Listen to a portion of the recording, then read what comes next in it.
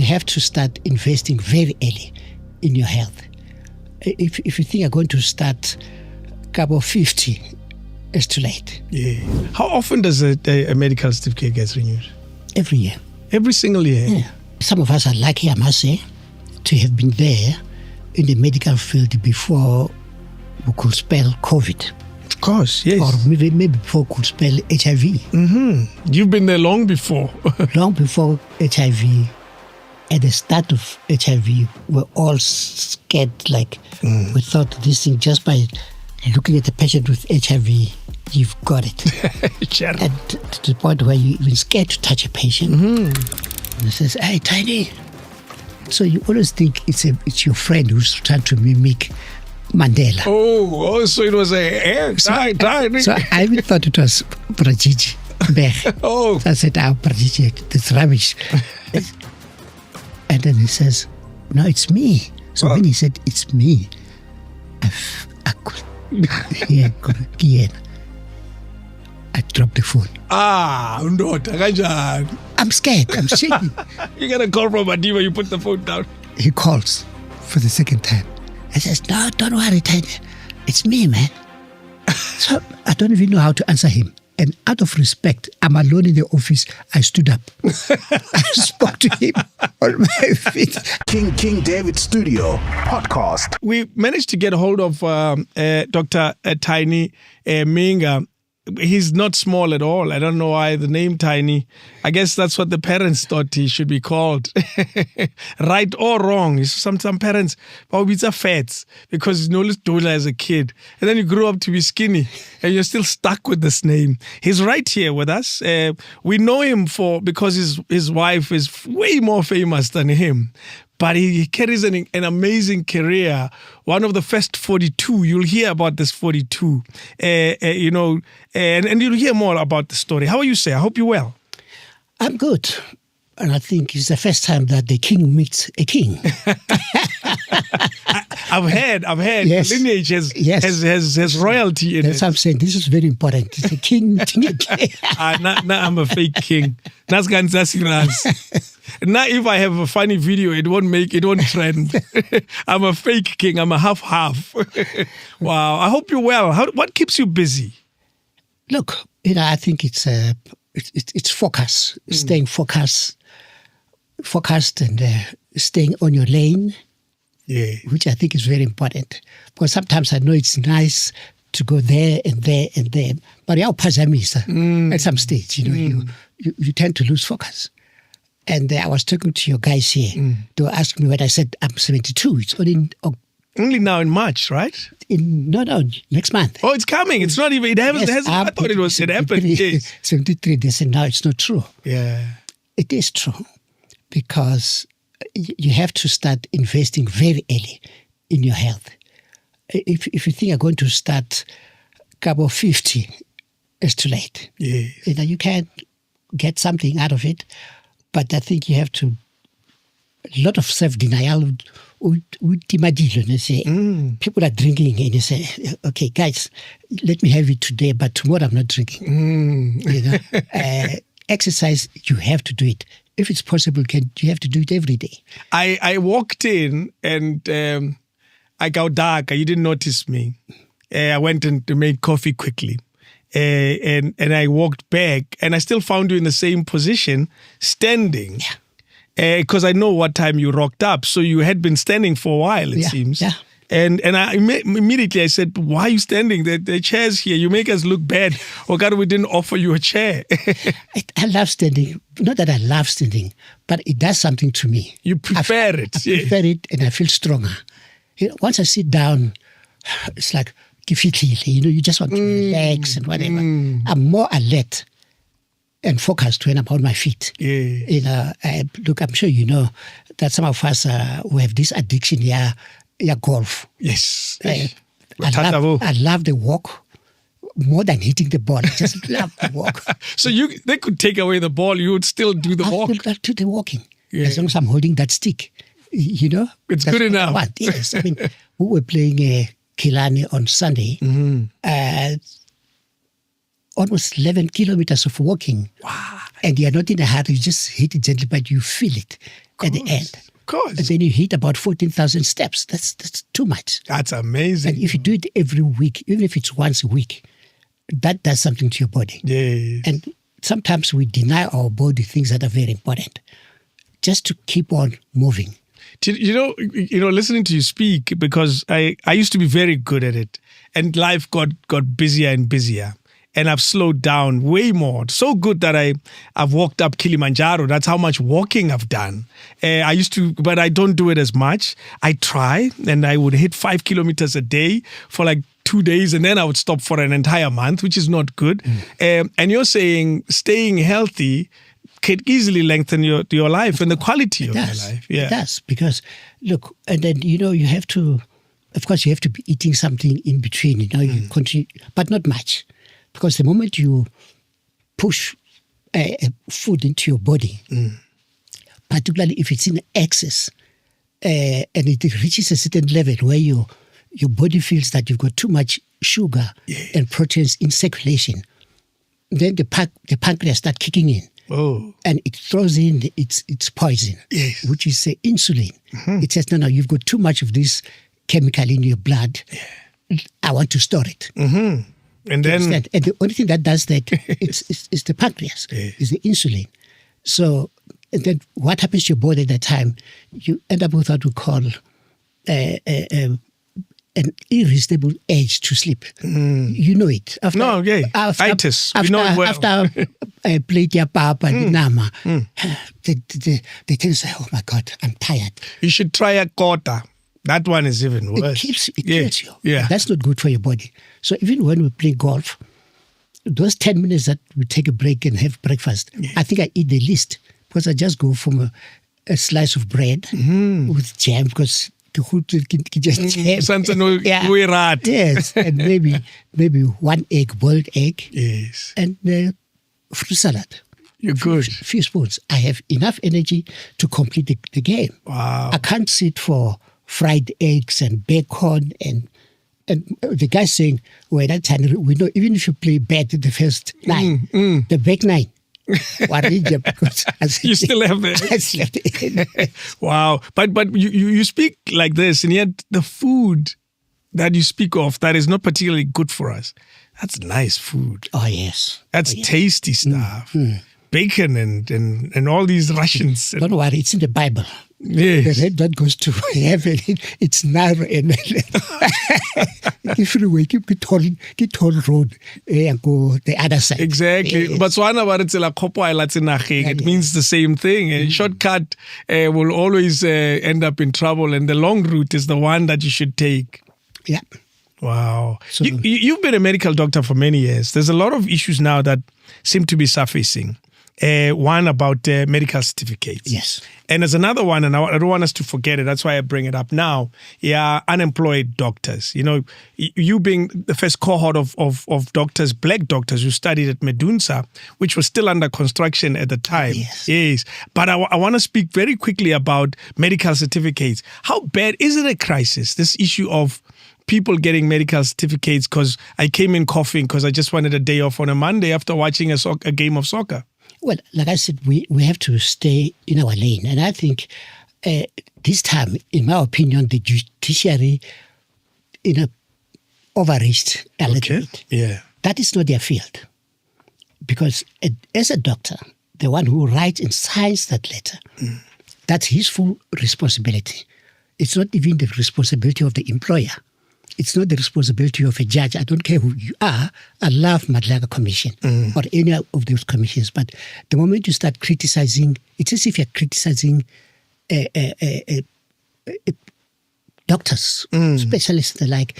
The thing is, if you turn it around, you've seen it. But last month, there was a case here in Rosebank, I think, where somebody collapsed and she died. Yes. Because... Yes, at work. Now, if that girl had been seen by a doctor and suggested that please stay at home or do X, Y, Z. And with a certificate. With a certificate. And the employer says, no, this is fake.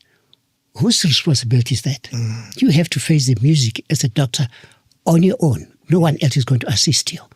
So let the doctors do what they do. If they are wrong, I don't think they need that kind of broadcast. You understand? I think because you are dealing with medical issues. So because it's a medical issue, it has to be confidential. I'm sure there must be a way of handling it, of making an inquiry. And that inquiry is done in a form of writing. Yes. Please, Dr. Mhinga, can you clarify what are the things that you saw in this patient? Because it's only me and my patient. We see nothing. They say, we see nothing. That's What did right. you see? Yeah. Yes. So if you can't, and you won't be able to see anything because you're not a medical doctor. That's true. You may have an opinion, but your opinion does not fit well into the structure. It can be considered a medical opinion. No. Yes. So I think what they should do is to leave the doctors alone, deal with the cases that you think are slightly offline, but do it in the most professional and acceptable way and make a proper inquiry. And there are channels for doing that. However, playing devil's advocate for a second, that space is also easily taken advantage of. Where I'm not ill at all. I'm babalast. I should have gone to work and I didn't. But I come to you and say, hey doc, do me a favor. And you're saying, well, this is easy money. I'll just write a letter, a certificate and give it to him. Surely, for it to be an issue, it's because it was brought up by some measure of corruption that may have been noticed in the space, isn't it? I know for a fact those who have done occupational health, and they are planted in most of the companies, like, for example, ESCOM, or any mining company, or any steel engineering company. You have to blow a test to check if you have alcohol. The breathalyzer. Yes. Now, if I know some of them who have been referred to us to say, please check on this patient, because they cannot take that responsibility of that somebody if he gets injured or endangers the life of other workers. Of course. So that's what I'm saying. That space should be treated with a little bit of respect and caution. You understand? So that the outcome should be much more acceptable to the public. That's true. I mean, I was sitting with another patient yesterday. She's an engineer, a mining engineer. She just joined that company some 2-3 months ago. But when she went for I think she was going to do something underground, they stopped at the gate. Of course, you have to blow this thing. Oh, yes. And then she came out with cannabis. Oh, no. And they said, please You don't can't come work. in here. Yeah. We're giving you 30 days before you can come back into the system.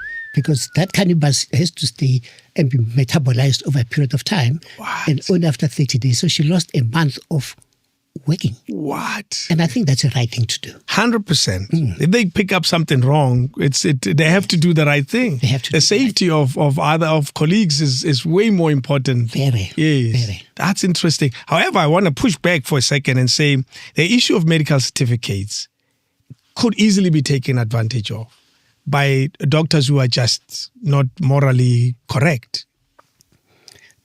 Surely, that if that is the case, you can only establish that through a proper channel of inquiry. You understand? I've seen even my own medical certificates. The employer say, please, can you please clarify? Because first of all, you'll get a telephone call.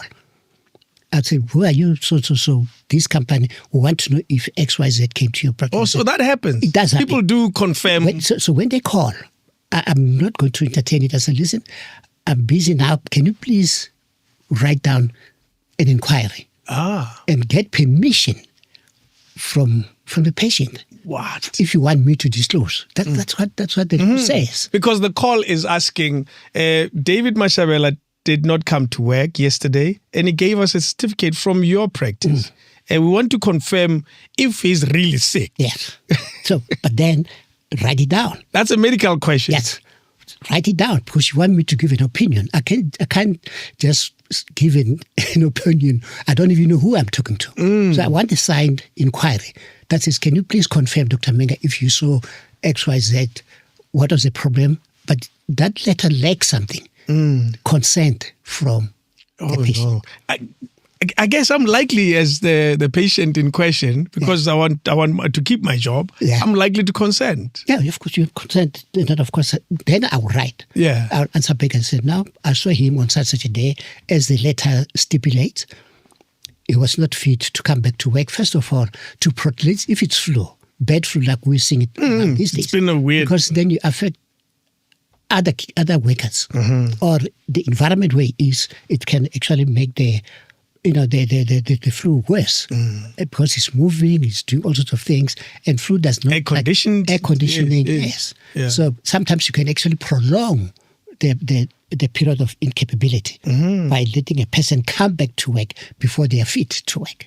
So we do agree there's a strange flu. There is. Okay. In fact, what I did, in fact, I was telling one of my patients yesterday that every 10th patient who comes to my office with flu, a bad flu with a temperature close to 39, we swab them because I want to know.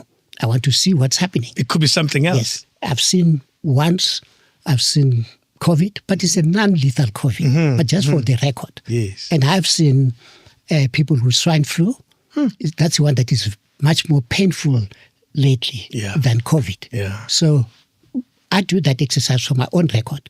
So every 10th patient that comes with flu, particularly if it's a severe flu, we swab them and we have it on record. So we are picking up a strange level of yes. Because I've had. Here's mine, Doc, and I am consulting here. I hope your medical aid is working. It's valid. It's valid. I think I've exhausted it, but it's valid. Mine comes flu. It lasts for 2-3 days and disappears. And then it gives me 2-3 weeks of normal life. And then it comes back again, which has never happened. Mine, I would easily get one once in 3 months and move on with my life. But this one has been very strange. Yeah, it does it. That's what flu does, actually. Yeah. Influenza does that to quite a number of people. So you have those troughs, going up and down. Of course, you just have to manage it properly. Yeah. You diagnose it and you assure the patient to say, listen, it may come back again, maybe for the last time, but don't worry about this. It will again disappear. That's all. Yes. Because patients just need to be assured. Do I have to see a doctor when I have flu, Dr. Mhinga? Because we can always self-medicate. We can always buy things that are advertised in front of us. What is this ACC 200 that I see so often? Do I need to see you? Look, flu is a self-limiting medical condition. Explain. If you have all the time in the world, you can stay at home. Okay. You will recover. After 7 to 10 days, you're going to recover. But people are working. People are schooling. People got so many things to do. If you can get something that can shorten the period to 3 days, you have to choose yourself as a patient. Okay. Say, am I going to be lying down for the next 7 or 10 days? Or should I just go and see a doctor and get this thing out of my way? Speed up the recovery. Speed up the recovery. Okay. Because I've been having a strange one. So you see, we can self-medicate, which is an opinion of a pharmacist, which is where you started with your career. Yes. Or we can consult a doctor and spend a little more, but get a slightly more high-level opinion. That's right. That's the thing. And of course, as a doctor, you're able to give a prognosis to say, you'll be fine. Yes. It's not going to complicate, particularly because of the things that I've given you, because some flu can complicate. And the foundation is, obviously, because you are my patient, I know who you are, let's assume you've got diabetes. I'm going to treat you differently from somebody who's young and strong and fit. Yes. You've got hypertension, you've got this and that. So, or you've got asthma, I have to treat you differently. So, because you know the patient, so you've got a profile of this patient. So the treatment, it's much more focused because you know the patient that you're dealing with. Absolutely. So the treatment should be slightly different. An ordinary person, let me put myself in that. A young person like myself who has never had 72. At 72. In fact, I've never had flu, Never. You don't have nothing. This is not a problem you carry. I never had flu. Your genetic makeup is different from all of us. Not even COVID. At the height of COVID, I used to walk around like this, examine patients with my own hands and just wash. I would wear a mask in front of a bed case, but I've never robbed myself with all those. That's incredible. Never. That's incredible. But don't tell anybody.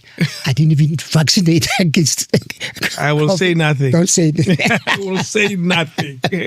I raised another issue because now we're talking about your medical world. Yeah. Before we go to the beginning of your career, unemployed doctors. There was a time when it wasn't even thought of as a possibility, not only by us as ordinary people, but also by business. That's why they would give doctors loans long before they even complete their degree, because they were guaranteed, one, you'll get a job, two, you'll get a decent job, a decent income.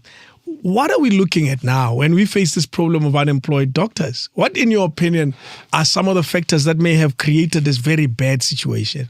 We have a lot of doctors who are unemployed, not because we don't have the patient load. Patient load is there, and it's quite high. So there's demand. There's demand for the product. For the product. Yes. If there was enough money, and you can go and find out yourself, and there should be enough money to cater for this. Because, right now we're sitting with a very high ratio of patients. A doctor, I don't have the figures, but every doctor in this country looks after more than 1,500 patients, which is it's a bit abnormal. Okay. You understand? So if there was enough money, and there should be enough money, and I think this money, in my opinion, is there somewhere, but it's not channeled, it's not catered, it's not given to the health professionals to do their work. Yeah. You understand? That's why the department is struggling to have enough money that can. Because we all know there's been a lot of corruption in this country, and that has eaten a lot from our coffers, state coffers. Yes. So that's my understanding of the situation. If we had managed our funds well as a country and as a department, we'll not be sitting where we are today. It's not a problem any country should be having. No, we can't. Yeah. Because you know that people are there and they get sick every day. Do you understand? And we have, you just mentioned the fact that we're the first 42 students to come from Medusa. At the time, they were just not enough. Up to now, we have enough doctors, but we cannot cater for them. So technically, the system doesn't have enough doctors for the number of patients and potential patients. Yeah. But we have unemployed doctors. It sounds complicated for my small little brain. We have to find a balance somewhere. Somewhere we have to reverse the funds that have disappeared. I don't know how they disappeared, whether it was misuse of these funds, or you can even call it corruption if you want to. But this money goes into billions. Sure. You understand? Which has disappeared. Yeah. And this is the money that should have been available to build the hospitals, to give to the doctors and nurses and everybody else in the health professional. Then what you're describing, then it means there's an overload of work for doctors that are in the system. And surely that can't result in 100% quality of performance. It's sad, because some of us, when we started, we're looking forward to a day where we could, and in fact, some of these medical institutions like Medusa, I think did a very good job. We started with 42 doctors, black doctors, whereas in the past, until 1982, black doctors that were unleashed into the community were less than 15 or 20. Every year? By design. Of course. From the government. Of course. You understand? Yeah. When we came, Medusa gave out 42 doctors, and the numbers have been increasing every year by huge numbers. That's why if you go to any institution, any hospital in this country, and even beyond South Africa, you will find doctors coming out from Medusa. Yes. Till today. Till today. Yes. Because of the number. And then, of course, the other institutions like University of Wits and Pretoria, historically they were catering for white people. Yes. You understand? But I think the numbers have gone so high. And I think I'm happy with the trajectory of the number of doctors that were releasing into society. Would you encourage a young person who's at university, or rather who's at a matric now, who's always dreamed of being a doctor, under the current circumstances of a high number of unemployed doctors, would you still encourage a young person to take medical profession? I would, because there is a need. Yeah. And I'm sure we won't go very far. We have We have to solve it. We have to solve it. Yes. We can't leave it where it is. We have to solve this problem. I like your optimism because you believe that we will come to a day where it would be a problem of the past, with the things like load shedding. Yeah, I mean, with the things that are revealed in these commissions, you understand? That has given us an insight into what has been happening in the country. Yeah. And in my belief is that it's not only Tembisa Hospital. No, absolutely. That was most of these hospitals, government hospitals, they've lost so much money through similar channels. Yes. So if you multiply that by, let's assume we have 40 public hospitals, and you multiply each by 2 billion, it's a lot of money. Yes. And you multiply by the number of years, that's a lot of money, which should have gone into the coffers of Department of Health and deal with the problems that we have. So it's possible there's another potential commission in the medical space. And I would love to sit in that commission. Be a witness. Be a witness. Wow. What do you know? We might as well start here. No, but we've seen it. We've seen it.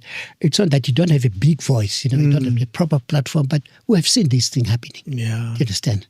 And over a period of time. That's true. And when you look at it, one sector only, and so much money has been lost. And you ask yourself, where am I?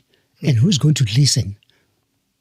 And there's a lot of danger that comes with being a witness in these commissions. We've seen that already. We've seen a few killings in this space. I don't want to end up in Madlanga Hospital. No. I don't know. Oh, hell, there's another idea. Madlanga Hospital. Jeez. I want to stick around the space here, unemployed doctors. A young doctor coming from Limpopo at the time, with her big dreams. Put me in the shoes of a young person whose family has put all their hopes in this young person's hands to solve all their economic problems of the past 2, 3, 4, 5 generations. And here's this young child who's meant to be the Messiah that will solve this. And then they end up unemployed. Put me in a position of possibly the pain and the burden that comes with that experience. You must have read the book, is it Dreams Deferred or what? How do you call it? Yes. Is it Dreams Deferred? Who is it again? This is what we're actually doing. Yeah.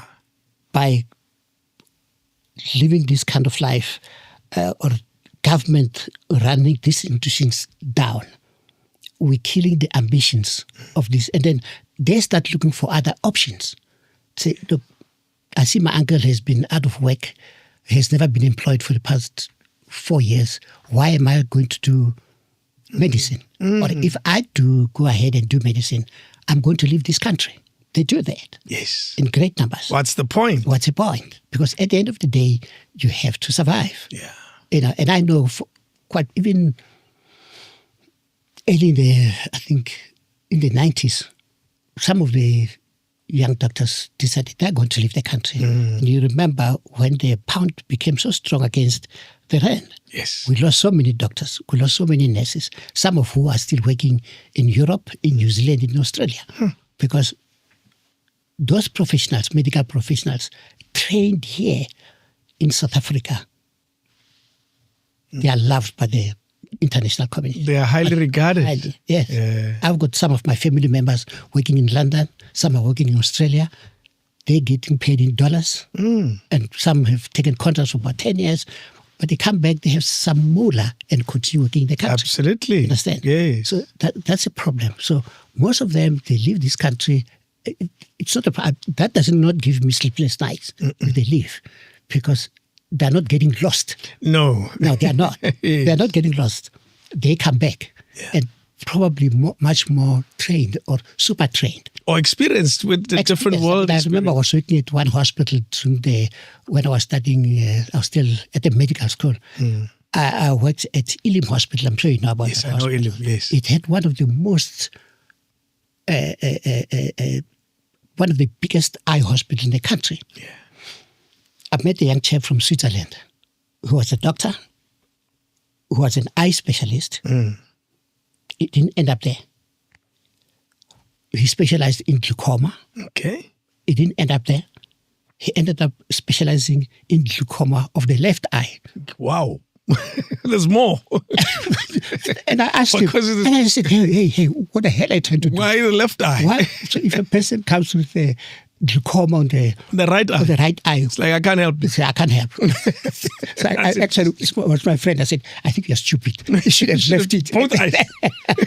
That's interesting. I didn't know you could do that. Okay. You can do that. I mean, one of my sisters who lives in London, when she arrived in London at this hospital, she's used to doing everything and anything that doctors do. Setting up a drip, taking blood from the patient and the like. And she didn't see the instruction that was there. Look after this patient. Yes. That's all that you were supposed to do. When they came back for one round, the drip was up.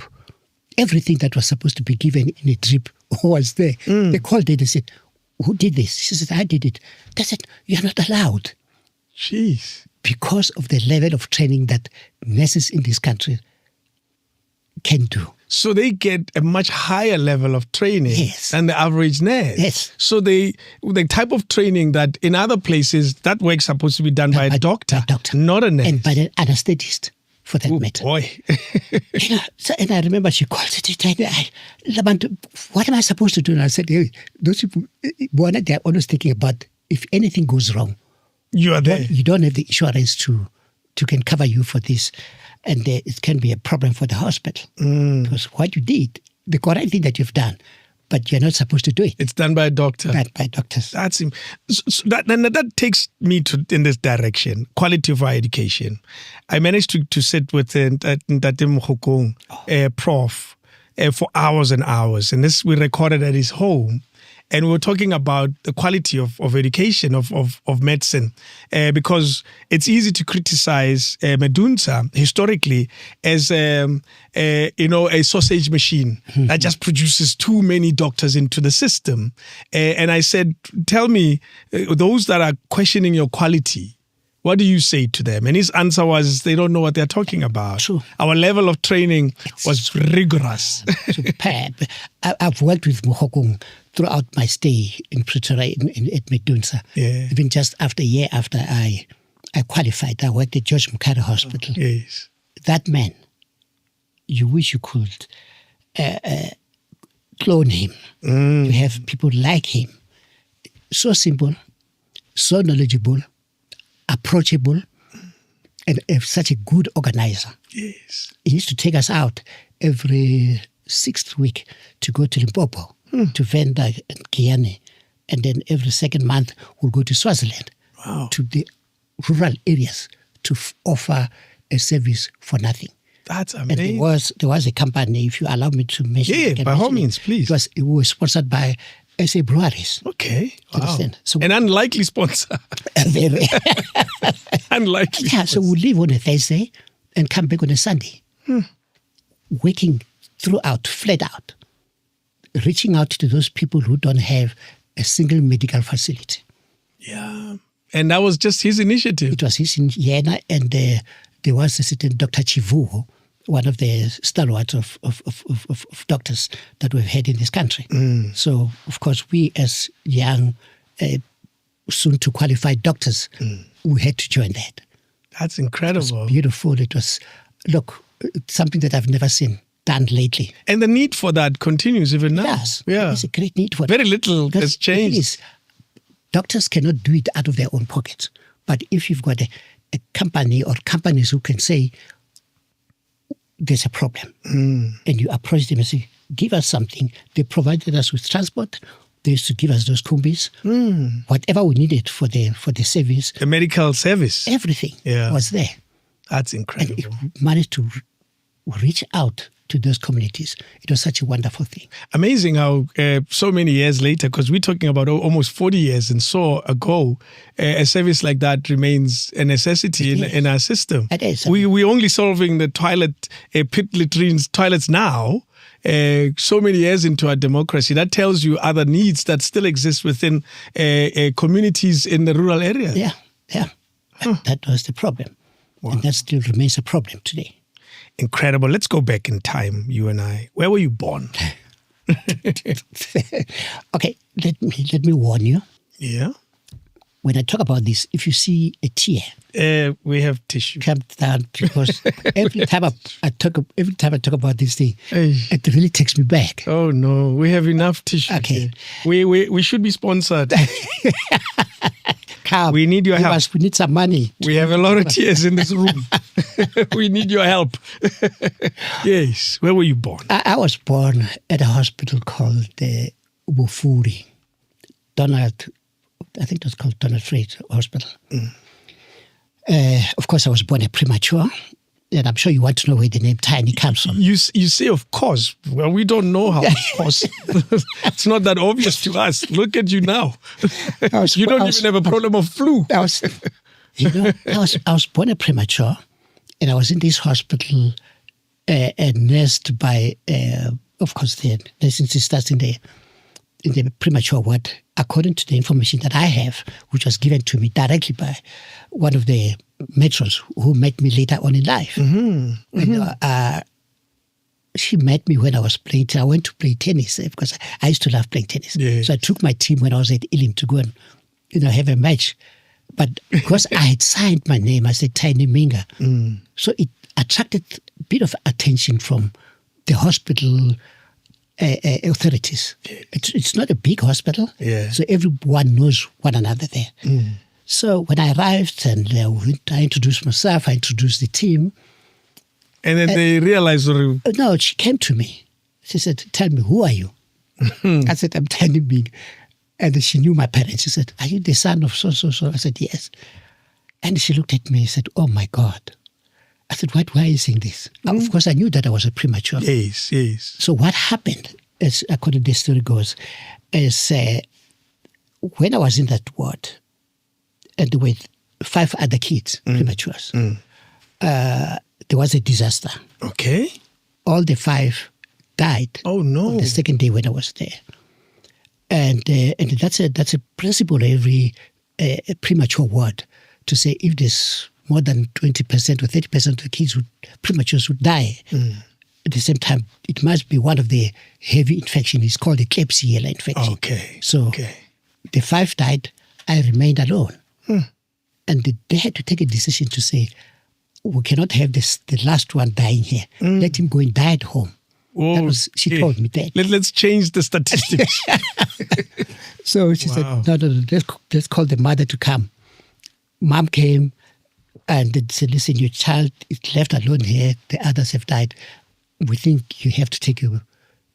But how am I going to carry him? Because I was so small. So they made a plan to put me in a shoebox. Shoebox with cotton wool. That's how she managed to carry me. Yes, because you're fragile. Yes. So, and she took me home. When I arrived, I was so fragile. Literally just something like. Yes. And my grandmother, through her wisdom, said, she's backed everybody off, said, no one must come close to this child. Only the mother and herself. And she made a ruling. Yeah. We had all the animals that you can think of in the crowd. We had goats, sheep, cattle, and she says, he must be given goat's milk every day, fresh. Don't even boil it. That was it. That was it. Wow. Yes.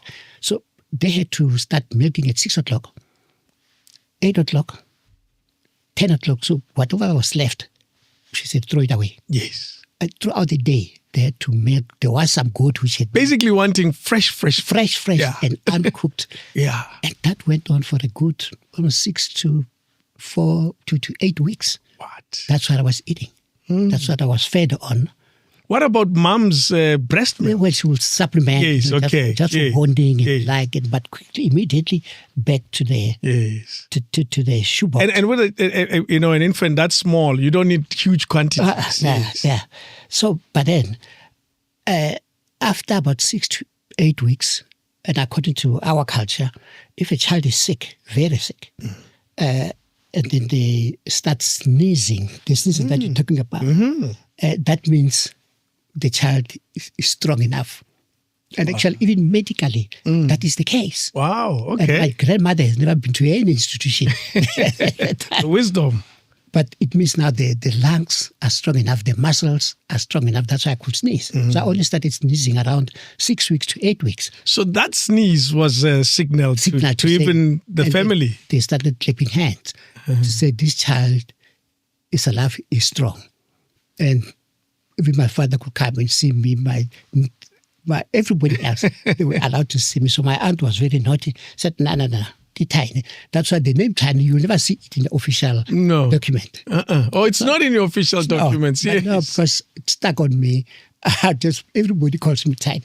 And you embrace it because it has such an emotional feeling about it. Yes. Even my mother, instead of calling her, because in our tradition you don't call a married woman by her name. Jim, she was known as Wanaha Jim. That was my grandfather. So she was called Jim. So that Jim disappeared. She was called Mama Tiny. so hey, and it worked, Yeah. So that's the reason why I have this name stuck on me. Did they consider that a miracle of sorts? Or what was the general perspective of you surviving that difficult time? I think that's the reason why even at the hospital on that day, they called me a miracle baby, how I survived.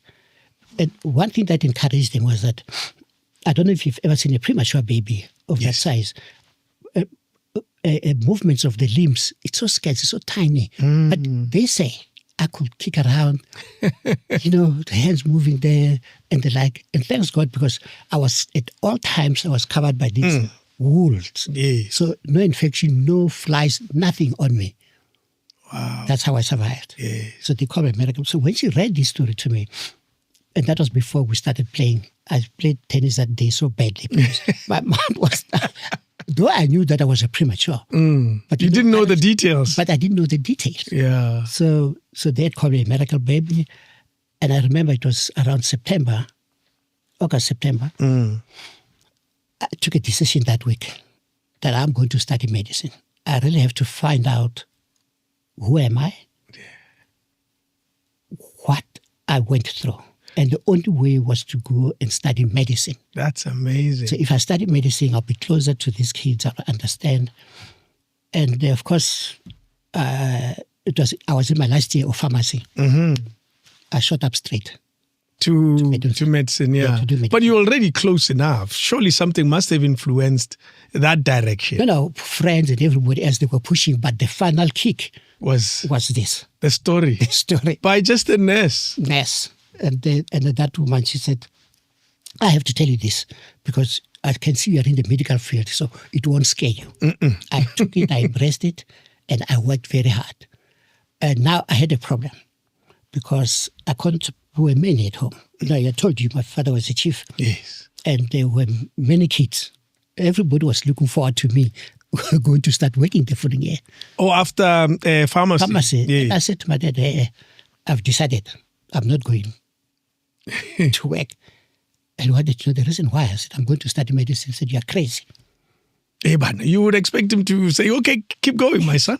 And I stayed after went to medicine for 2.5 years. Yes. I was not taking times to my dad because he was so angry.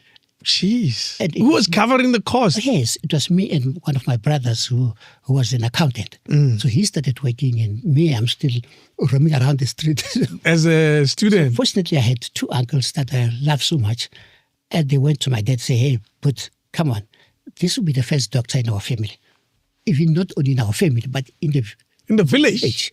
So let him, man. And yeah. And hey, man, it's a doctor. And so far he's doing well. So we started rekindling the relationship with my dad. Was he willing? Because sometimes you can be angry at a child but still pay for them. Was he willing to pay for you? I think I was smart enough because even when I was at TEFLOP, I studied through bursaries. Okay. You know those bursaries. Yes. If you work hard, you get a bursary. There was a time. Yes. Yeah. So some of them were prepared to support me. And I remember one of the pharmaceutical companies that is here in Midrand actually supported me. I was going to start working there because I'd applied. So you didn't have to worry about paying for I went to them. I said, guys, this is my situation. And they were happy for me. They said, no, go and study your medicine as long as you don't lose touch with us, which I did. That's amazing. Yeah. Did you keep in touch with these guys? No, I still do. Yeah. I still do. So that's the reason why I studied. But then it didn't end up there. When I was at medical school, of course, you have to work hard. And my desire was to become a pediatrician because it was all about children. Because of your experience. That's right. But then things were happening in a strange way in this country. De Klerk, I remember at that time, was the minister of plural something. I can't remember. So he wasn't president yet. That means it was Botha who was president. It was Botha. Yes. So they used to control the numbers. If you want to specialize as a black specialist, the hospital department will only take 2, not more than 3 specialists per year. So I applied late. 3. And I tried. Irrespective of the specialty. Didn't matter whether gynae. So I said, okay, let me do gynae, because if you're in gynae, you also have the latitude to work with kids. Okay. It was all closed. Sure. So I said, what do I do now? So I went to the prof. I had to give him the full profile of who I am, what I went through. And I said to him, the only thing that I want from you, give me a job. I'll work as a medical officer. There's a difference between a medical officer and a registrar. Registrars, you're studying. Okay. And to specialize. A medical officer, you're just working in the ward. And so okay, seeing that you want to be a medical officer, where do you want to work? I said, give me premature section. He looked at me and said, you're crazy. That's a section for the specialist. Yes. I said, Prof, don't you hear what I've just said to you? That's me. I'll be fine. Essentially, you're saying I'll be fine. I'll be fine. Just let me. And I had learned quite a lot of things when I was studying there. And he said, okay, I'll try you for the first month. And I worked my ass. Of course. Yeah. I loved it. And of course, there were many parents who will come with prematures. You see them there crying. You look at this damn thing in a incubator. Yeah. They start crying, and I'll say, come here. I take them to my office and say, hey, listen, what's your problem? I said, look at me. My name is Tiny. I was born like that. Yes. If you give it, if you feed it, you support it, it will grow. One day, so when I was in Pretoria, most mothers used to love me like hell, because I used to encourage these mothers to say, don't worry. It can happen, but most of the time, here at the hospital, we'll do our best. Yes. So it's up to you to do the rest. And the rest is love and care. Yes, and care. And bring positive energy to this thing we're doing. So I remember one lady, she was from Mututlong. Yeah. I'll never forget that because she had twins. Okay. And both of them, obviously, premature. Yes. Every time she comes there, she's got a different story. But Dr. Me, I said, chill. Yes. It's going to happen. Yeah. So every time, I think we only lost touch when I came to Joburg. Yes. Because she used to call me and said, hey, Doctor, oh, she kept in touch. Oh, no, we kept in touch. To update you on, so here they are. It was such a wonderful thing. Yes. So that's the thing. And it's so funny because when I was working in that ward, one professor, which was a white guy, we became friends. Yes. We used to play tennis together. And I don't know why I asked him. I said, Prof Khlata, I said, Prof, why did you decide to specialize in TB? What was the answer? So he says, why are you asking me? I said, I just want to know, why did you just choose TB? And after all, you come from Europe. So he says, hey, that's a long... Can you come to my office? Let's talk about it. So the answer is long. Yeah, no, and it was. And I think somehow our stories are similar. Yeah. So he sat me down and said, "Look, his father, though he studied at Wits, Professor Khlata, his father was living in Europe during the TB days, olden days, and he died of TB. that's when he decided to study medicine. Yeah. After the basic degree, he specialized as a physician, but then he decided to specialize in TB. So that's the reason, because he wanted to know exactly how his father died. Yes. So, and we said, actually, we embraced. I said, let me tell you my story. So I gave him this story. We ended up being such great friends because we all come from more or less similar backgrounds. Similar trauma. Yes. That kind of trauma I can't never forget. Wow. Do you know, as I'm talking to you, listening to this reality, it makes me realize how a lot of careers are born of that. Oh, yeah. And that's probably why some careers are called a calling. Do you think there's value? I guess the answer is yes.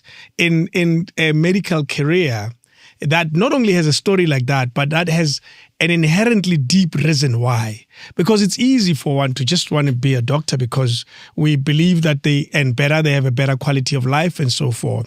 But when there's an underlying more deeper reason, because it's such an important career that works with healing and making sure that people are back and strong and able to make a contribution to society. Yes, actually, that's where you become more committed because you understand the human suffering. And you always say to yourself, if I'm not there, who's going to do it? Do you understand? I mean, I remember when I was in Soweto, I used to work like crazy. It was not about money. It just to be in touch with the people. People knew me there. They trusted me. When that Lisedi clinic opened up, I volunteered. I said, I'll be the standing doctor. If you have an emergency, call me. Yes. It's not because I wanted money. I never got paid. But I just felt, this is it. Let's help our communities. And the love back that you get from the community was so big, was so brilliant. I mean, I could walk around, I could drive around Soweto with my windows open. Remember those different days? Yes. Nothing. Because it's yeah. I mean, I remember at the height of hijackings around Soweto, my mother used to cry because things used to happen just there at the tax rank here at Diepkloof. And she could see my car parked at the back. She went, why don't you just come back? I said, no, I'm not coming back. Jeez. So I said, and I could walk to the hospital. I could walk to that shopping center. It used to be called Black something. Gabon. Yeah. Yes. I could walk to say, once I parked my car there, I was free. Nobody bothered you or your car. Yeah.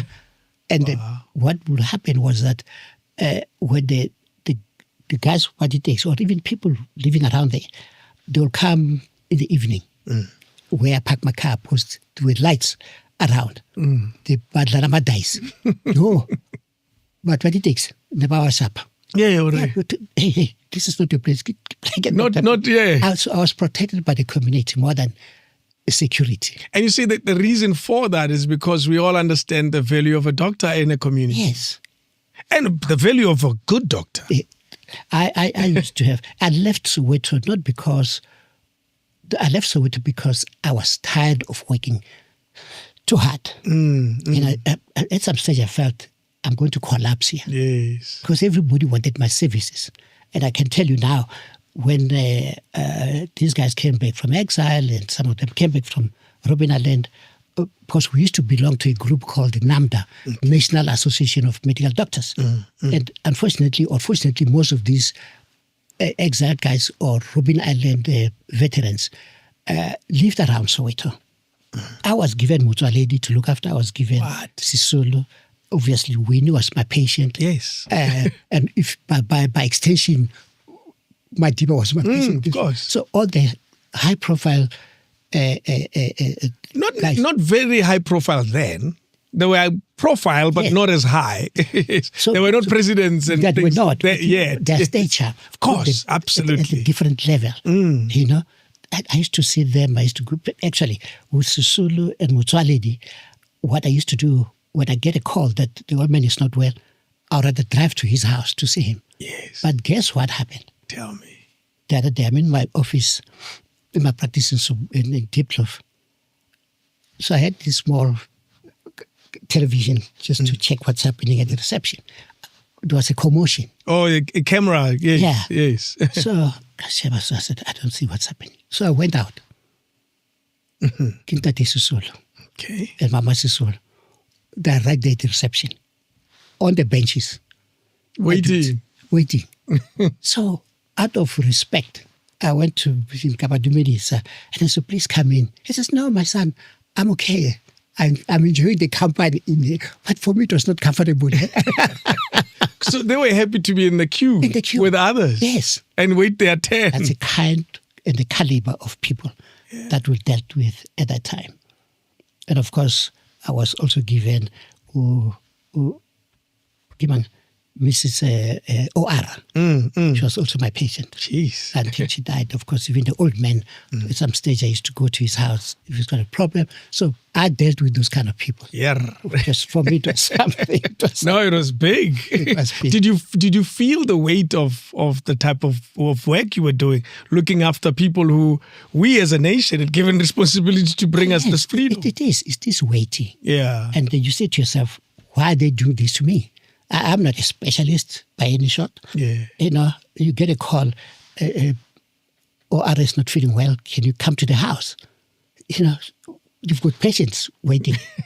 And then I have to declare to my patients, guys, I have to go. But I used to say, I have to go to the hospital. Yeah. So I'll quickly drive to Hyde Park and see the old man. Now, all right, Papa, here's a prescription. But that's what I used to do. That's incredible. Go in, it's more than 20 times. But Leah now, if she's the day that she decides to be mad enough, she'll come to my rooms. And you can imagine the commotion. Exactly. Wow. And also, it reminds us of, as you say, it's the caliber of leaders. That caliber of leaders very different. Very. Was about the people. It was about the people. Yes. That gesture, go reception and wait for their turn, tells you a lot. Because now we deal with leaders who want us to stand up when they walk in. And he's got probably a tiny voice like mine. But he says, no, my son, come on, we're fine here. Actually, I'm watching television. I said, or reading a magazine. It's all reception till today. Yes. The doctors' waiting rooms have a magazine or so. I want to go back though still to your family, to home. Where is it? Where were you born? The area. The area is Mhinga. Yes. That's like the king meets the king now. The area is Mhinga. Mhinga. Yeah, Mhinga. Yeah. Yes. The surname is Mhinga because there's a village, quite a big village, which is just at the border of Limpopo, northern Limpopo, with Kruger National Park. Gotcha. And through that, you can, in less than 45 minutes, you're in Maputo. Wow. So we're just right there. Northeastern part of Limpopo. We're just there. In fact, I remember when I was much younger, the old man had a Defender, not the one that we have today. So going to Mozambique was like an afternoon trip. Just down the road. Down the road. You cross the river, then you visit our people there. And then we come back. It was like, as long as you can drive across the river, you can drive into the country. Yeah, it's still the same now in a lot of parts of the country. They've opened up, they've made a formal Pafuri. If you hear of Pafuri, yes, that's a gate. Okay. Today it's always controlled because quite a lot of Mozambicans during the Frelimo War crossed. I think that was the first batch of people coming from Mozambique. They used to use that route. Okay. Coming to South Africa, but it was unguided, and they ended up in this. So, and it was simple for quite a lot of them because most of them were Shangaan speaking. So you come in your home. Oh, hi. Yeah, and you find that relatives cross living in the same. That's right. Yes, exactly. Which is why you said you could go that side to visit. Yes. Yeah. Was there family in Mo? Yes. Actually, we come from a place called Shai Shai. Yeah. That's where my great-grandfather comes from. And I remember when I went during Mandela, when he opened up that, was it Chisan who died? What was it? The president? Yes. Right. When we went there, and they were sitting with the president on the presidential table in the afternoon, during the festivities. So, because I know him quite well, Mandela, and he tried to break. He sent his secretary to call me. I was just standing. So he tries to introduce me to Mozambican president then. So he says, how can you introduce me to my own chief, because his farm is actually close to our farm. Oh, okay. Yeah. So he knew you. Yes, so Mandela said, what are you talking about? He said, this man is our chief. And I know him well. yes. We have a bordering fence. You know? That's amazing. Eh? Do you still have relatives in Mos yes, that you're in do. touch with? Yeah. Yeah. I'm sure you understand, during the olden days of black politics, there was Gazankulu, which was an area predominantly Shangaan Tsonga speaking people. Yes. It was called Gazankulu because most of those people come from, so it was like a mirror image of Gaza that you have in Mozambique. That's where the Gazankulu comes from. Yes. Got you. Yes. So it was like a straight flow, it was easy. Yeah. And in terms of the setting, describe the community that you were raised into. What type of village was it? It was just a standard village. Yeah. It had 1 or 2 schools. And then if you want to proceed to higher, after what you call standard 6 then, you have to travel about 120 kilometers to a boarding school, which was at Ilim, which was Limana. And incidentally, that Limana, this is where the first president of Frelimo studied, Mondlana. He comes from that institution, Limana. Incredible. It shows again at the distance. Of course. Yes. 120 kilometers, that's where we used to go, most of us, because we didn't have a high school in the village. But something good was born out of that, because at the time my father was, as a chief, his younger brother as the deputy, who ultimately ended up being the then Minister of Education in the area. They decided, listen, our kids are now going beyond standard 6. Some of them can't afford to go to places like Limana. Let's start a school. Wow. They started a school which is started by them. Every villager, whoever is working, whether you're a gardener in Johannesburg or Kaikai, they used to contribute something. It took about 4 or 5 years to contribute enough money to start a boarding school. They even wanted it to be a boarding school, not a day school. That's a boarding school. It started as a day school, but because of the number, because it catered for so many villages around us. So there was this school called Ripambeta, which is still there today. And it went after building this school, is then that they gave it to the government to say, run it. But that school was born out of the effort of those 2 gentlemen and with some other senior people around there. And villagers who were putting in a few cents. That's right. It's incredible. there. It says a lot about community and a sense of community and Ubuntu and all of that. Yeah. Something that we may have lost a little bit of. No, we have. We have actually. One day I'll send you something that I'm writing about. And I'll ask you a question. This time you take my position and answer the question. I get this a lot. So I'm always prepared for all sorts of questions. Okay. Do you know that white people in this country and Indians don't have funeral cover? They must have something. They don't. Is it... okay, I don't. Yeah. I didn't know. If they're there, it's just a few. It's small. Because for them, death is death. It's the end. It should end up there. They don't have to. So they take their money that they have and use it for the same thing that I'm talking about, to create a community project. Yes. You understand? So instead of taking that money to a funeral, they'd rather take it elsewhere. And it's a lot of money. Yeah. I'm sure you know so many funerals. It's in billions. It's multi-billions. Yes. Now, do you understand that if that money was taken or put into some kind of a fund for rural development by ourselves? Even simple community development. That's right. Go somewhere to build a hall. I raised an issue at my village. I said, guys, let's stop having these massive funerals. And I started by saying, every village here, ours included, poor as we are, the most expensive acre in the village is a graveyard. Because we have those coffins. Inside? And on top. On top is the... It's a massive structure that it has nothing to do with anybody's life. And you will never be able to sell that part. No. Never. No. You understand? It's terribly expensive. Granite is terribly expensive. So why are we doing this to ourselves? Yeah. Who are we going to blame? And we stand up in committee meetings to say our children don't have simple things like a swimming pool, like a tennis court, a sport field. Who's supposed to build those? Are we waiting for the government? It's not going to happen. Let me tell you that. The money that we are giving to the funeral undertakers, that is in billions, should be channeled. Every village should have those bare minimum facilities. That's true. Not putting their money into burials. Did they hear you?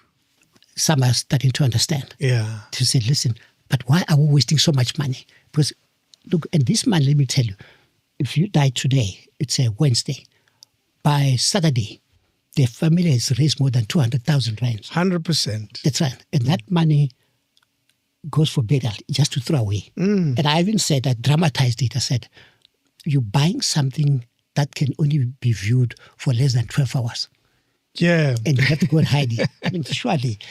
You're pointing a very hard finger to all of us right now. I'll do that. So I said, guys, there's no government that has got enough money at any stage.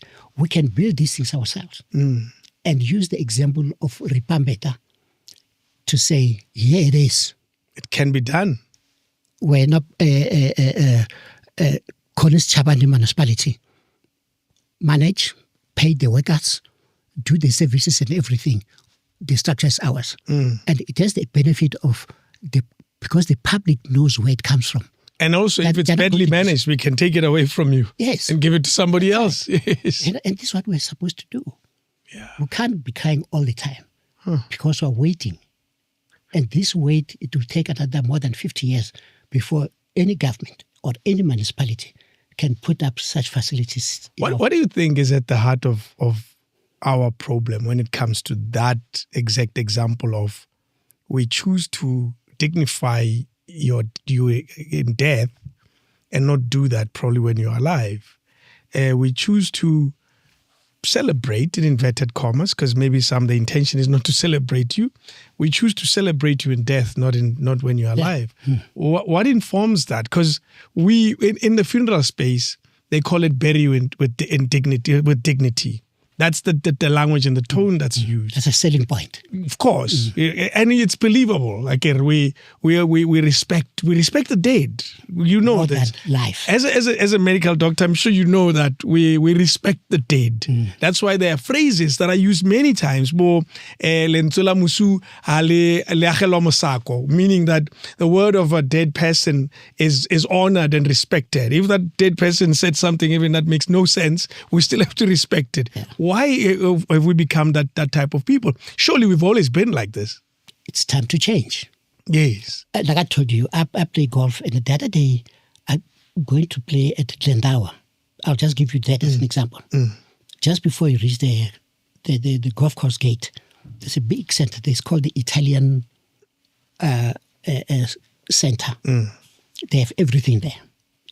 Everything that their kids need. Yes. They've got tennis, they've got soccer, they've got this, and there are restaurants, everything. Yeah. One day I decided, no, man, let me go and see what's happening there. And then I met one guy. And I said, who owns this? He said, no, it's owned by the community.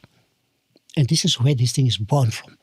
I said, why do you mean it's owned by the community? He said, no, we put up money to start something. And now they've just even put up a small shopping center for themselves. Yeah. So if you see their kids in 5 years' time playing tennis somewhere at Wimbledon, it's because they have those facilities. They've got a cycling track inside. They've got a soccer field inside. They've got virtually everything. Yeah. And then I asked him about this issue of the so-called, everybody selling this on television today, funeral cover. They said, we don't do that. That's why you die today, 3 days' time, You're gone. buried. And the event is so simple. It was simple. I went to Val to some shop over the weekend.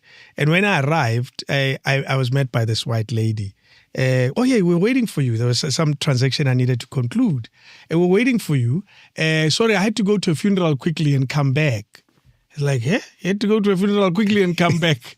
That in our world, that event is not a quick event. You don't go quickly. And then I asked, I had to, because I'm quite inquisitive. I said, who are you burying? He said, my stepdad. I said, hey, man, you're burying your stepdad and it's a quick event. Not in our world. It's a big event. It lasts forever. Yes. And you would still be there because there are relatives from far that you have to look after and so forth. And she was at work on a Saturday around 11. Yes. That's why when their employees ask for a weekend off because of the funeral, most of these companies don't understand. Don't understand when you as Taki come and ask for a few days off. Yeah, and I've only mentioned the issue of a coffin and what do you call this, a stone. The amount of money that you spend feeding people from the moment you say Tiny is gone. Yeah. And I remember when we buried my uncle, when he died, that's about 7-8 years ago. From day one, every day, we slaughtered a cow. Because everybody, we slaughtered a cow every day. On the day of the funeral, we slaughtered 4. Of course you had to. That's a waste. Yeah. That's a waste. I mean, it's an average of 20K a day. That's right. To feed people. Is it necessary? Again, I ask you. So we have to. What is wrong with us? Don't we respect the dead? Isn't that our sign of saying you are such a great man? We honor you and we will honor you correctly. I mean, what was it? In March, I went to bury one of my aunts in Accessville. I mean, she was in hospital for almost 2 months. I can count the number of people. They are not more than 5 who went to see her. When she was in hospital? The hospital. Oh, boy. And then during the funeral? Funeral, there were 3 buses. Loads. And I stood there and I asked my cousin, I said, but what's wrong? The same question that I asked me. What's wrong with us? What's wrong with us? You would think that these people, and the church is full. And to show that it's not about honoring. The church, when we started, semi-half full. But it's in the morning again. Yeah. Because in Pretoria, we bury very early. I know. Yeah. So after about just before Rutlocha, you could not move your car. 3 buses. And you have to feed these people. I'm not crying about the feeding part of it, but I'm just saying. But the cost. But when you look at it, and that was the time when I was putting this thing down, in my notes to say, what are we doing? Are we honest? Are we sincere in what we're doing? If we didn't even call to find out how this old lady is doing, is it worth it to go to come to the funeral? Those are crocodile eyes. Yes. You're lying. You're lying. You're lying. If you're crying, you're blalamaka. Yeah, blalamaka. but I know it's going to, what I'm written down, I'm not scared, but it's going to cause a lot of problems. Of course. I'm quite aware because people are in business of these big monies that are flowing around, but those monies are not directed at anything that will develop the communities that where we live will come. I can tell you now, changing behavior is hard.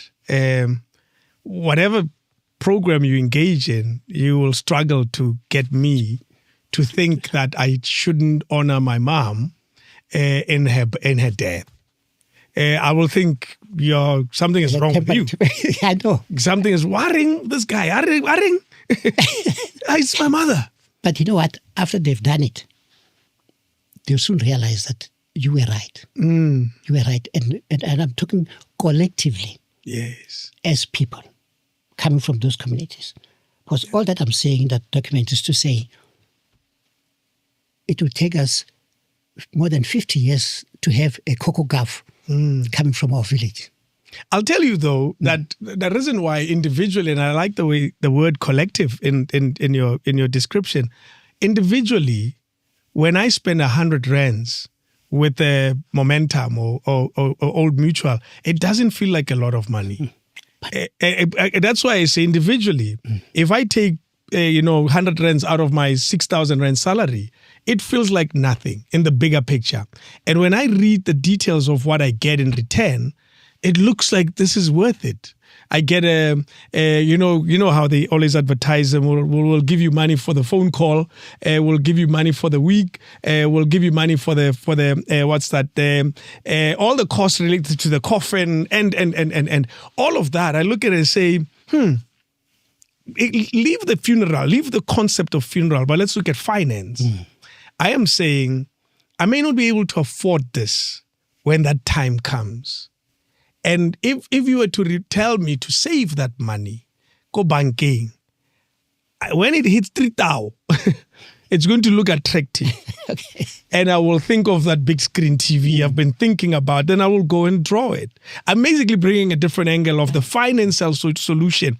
And I look at this and say, funerals are never planned. We don't know when they're going to happen. God forbid I wake up one morning and my mom is no longer around. I search my pockets. I do not have 10,000 rands to give what may seem like a decent burial. Not terribly expensive, because most of them cost 100 times more than that. And I look at my finance and say, I don't mind giving Old Mutual this 100 rands a month for that day when it arrives. Do you see that perspective as well? But you must ask yourself, who is Old Mutual?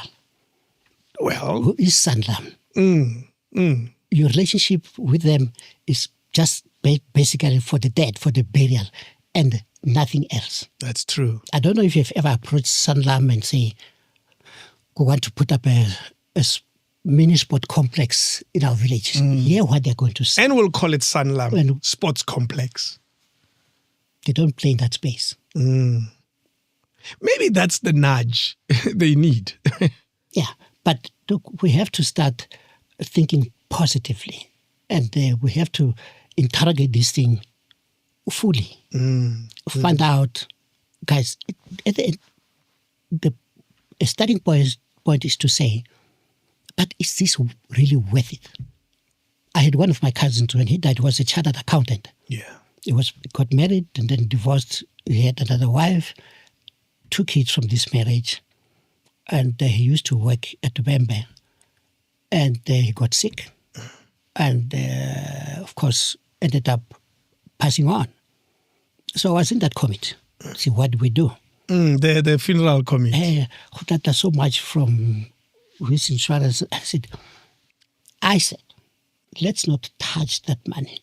Okay. He's got kids here, less than 10 years. Why 3? They have to go to school. Leave that money alone. Yeah. And what we guys have pointed out, Coffee High, for me, it's too much. Oh, what do you mean? We said, no. We all love him. But let's look beyond the funeral. I wonder if you won the argument. No.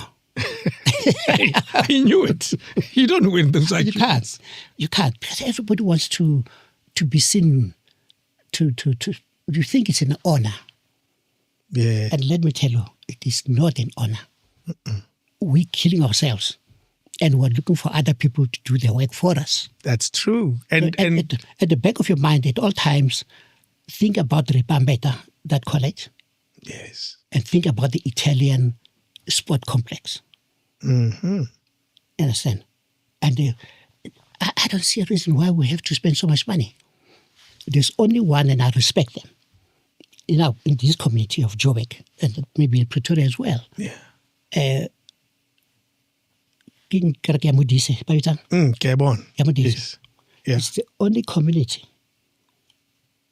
which had put a top-up level. But they will never pay. Don't bury people. Don't spend more than 5,000 rand. Yes, okay. That becomes Yeah. a common understanding. And I started thinking about it, and there's some guys I'm talking to from that church. I'm not a member of it, but if something is good, want to milk it into your mouth and say, what did you see? You understand? And I still have a big question. I asked some of the big churches even around us, because even our churches are complicit in this. And I'm saying, if we don't do it ourselves as a community, we're going to suffer. Who's going to do it? We have churches, but show me a church today which has got so much money, which has put up a mini sport complex in the community. And how much are they? And there are many of those churches, and they're big. Yes, they've never done anything. Yeah, they've never done anything. They have these big cars and big properties, but the plow back for me is minimal. I don't feel it. Yes, I don't feel it. So at the heart of what you're saying is we are our own worst enemies, and we are looking at a Messiah to solve our problems, and yet we could solve the very same problems ourselves. We can. Without calling anyone. Yeah. Just call a community meeting. Say, guys, let's focus. Yeah. Because if you look at it, yeah, every household, what they are putting out every month and every year to give to these insurance companies for funeral cover, it's a money that the community needs. Me and you, because we're known, the community will ask us, come and talk to our children about Baskano Bujwala and the like. But those guys have already overtaken us. They have shebins and taverns. So if I stand in the community and say, don't do X, Y, Z, can you provide an alternative? Hey. Because if you don't, you're wasting your time. Let's go back again to home. Your opinion on funerals is one that I fully accept, and my only rebut to it is a financial management issue. That's why I'm a firm believer of lay-by system, because I don't think we have trained a strong muscle, our saver. It's not a habit that we are very good at, and also because we don't earn enough. We really generally don't earn enough to be able to save money on your own, because technically I would be able to save for my own funeral with a bank, just putting money away quietly, or with an investment opportunity and say, there it is, the day I pass away, call this man as my financial guy, he'll help us. Instead, we save with funeral covers. From a finance point of view, it makes complete sense because it solves a rainy day crisis. You know, when there's no, right now, should this house burn, there's a great possibility to have no money to pay for that moment. And those are the reality of our financial situation. That's why, from any perspective, including the one you're raising, saving for a funeral makes sense. If you look at it from when that day comes, I don't want to do this. That remains our problem. I hope a part of me believes what I'm saying. Yeah, but you have that problem because with every death, you are thinking a casket. So the costs could be managed. Yes. If you do look, these people, the white people in this country, they're not necessarily our friends, but sometimes something that is good, we can learn from them. Yeah. And these people have the money. And in fact, those people who are selling this idea to us, they don't do the kind of things that we do. They're selling us something they don't smoke. They don't smoke. They own these insurance houses. They own this. The 11 cars, get BMW or get Mac, and you think they are owned by the king here. No, they lease those things for you. For the funeral? Yes, they lease them. Yeah. You understand? And the person whose name is you think he's the one who has the money doesn't come to him. He's just a conduit. Of course. And there's an underwriter. That's right. Yes. You understand? That's why I'm saying it's a scary thing, because then you're stamping on the cons of so many people, but only those who don't think broadly about the community. You understand? Other people are going to get worried about this. That's true. If our people for a month stop giving us this, what's going to happen to us? You understand? But it's a fact. I mean, they have to decide. Maybe one day they will wake up and join us. And say it's too much. It's too much. But we just need one village maybe to showcase this kind of thing, to say, this is what we have built out of the money that we have. It has to be a systematic thing. If those people, and I think if I do my calculations, those uncles of mine and their friends who managed to build that school, I don't think there was any one of them who was any more than 5,000 rands a month. Imagine that. I don't think so. Yes. But how much are we splashing every day? Oh. Systematically, then the village has to make a lot of big decisions. One, they have to decide not to bury expensive. Yeah. As a village. Yeah. But here... And we've got a good example here, Kereke Amudis. There you go. That's right. There you go.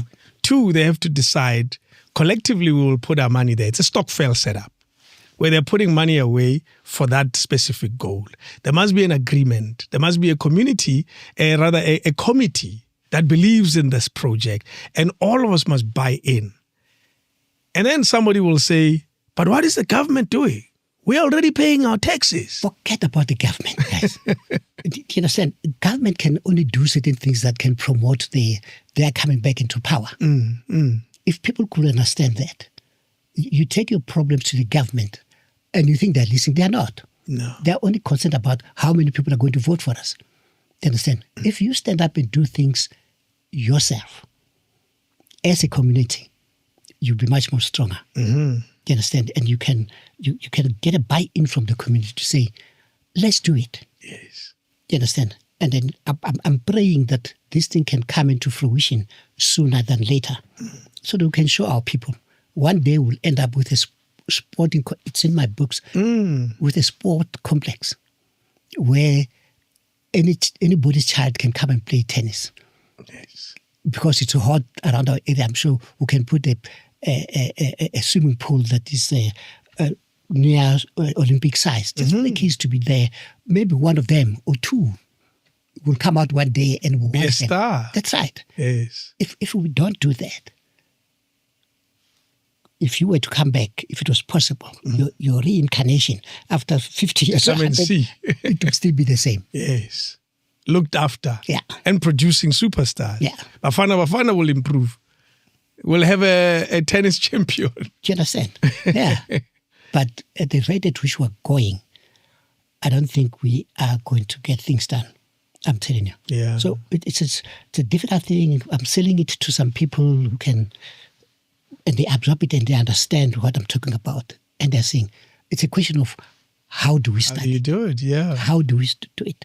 And I'm saying, because we're from the royal house, and I'm trying to convince my own family. It starts with that. Let's start, because people, they look at us and copy into their own family. You realize it's the same family where you brought up an issue of expensive funeral and they said, hey, go did man. Yeah. If you can't afford it, don't be in this meeting. But this thing is possible, guys. Yeah.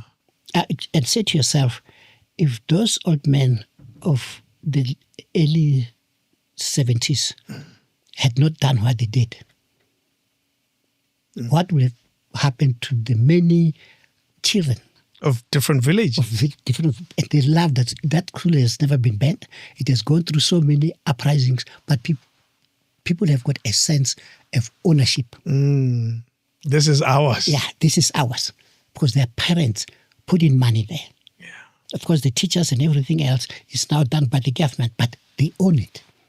That's it's the same thing with the sport complex that is owned by the Italians. You can go and see it one day and ask anybody there who's in authority. They will tell you. They're so willing to tell you how they did this. Yes.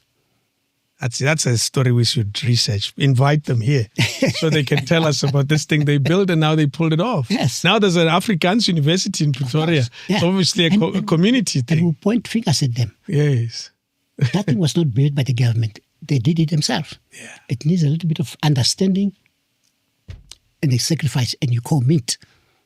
That's it. And like I said, if those guys who collected the money then, I don't think there was any one of those people who earned more than 5,000 rands a month. But they pulled it off. Let's stay with the community. Tell me about your parents. Tell me about your household. What type of household? Remember, it's the household that looks after not only the family but the entire village. Yes. Tell me about your household. Well, my father was a chief, and the village is called Mhinga, but with sub-villages around us. Okay. We've got about 7 sub-villages around us. Matiane, which is right at the gate of Kruger National Park. We've got the Chabane, which is Shikundu, Mapop, all those villages. But they all fall under one big umbrella of Mhinga. Yeah. And our village alone has got more than 50,000 people.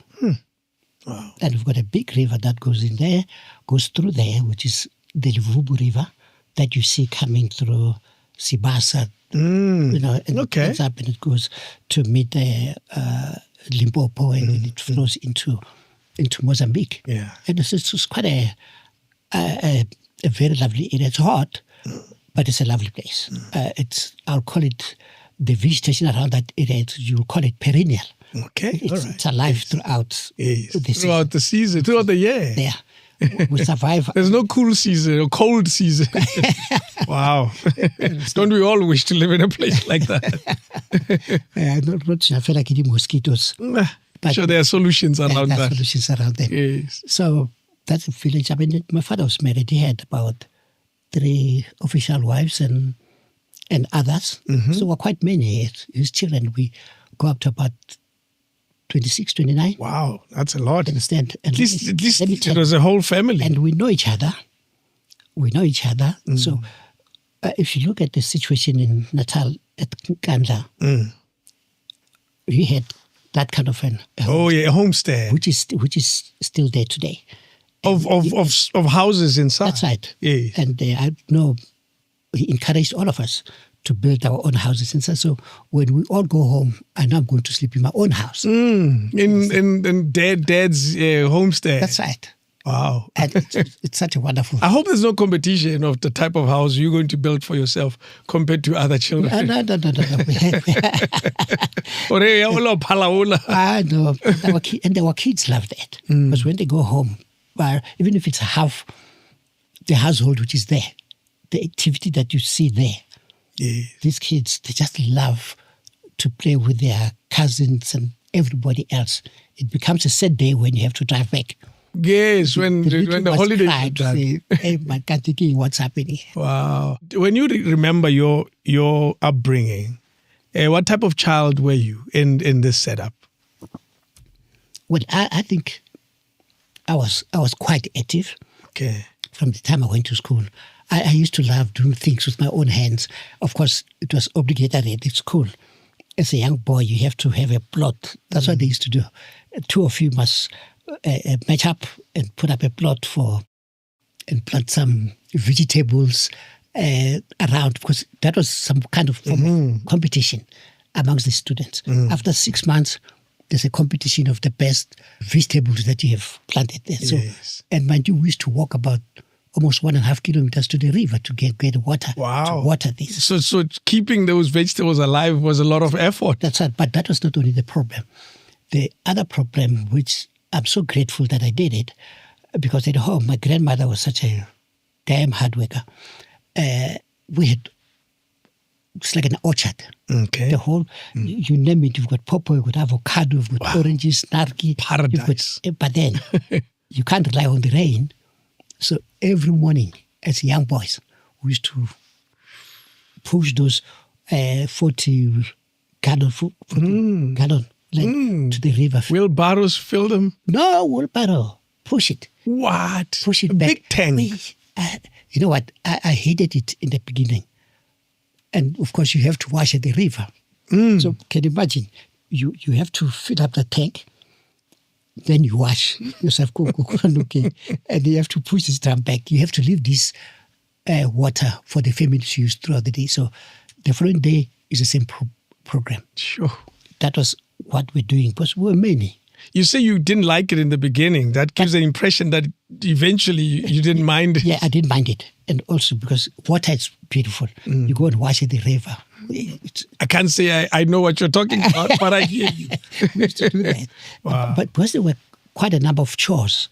It's either, if you like animals, you have to go and look after your father's cattle once a week, or goats, or sheep, something like that. There was no time for sitting around and do nothing. And in fact, my dad was such a bully because he would walk around with a shambok, small shambok. You told us, boys, as young boys, you have to wake up to welcome the sun every morning. And what it means is that if he finds you asleep after sunrise, no questions asked. Wow, sharp.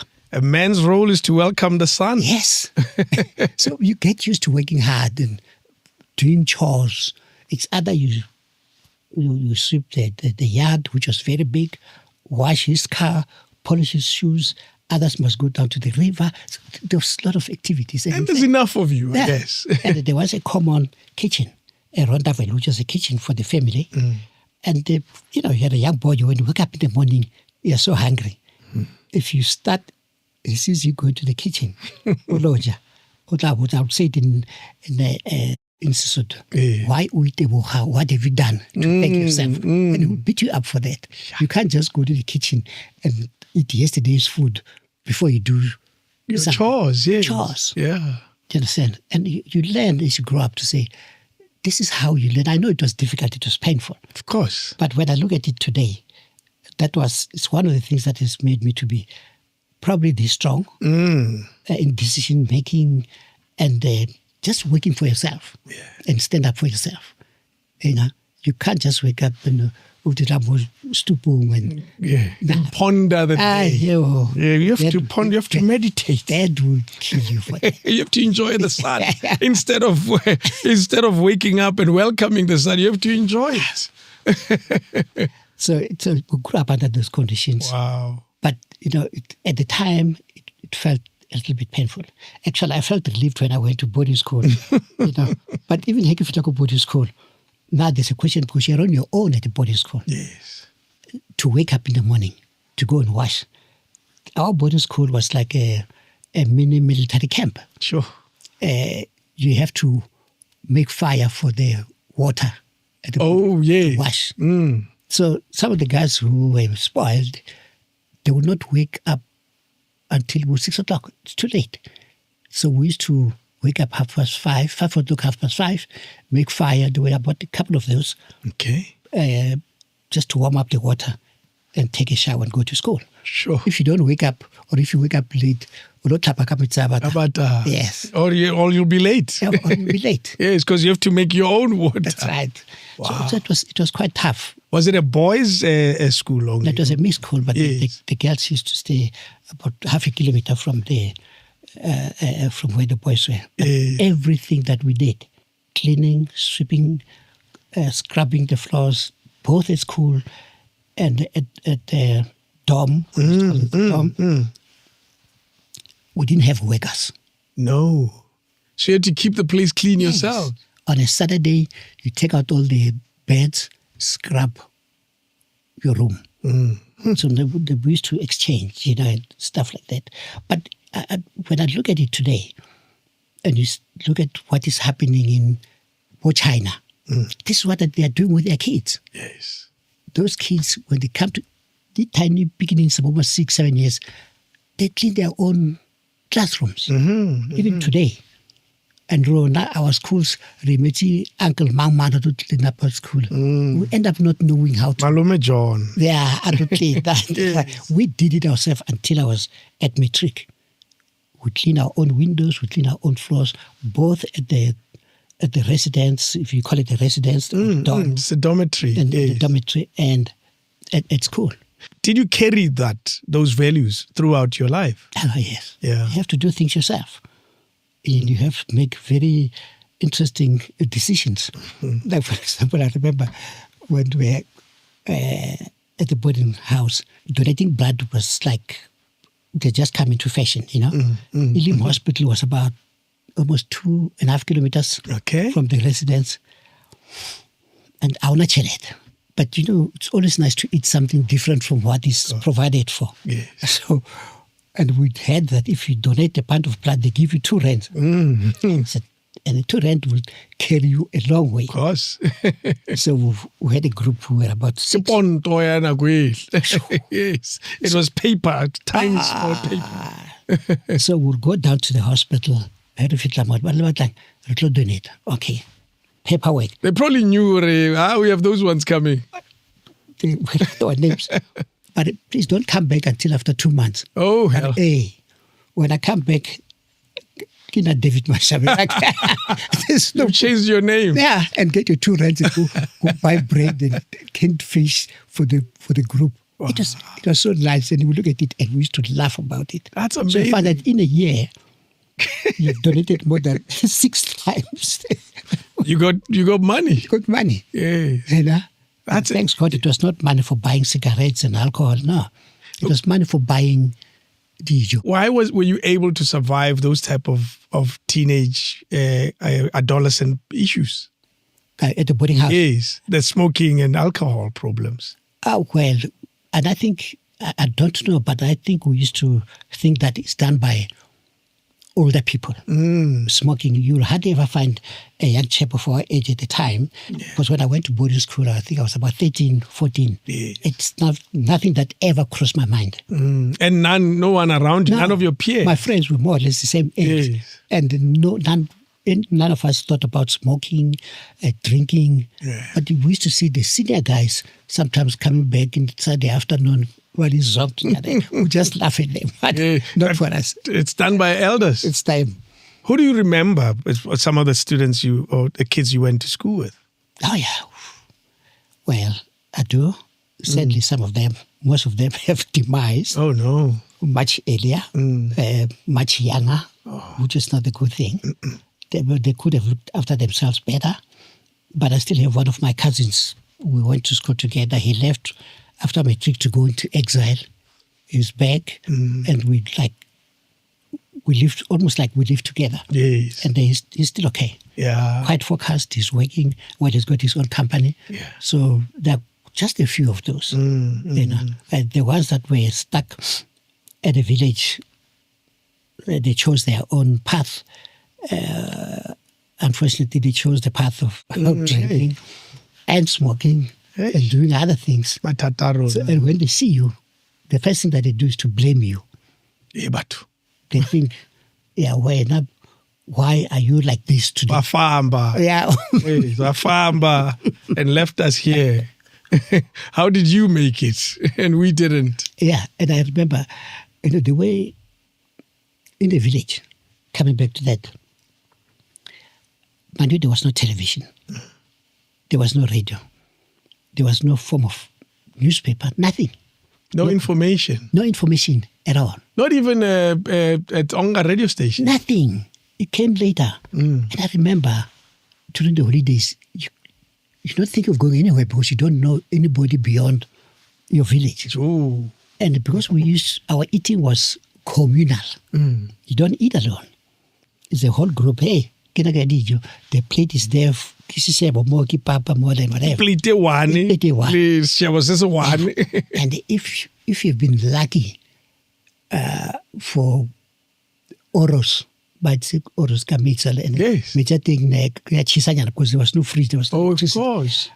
So it's warm oros. It's warm oros. Or maybe if the old man has been to Bolustrisha, Atali 2 liter ya coke. And I remember one day, because we used to share, so just a taste. You would get one sip. Yes, one sip. And I remember one day I was sitting.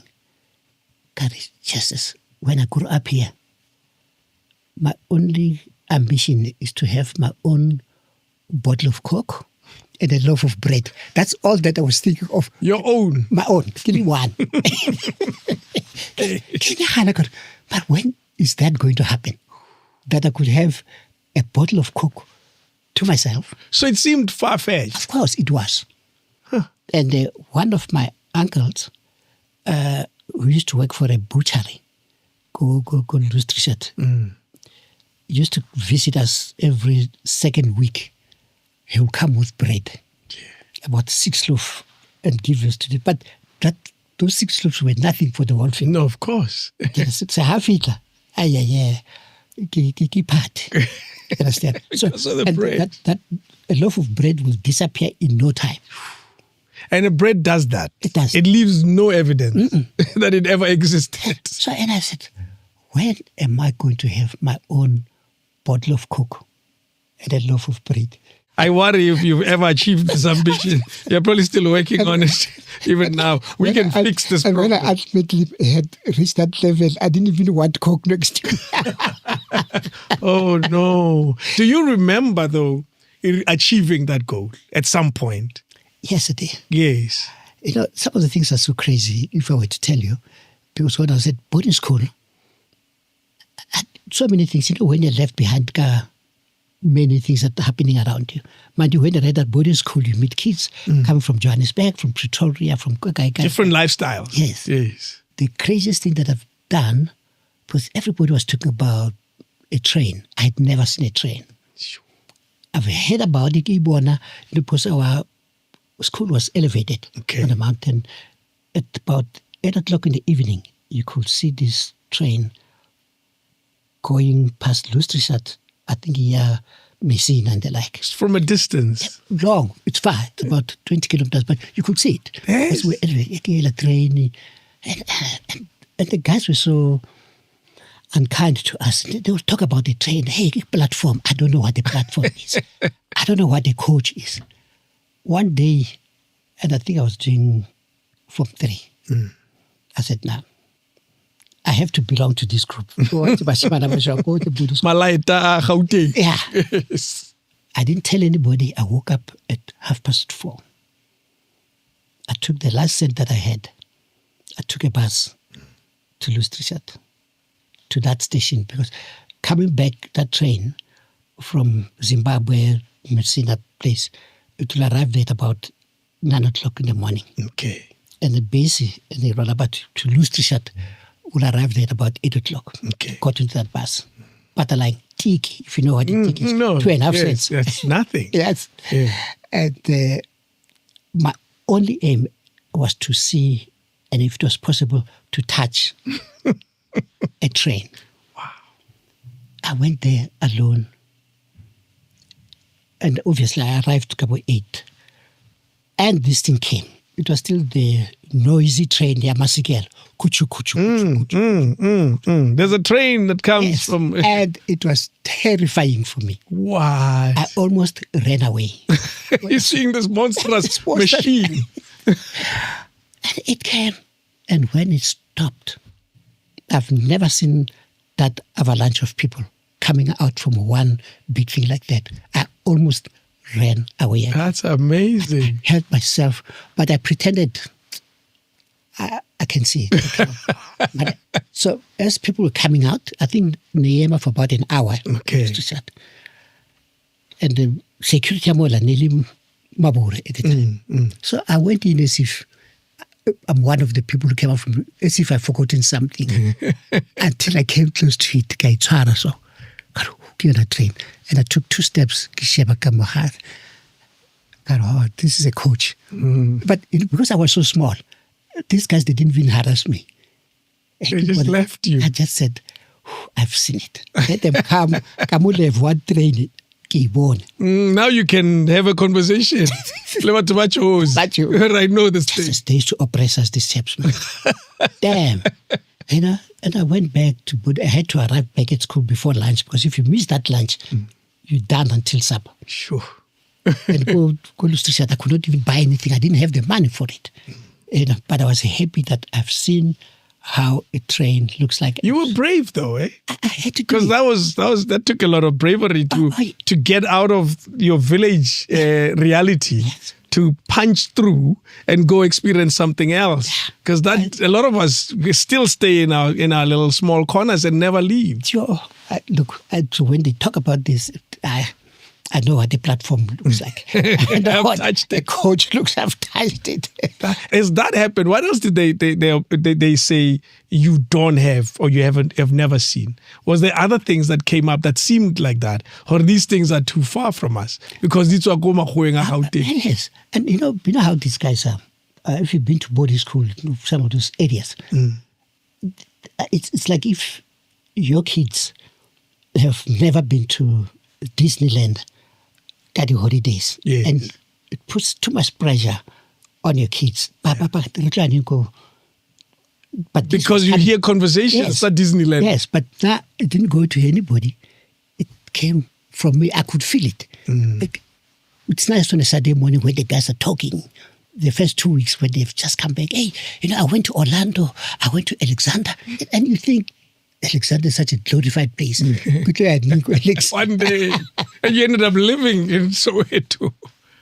And when I saw Alexander for the first time, I said, my village is better.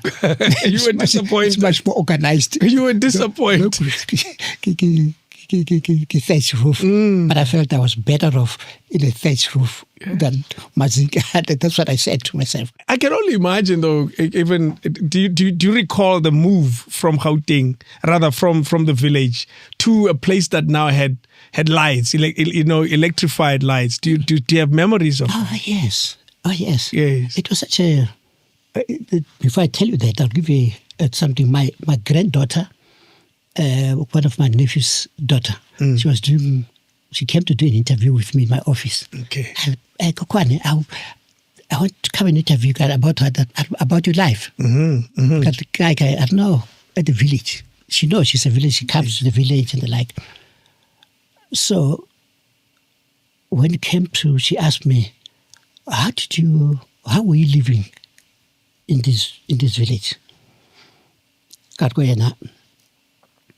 started one thing. It's load shedding. Okay. Yes. It's a reference. Yeah. Yes. I said, we're under load shedding for 18 months. And she looked at me. I said, huh?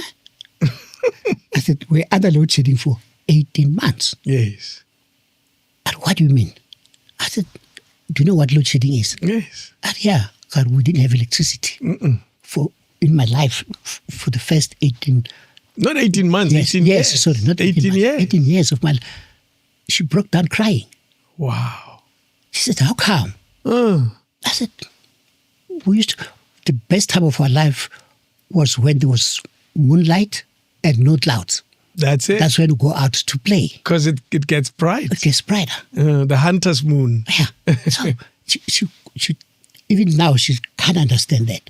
Because ever since she was born, there was enough power in our village. That's incredible. And there's nothing as painful as to wake up in the morning and rubber you on a mat.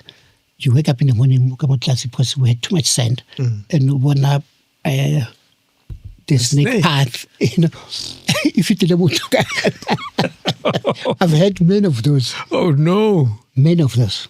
Snake path next to you. Yes. It means you didn't even feel it. You didn't feel it. Oof. And that has happened several times. Even at boarding school, it happened. At boarding school, we had lights, but we never had bright lights. It was just a light. Go light and the like. And one day I remember we came back from study session, about 9, and so the dormitory was quite big. It was quite long. I think it would cater more than 30, 40 students. Okay. So the beds are just abutted one another like that. When we came back, the first group that went in, there was a cobra on the bed. This thing just, oh my God. And I'm one person, I am so scared of snakes. A snake disorganizes me like you don't believe it. Don't worry, you're not alone. So I sold an entire house because there was a snake problem in the area. I'm good. I'm leaving. Now, even now, if I happen to go to Mpumalanga, Natal, and other places, if it's a guest house, I tell them, what is the tiling on the floor? Yes. It has to be white. I don't want thatch. Yes. And I don't want brown next to. Because you want to see. I want to see at all times. You still like that even now? Even now. I don't. And I'll tell them, no, cancel. Yeah, wrong building. Yeah, wrong, I'm not going to sleep. Because I have this morbid fear for snakes. It scares me. Yeah. The one day I drove home, there was a funeral I left on on a Friday. I arrived home at about 7 in the village. And I went to sleep in my own house, about 9. And you know, when you're tired, you dream of many funny things. I just dreamt of something that crossing here. I thought it was a snake. You know, I pushed that duvet miles away from me, rest immediately, took my duvet back into the car. I slept in the car. Yeah. What? My sister's got her own house. Never. How? But what's happening? I said, hey, I don't know. It felt like there was a snake. I've never seen a snake in the house. Come on, man. No one will convince me. There was a snake in there. And it was all a dream. I don't want snakes next to me. Yeah. But I was telling my brother, I don't know how God made this thing, creature. Do you know God is the only animal which does not have footsteps? It's about quietly. Yes. Yeah. I don't want. So you want at least to hear a sound, even if it's a there must be a sound. Some kind of sound to say, hey, I'm around. Not see a path. Or if it's off it. And if on a path, I have to stop. And they taught us about the snake path. The last part of that path, the tip of the direction, is it left to right or right to left? It leaves a little... yeah. So that much I know. I sold a house. The neighbors, and I get why it's Makhoa, they baromelana these WhatsApp messages, or there's a python. Oh my God. And the pictures are, the comments are, it's so beautiful. If I was to show you, where's my phone? No, if I was to show you now how much I had to deal with snakes in my life. I'm not showing you snakes, don't worry. I'm showing you numbers. If you were to go to my contact list and type the word snake and snake catcher, you will be blown away. Scroll how many people I have. See how many people I have. Yeah. That's how much I had to deal with snake situations in my life. So I would need someone. I'm not available. Do you know anybody else? No, I know someone. Then I have a new number. Do you know somebody else? That's why there's one that says near Midrand or something. That's how many times I had to deal with snakes in my life. And I decided to sell the house. I was okay. What was it? And when it's in Midrand. You know, there's a lot of these areas in Midrand that are farms, still very rural in their nature. It was in Midrand. Garage shop. I'm out. And I sold that house about 2 years ago to some Chinese, and they were happy to live with snakes. And the neighbors are happy to live with snakes. That's why they say, such a beautiful one. Wow, you saw such a beautiful one. Joe, snake messes. Even when I'm playing golf, there's a sign here. They say, watch out. Yeah. And we were playing there one day. It's like 4 holes. And I hit the ball. It didn't go into the bunker. Over the bank. I found the snake. I was the most disorganized person. I had to make sure that I don't go off the fairway. Yes, you stay on the fairway. Yes. No. So Peter would say, hey, what's wrong? I said, no. I only told them. Oh, you didn't announce? Nah. But your game changed. No, but don't say. I just said... So, but your game changed. You're never the same after that. So you had to solve that situation. What did you do? Did you say, did you say, I found the ball? Because you have to solve the snake now. Yeah. And the snake is afraid of you just as much as you're afraid of. As I'm passing around the bunker, it's also aware of me coming. I said, this is not my... I can't find the ball, guys. I hit the ball far so that it's off from Johan. And one of the guys, he parked his golf cart, because that course you have to use a golf cart. Okay. He parked his golf cart under a tree. It's about 1.5 meters into the rough. Oh my God. When he came back, there was a snake on his cut. I said, guys, thank you very much. No more coming here. I'm not coming here. It's good you didn't mention the name of the course. We don't want them to lose business. No, but some guys play there because they love snakes. I don't. Yeah, no. I still wonder those who love snakes. What's wrong with them? I want to go to the medical career quickly and talk about the time at school, at TEF.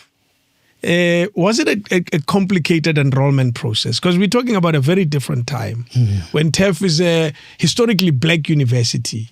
Take us back to that time when you are now making a decision to join, you're past your matric, and now you're making a decision to go to university. It's such a funny story because it was me and my brother, who ended up being an accountant. Initially, though I said I wanted to study medicine, I don't know how I enrolled into economics. Okay. And then he went into BSc. But after a week... It's the other way around. Yeah. Yes. But then after a week, got Eddie, let's have a discussion here. Mm-hmm. I said, I don't like numbers. All right? Lena decides, let's change. Okay. So we decided on Monday we're going to the what do you call this? Admin block. Yes. To go and change. So I went to Prof. I said, Prof, I want to change from what? From economics, I want to do pharmacy. So he takes my result. I said, but you've never studied, you didn't even study... The science? Biology. Oh, no. I've studied science and mathematics, okay, but there was no biology. How am I going to do it? I said, believe me, I'll do it. That guy cautioned me. He says, if you don't make it the first 3 months in zoology and botany. The study of plants and animals. Yeah, but he was saying to me, do you know what a cell looks like? I said, I don't know, but I'm prepared to learn. Have you ever dissected a frog? Nothing. Nothing. So, Wamit Marshall. Yes. Professor Marshall, yes, we're in the same class. I do. Yeah. Wow. And then what he did, the following day, he goes into the lecture theater and he announces my frustration. He says, and it's an African, I said, some of you here, you're so ambitious. You want to study BSc when you don't even have some of the most important subjects. And I knew that was talking about me. Yeah. And then he broadcast that warning that he gave me in his office. Or if you fail the first test, you're out of here.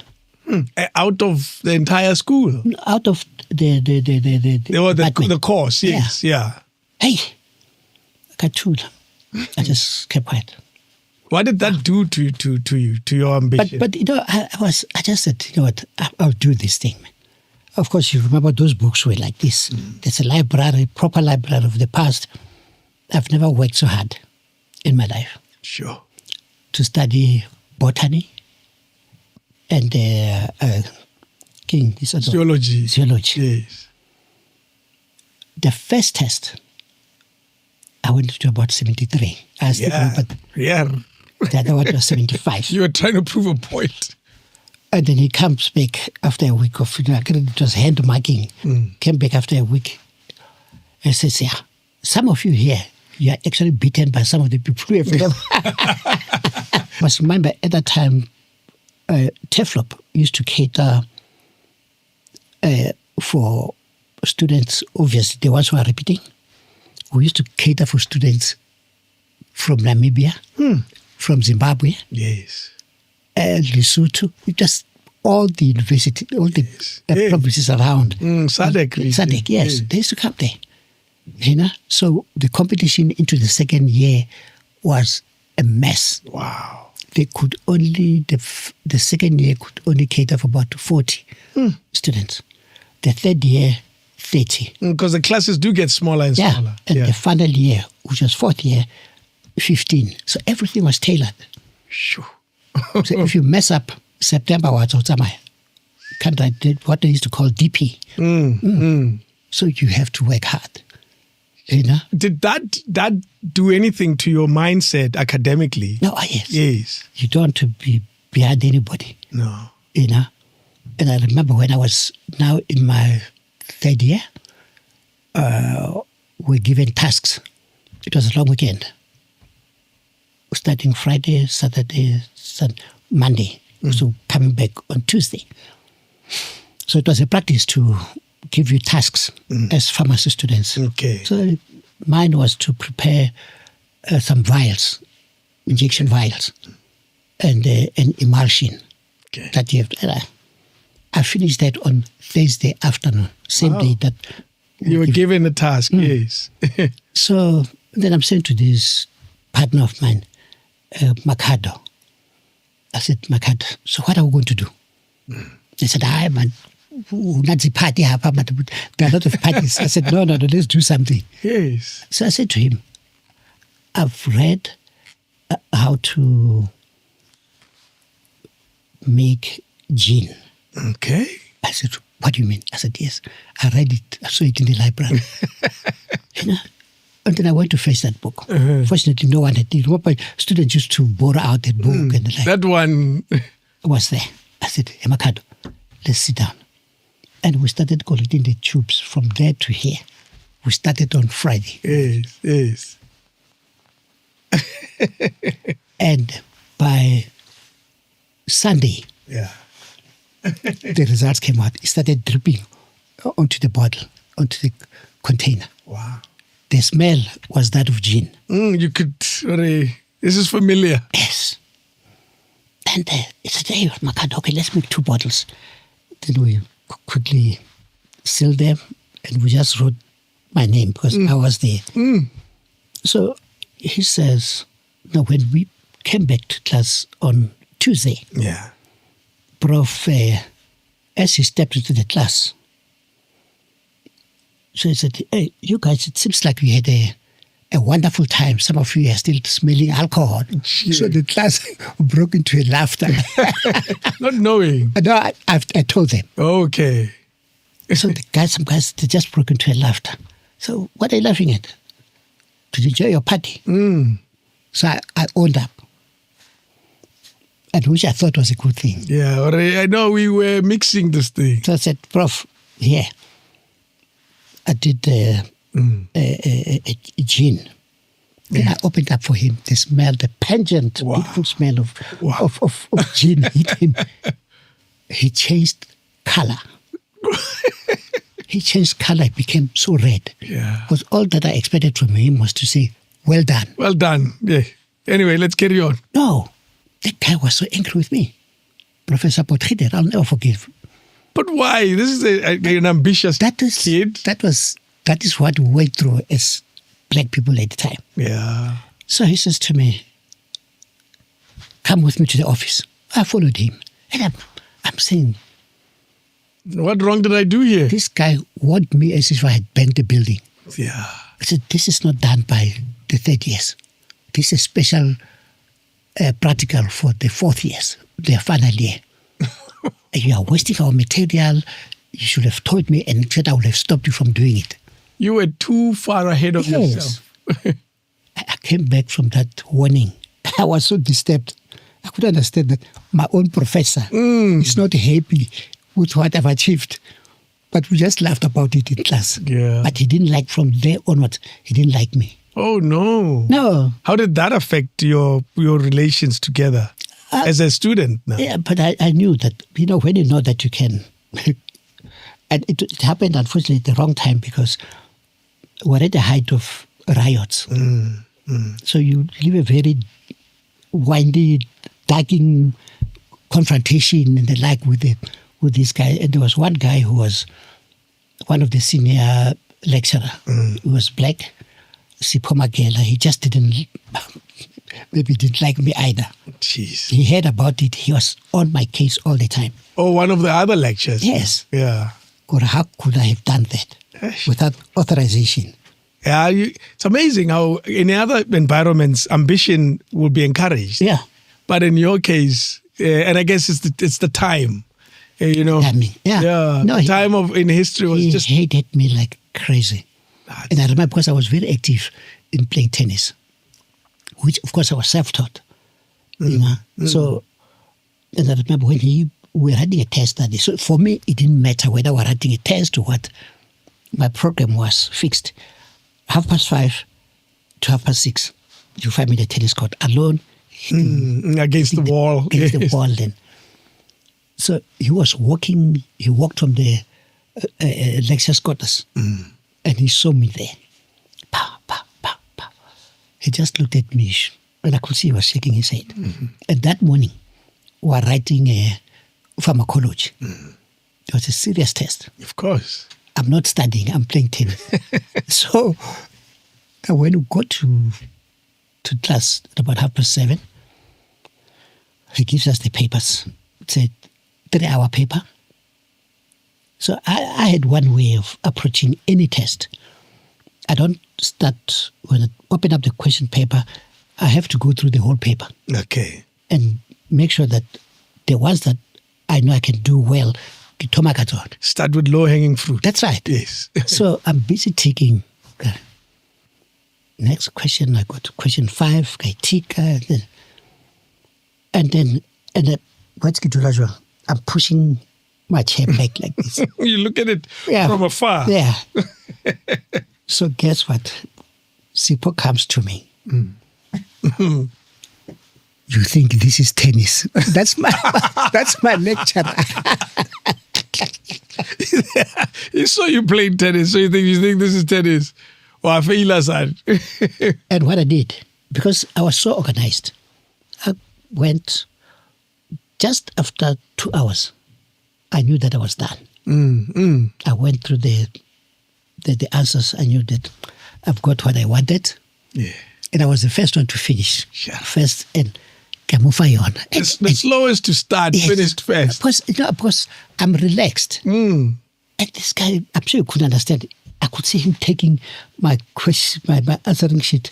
Well, did you answer every question? Yeah, I left the last one, which was 5 points. I mean, who cares about 5 points? Can't believe you. I said, I don't want to mess it up. What I've answered, I think is sufficient. Yeah. That's amazing, eh? And he was so angry. He was angry with me that I did so well. And you're playing tennis. I was playing tennis. And you started slow. I started slow. And you finished first. So many factors say, I fail. That guy was very fun. Did you ever meet him after finishing and you started your career? No. I met him because he got married to Wana Hware. You know, Professor Hware must have heard about him.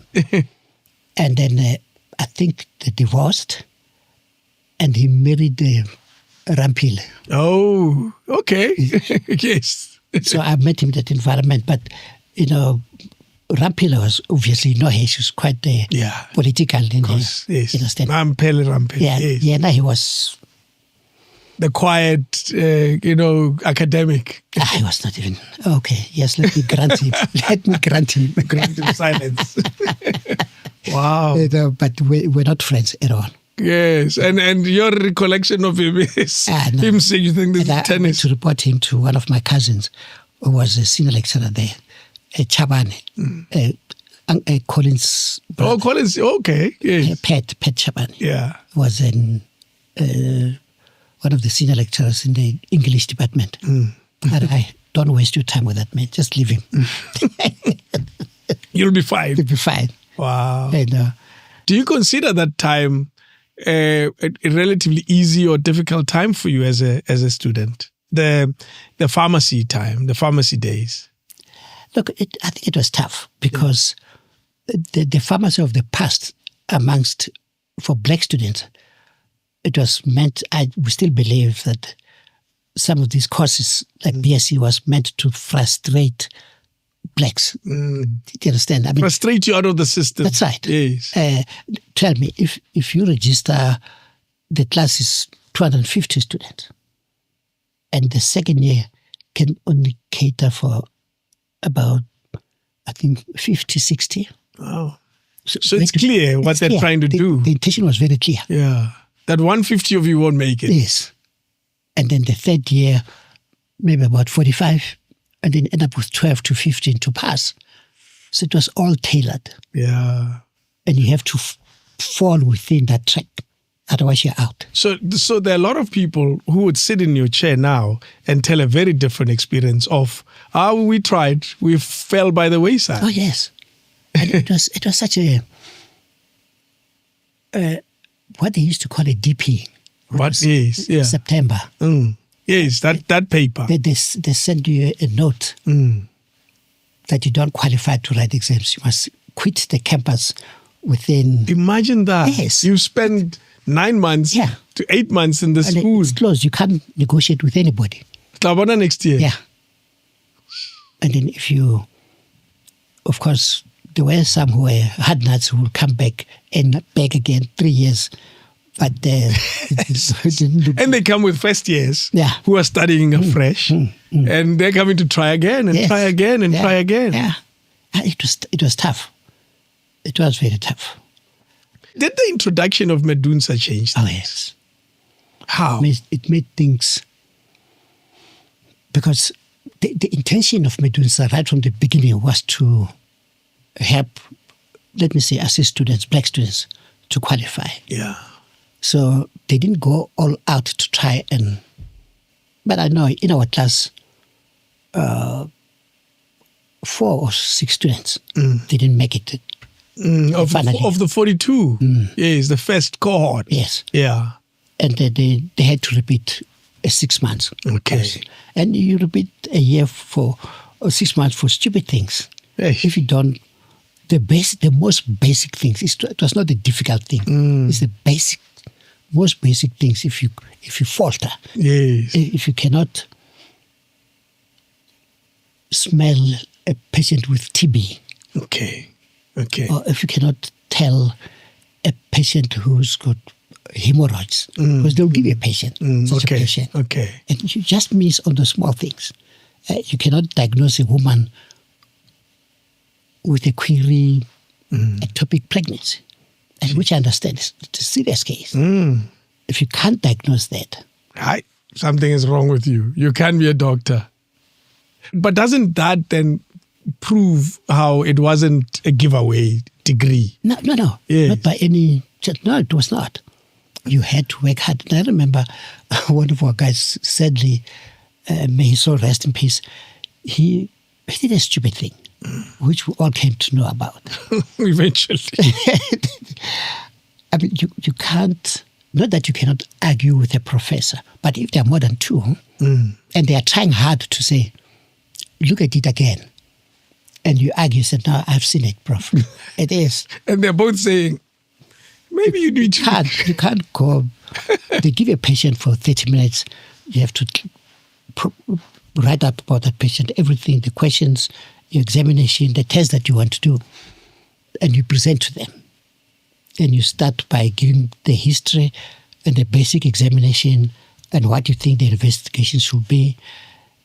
And right from the beginning, you say, the patient is lying in bed like this. It's not even lying in bed, semi-seated. And then you say, I've checked him, the blood pressure is 80/40. And the professor, your own professor, is the first one to say, look again. And you say, no, prof, I've checked him 3 times. That kind of patient does not belong to that ward. That doctor is. The patient. Oh, the patient. If you've got that kind of... And he's lying down comfortably. It's a crisis. It's an emergency. Yes. Yes. It's a tag red. Yes. Yes. And the prof says, Mr. They don't call you doctor. Yet. If they know that you're struggling now, and they will say, okay, Mr. So-so, we will see you in 6 months. Out. Oh, no. Out. Because the minute you get that type of diagnosis or that type of information, disaster. You say you have to declare that situation an emergency. Yeah. Wow. So, and this guy, he comes out and says, Nabara must come back after that patient. We said, not. Where was the patient? Was the patient in ICU? No, it was just lying there. What a time, eh? Take us to the time you remember about the formation of Medunsa from your recollection.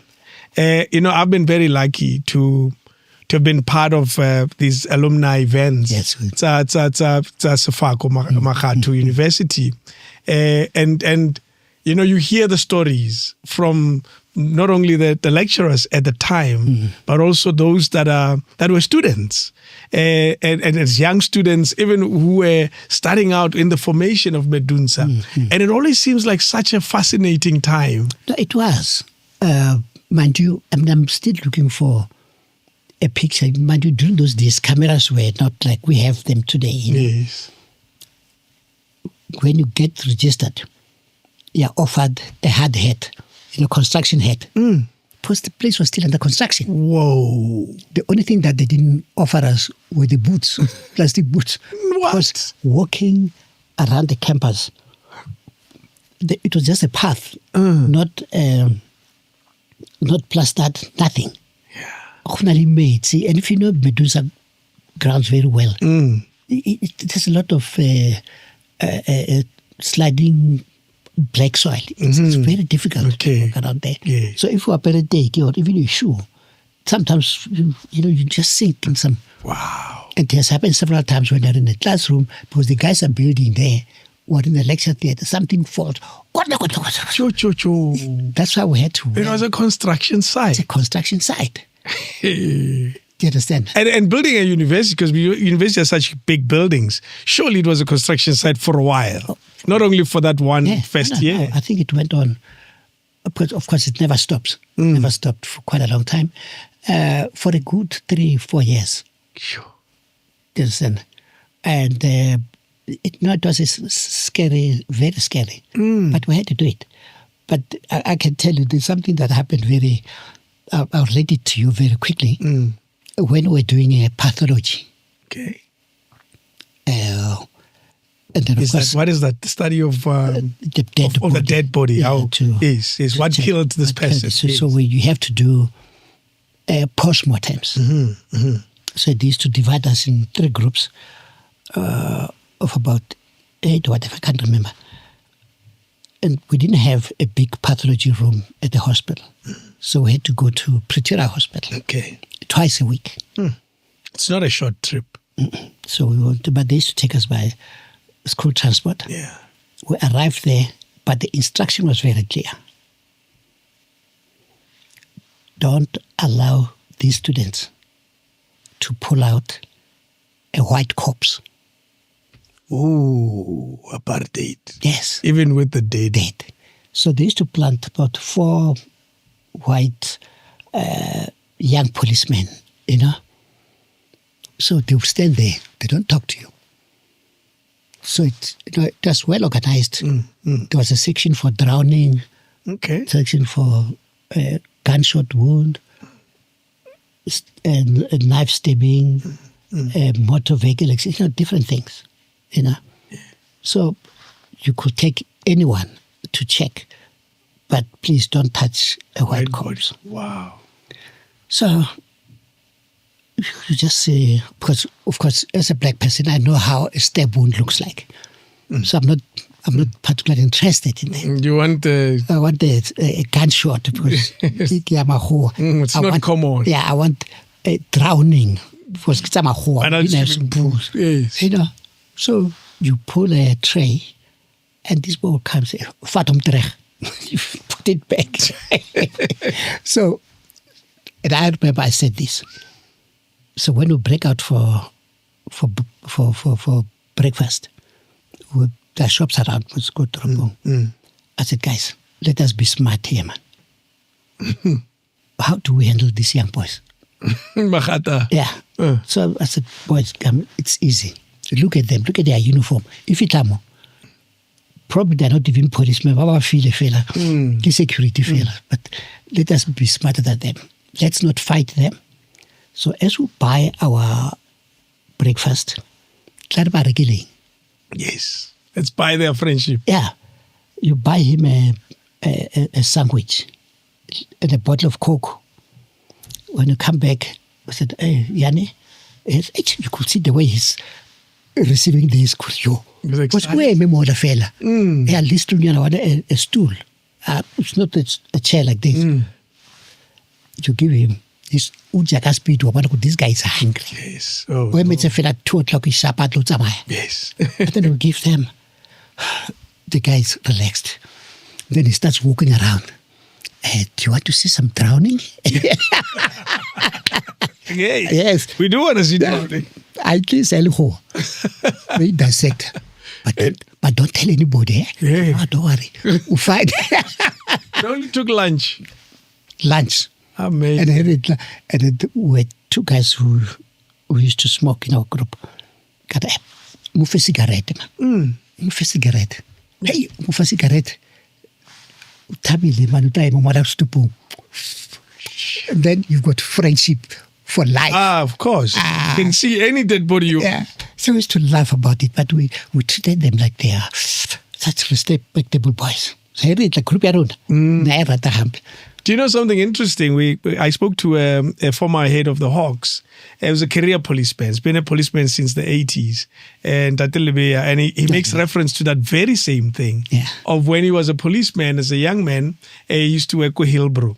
They were not supposed to investigate a white murder. Because they were not supposed to engage with the dead body of a white person. Oh, yes. Yes, same thing happened to us. That's we could incredible. not do postmortems on a white corpse. With him, which was worse. They couldn't search, frisk a white man. That's where we come from. Wow. Our history. Our history is full of things. It was so scary. Do you remember the size of the ambition, the formation of Medunsa? Because having had a chat with Date Mkhoko, he makes reference about the difficulties he went through to study to become a doctor in KZN. And yet these are the people who had the difficult task of creating this new thing not even in South Africa, technically, because it was in a Botswana arrangement. Yes. But do you remember the size of this ambition? Because it was quite a big ambition and a huge undertaking. No, it was, actually. And I must say, thanks to the likes of him, the likes of Mseneke and Tato Motlana. Wow. Because in the beginning, we were a bit worried. The first few weeks when we were there. And these 3 giants came to meet us. Yes. That's the first time I felt this is the right place to be. Okay. It was just their presence. Yes. And a little bit of motivation. And tell us where we come from, what this country needs, and it's relying on you. So guys, you have to show your mettle. So it was almost a pep talk. A huge one. To first-year doctors. Yes. Yes. And they are being there and give us this talk. And I remember we're in a bus, the whole campus. I could not believe. Well, I had known Professor Mkhoko. I'd known Mutlani, is it? Yeah, of course, Mutlani. Yes. And Liana Mseneke was a partner to my cousin, Judge Maluleke, that later died. So I knew him, but the way he spoke to us, and mind you, he's not a medical doctor. He's a lawman. Yeah, he's a lawman. He gave us his history, like Robben Island, the things that he used to do, and what he expected. That's why his support played a big role in our life, and to give us direction and to give us that extra push to say, boys and girls, we are on the right track. Because as you know, obviously there was not so much media, free media in the past. Not at all. But you could hear the rumors. People were thinking that what was going to come out from Medunsa was were going to be called medical elderly. And yes, orderly. So you're an assistant to a doctor. Wow. It was a rumor. So it wasn't even highly regarded. Oh, the rumor was. Just a rumor. Yes.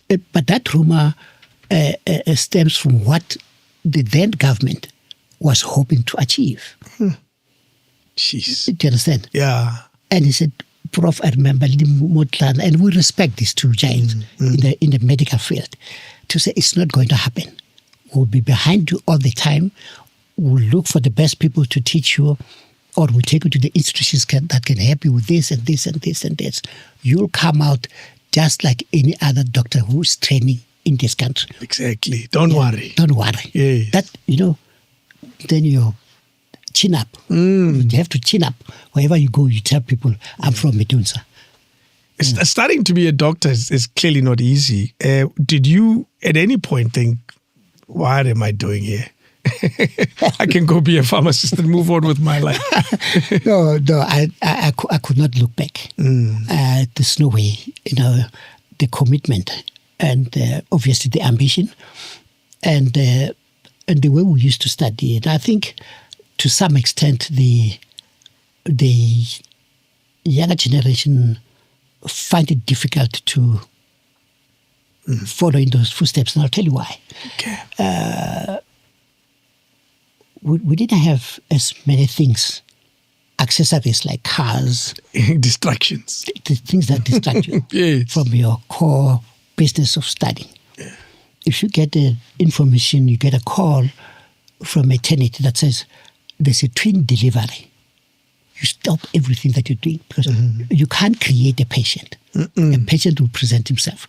So if you miss it, you won't get, not anytime soon. It's a missed opportunity. Yes, or you get a call from Soshangobe Clinic that says we have admitted 2 patients with a bridge delivery. They're not saying come. They're giving you information. So it's up to you as a student that I have to make sure that I reach Soshangobe Clinic. Do you understand? Well, Soshangobe Clinic was better. Harangwa Clinic was better. But if you go out to Bomututlong, go out to Boma, all those areas around, those beds that were in those maternity wards were just standard beds. The lighting is very poor. You don't have this type of light. Yeah. Do you understand? So you have to work under difficult conditions. Surely that makes you a different doctor. Of course. Yes. Of course. So, and you have to put it in your book. The chief nurse will sign that you were there from this time to this time. This is what you have done. You assisted in the delivery, and this was the outcome. Yes. So you can't create that. You can't fake that. You needed those opportunities. Those things. Yeah. But then when you come back, you feel, because it's not too common to have a twin delivery. It's not too often that you get a bridge delivery. Now, then you have to brag to your colleagues and say, guys, I was in Soshangobe. How did you go there? Yeah. And there were no Ubers. So you have to take a taxi to go to. So the drive was there. Yes. You want to make sure that you have done it. Did you, as the 42 first group, feel like guinea pigs in this black doctor experiment? I'm sure you've heard me talking about the guinea pigs. I have. That's why I make reference to it. Yes. Yes, but it was in other words, you want to laugh at yourself and what people are expected to find in you. And you have to accept it first. But what you produce, it's something that everybody will say, oh my God. Yeah. And I'll tell you, and I remember when I was doing pharmacy, I used to work with 2 of my friends at the hospital. So they used to come from a medical school and they would do the medical work. I was a pharmacist. But because it's a small hospital, Yes. and they would invite me, they say, hey, man, come and let's show you how to put up a drip. And one guy will say, come, let me show you how to do it. So I learned a lot of procedures, basic procedures when I was still a student. Yeah. I remember when I was at Malapnelo Hospital, there was a doctor there. He was the only one. He showed me how to put a patient to sleep, to anesthetize. And you still remember those? Yes. And then, I did it so well. And at that time, I didn't think that I will end up as a doctor. Yes, but I did it with such passion. Yeah, yeah. So every time when he's got a surgical problem, he will call me. Hey, Tan, please come and put. He will tell me what to do, but I'll do it so well. Wow. And monitor. So by the time I went for medicine, and I remember teaching my group how to do circumcisions. Yes. And the house group, there were students from Natal, from Pretoria. So one of them said, no, Tiny will teach you how to do circumcisions. He knows this thing. Yeah. So this guy, hey, Tiny, where did you learn this? I said, don't worry. I knew how to put a patient to sleep on my own. So and I could teach the other guys. Yeah. So you have to have that kind of drive and enthusiasm to say, this I can do. And the guys respect you for that. And I remember one of my friends who was coming from Natal, that night he was on call as a houseman. He had to do an evacuation near abortion. Okay. He called me, Danny, wait. I said, no, I'm in my room. Hey, please come, man. These guys have booked me. What was he struggling with? He didn't know how to do. No, he knew, but if you haven't done it well the previous time, it would be very difficult. Oh, yeah. Actually, probably nervous to do it That's wrong. right. Yeah. So he called me. I went to theatre. I said, hey, man, I won't mention his name. I said, let's put this patient to sleep. Yeah. Went and we did evacuation. And if it's an abortion, like the cervix was already open, so I didn't have to do anything. You just curate, make sure that it's clean, cover the patient. Now, you must tell us how he did it. I said, they should have taught you at that time. So, but that kind of inquiry made me feel that what we were taught was proper. It's proper. Yes. Yeah. And I remember before I moved to the neonatology ward, I was in charge of a ward, a medical ward. Okay. Yeah, small kids. Yeah. Pediatric. Ward 19, I remember that. So I have students from, I think it was from Potchefstroom, I think, one from Pretoria, and one Indian chef from Wits. So I was in charge. One of them were housemen. So there was this one boy, I still remember his name, Koen. Okay. Dr. Koen. And I tell them, I said, listen guys, we start here at 7:30. Yes. By 10 o'clock we must be finished so that we can go and run an outpatient. No, it's okay, doctor. I'm in charge. And he did that for the first 2 weeks. He felt that it's not necessary. He will come late. He started by being late by 10 minutes, 30 minutes. And when he walks in like... Nothing's wrong. Nothing's wrong. I called him. And I called the sister in charge. I said, Gun, from tomorrow, in fact, from today, I don't want you in this ward. Yeah. Now I had to put my phone down. I said, I don't want you in this ward. Yes. And he looks at me, he turned red. I said, why, doc? I said, why did you come late? And you walk in here, no apology, nothing. And after 2 o'clock, you just leave like you don't even tell anybody that you're leaving. Yeah. So get out of this ward now. And I haven't reported this to his prof.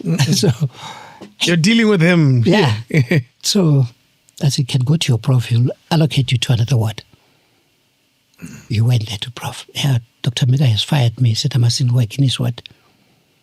He didn't call me, professor. He came to the ward. He said, Ted, what's the problem? I said, Prof, let's go to the office. I said, this boy is very disrespectful. Yeah. He walks in here late. He leaves every time. He doesn't tell anybody when he's leaving. The sisters are looking for him. We are looking for him. We don't know where to find him. So I can't deal with such people. And he realized that I was right. Yes. Yes. He had to and he can't bully you. No, he can't. Using race. No.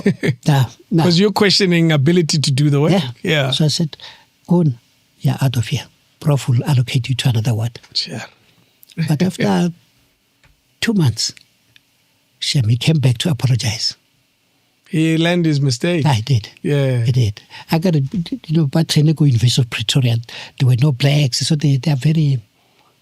Who cares? So the way integration issues, obviously, of your white-black training into this world that finds other doctors with different type of training. Vets even was quite a prominent school in that regard.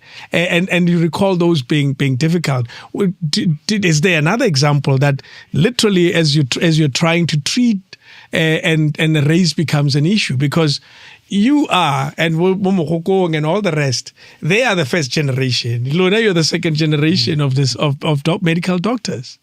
You know, Mokokong, that's how I'll respect him until I quit this world. He used to have white patients who used to come privately to George Macquarie Hospital. Because they regarded him highly. That man he specialized, well, he's an obs and gyne, but his knowledge of diabetes, it's like he was just a physician. So some people will come there, referred to him, particularly the guys who were in Natal. They would refer patients to him. Sure. Privately. You find white patients. So, and he taught us, listen, of course we knew. There's no difference. Yes. The bodies are the same. Yeah, it's just the attitude. Yes. It's about. So once, and I see it even today in my practice, I've got quite a number of white patients.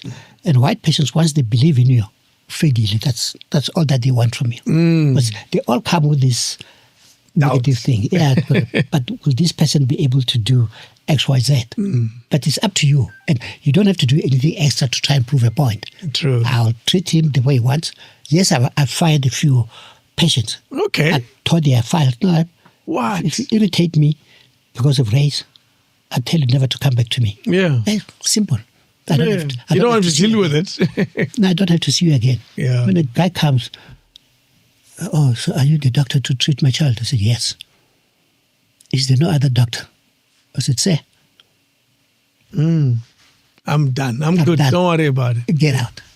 Jeez. Get out. Yeah. Go to somebody else. Because you can tell that's a racial question than anything else. Yes. Yeah. So it still happens even today, particularly the older generation. Yeah. They still do that. That's sad. Yeah. And I'll go at a meeting, I'll tell the manager, I said, this is what we're experiencing. And I warned the manager. I said, when you refer patients to me, it doesn't have to be based on color. Refer patient to me. Refer the sickness, not the person. Yeah. Yes. Of course, the patient has got a choice. Yes. But once you step into my office, you have made a choice. Yeah. But if you abuse it, it's the end. I'm curious to know, having been a doctor for so long, you surely must have a concept. Maybe not. Maybe it's a complicated question of what used to kill us in the 80s, and then what killed us certain time in history, and what killed us certain time in history. We can point at certain things that are obvious. Your HIV, you can point at certain things. Now, recently we're dealing with COVID. But when you look at the history of a South African patient, you find TB being a problem historically and still carries a burden even now. And you can still find flu killing people till today. When I ask this question to you, what comes to mind about the pattern of a South African patient of the past 40, 50 years? Look, I think, some of us are lucky, I must say, to have been there in the medical field before we could spell COVID. Of course, yes. Or maybe before we could spell HIV. You've been there long before. Long before HIV. At the start of HIV, we're all scared, we thought this thing, just by looking at a patient with HIV, you've got it. Sure. And to the point where you're even scared to touch a patient. Now we deal with different medication that solves it, in inverted commas, Quickly. and prevents it. You understand? Yes. Just to have gone through that, it's a big, you can always, your mind can always go back. Because you know exactly how we started. That alone is a case study. How we started. I mean, when it was still in the media that there's a condition called HIV. Yeah. That kills people because of this and this and this.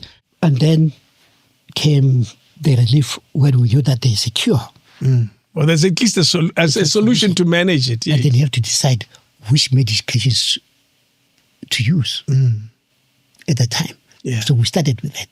But then we're still under the cloud theory. Once you have HIV, there's a probably 90% chance that you're going to die soon. And we had to try and understand whether our patients know exactly what these things. So we had to spend a lot of time teaching our community. Yes. You understand? Some of the things that Dr. Nkosazana spoke about and President Thabo spoke about. The interventions. The intervention. Yes. Because if anyone who's under good nutrition stands a better chance. True. At the time, Nkosazana was heavily criticized. Yeah. I still remember the famous interview with John Robbie on 702. Yes. Yes. But that's a fact. Anyone who's got good nutrition, good hydration, will stand a better chance of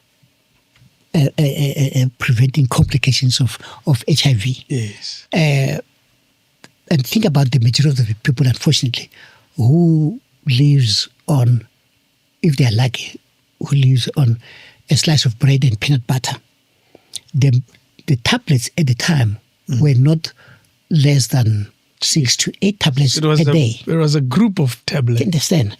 Now, that alone, what does it do to your stomach? Do you understand? So there was a lot of vomiting, there was a lot of diarrhea.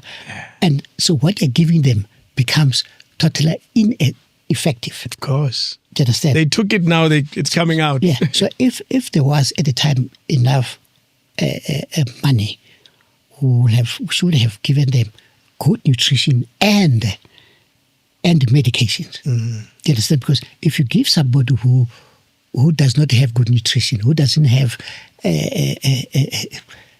enough food, do you understand? As you know, this is what is happening in our country. People don't have food. Do you understand? But you want to push 8 tablets a day in an empty stomach. Sure.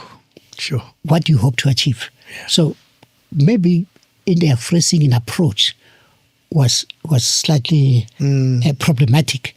But the fact of the matter, that is actually basically true. That if you want a person, because it's a question of your immune system, how are you going to have this immune system if you don't have the nutrition? I don't think it's Nkosazana's Manto Shabalala. Oh, was it Manto? Yes, it was Manto. Because I recall that she wasn't branded as Dr. Beetroot. That's right. All of that. So maybe they were just trying to find out what are the basic things that we can give. Yes. Let's go beyond a brown bread and peanut butter. You understand? Yes. And also the question of medication. It was a question of, is it going to work or not? Because at the time, it was not clear at the time whether what was prescribed would make a patient recover from this. But one thing we know is that nutrition plays a very big role in the treatment of patients with HIV. Particularly if you're taking such a heavy load of medication. Yeah. So you stand no chance. And I remember this one girl, let soul rest in peace. She was staying in Orlando, and I gave her treatment. And we used to pump them with so many tablets. And this one morning, the mother used to call me and say, hey, we don't know what's happening to your patient. And this one day she called, said, officially, Dr. Mhinga, yes, and I'm coming. They brought her. We fetched her in a wheelchair. She came in. I said, back at the medication that we've prescribed for her over the past 9 months or so. Okay. Dr. Mhinga, thank you very much. I think she was finished. She said, and I just want to say, thank you very much. And collapsed in front of me.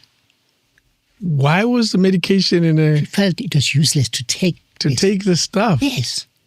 She didn't take them? She tried to take, but she said, I complain about, doc, I can't even go to work now because I'm vomiting all the time. Sure. What can you do?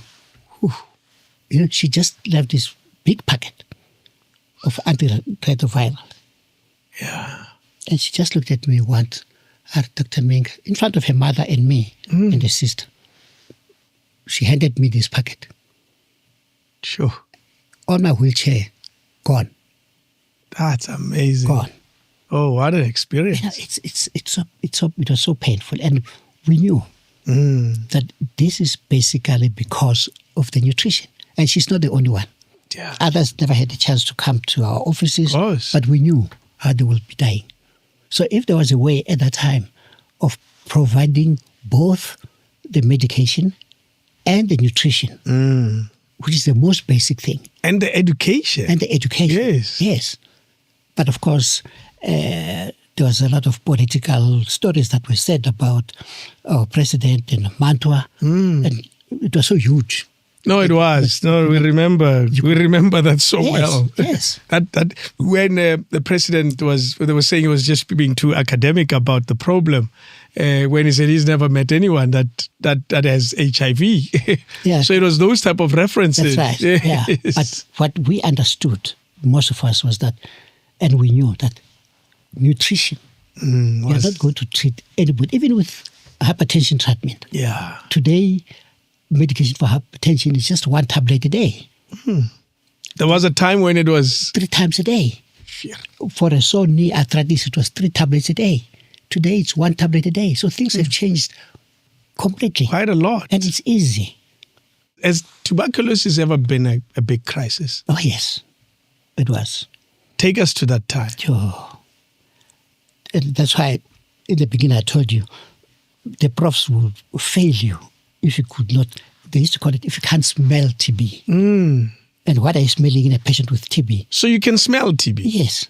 The classical TB, when the patient is sitting across you can smell, because most of them, they come in an advanced stage where there's a hole in one of the lungs or both, and there's purification, petrification, that is, there's a lot of pus. The smell of pus. It's quite pungent and distinct.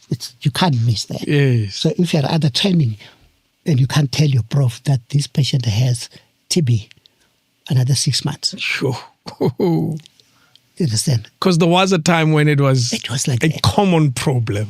In all the hospitals, man, there was so much TB.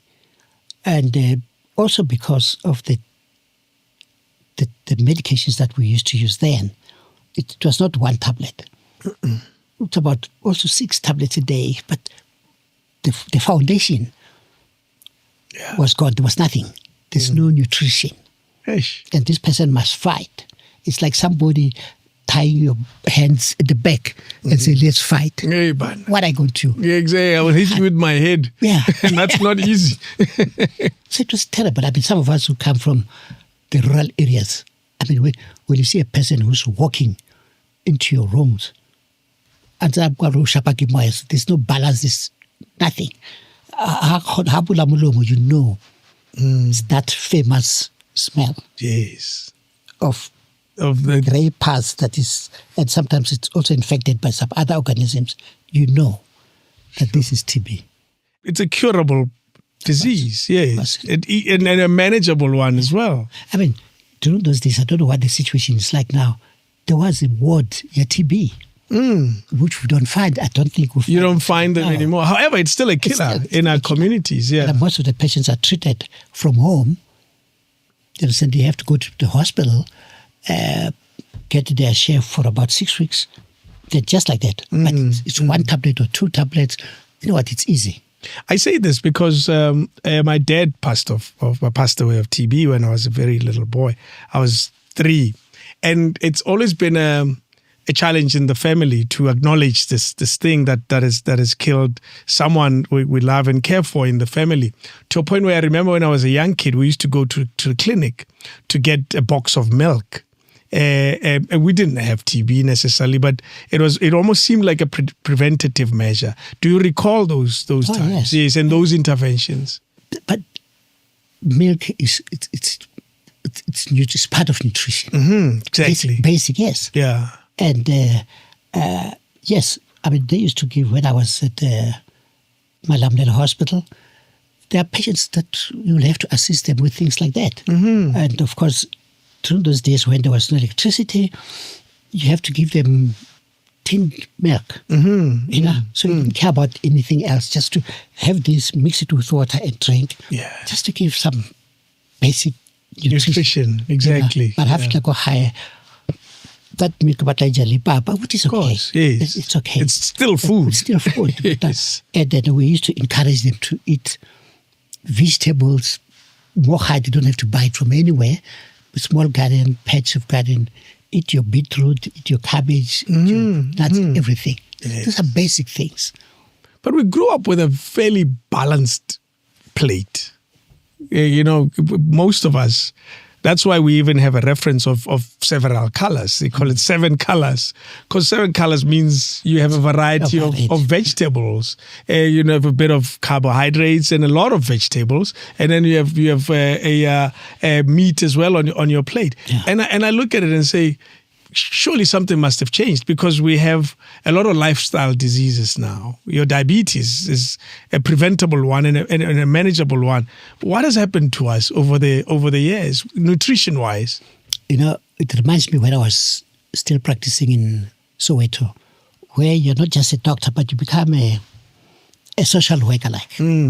People come to you for social problems. Yeah. And somebody this winter in Shababo might not decrease. Or this guy is not pretending he's hungry. Yeah. Or somebody will say, Doc, my kids haven't had a meal for 2 days and it's cold. And the demand for food is right high. Yeah.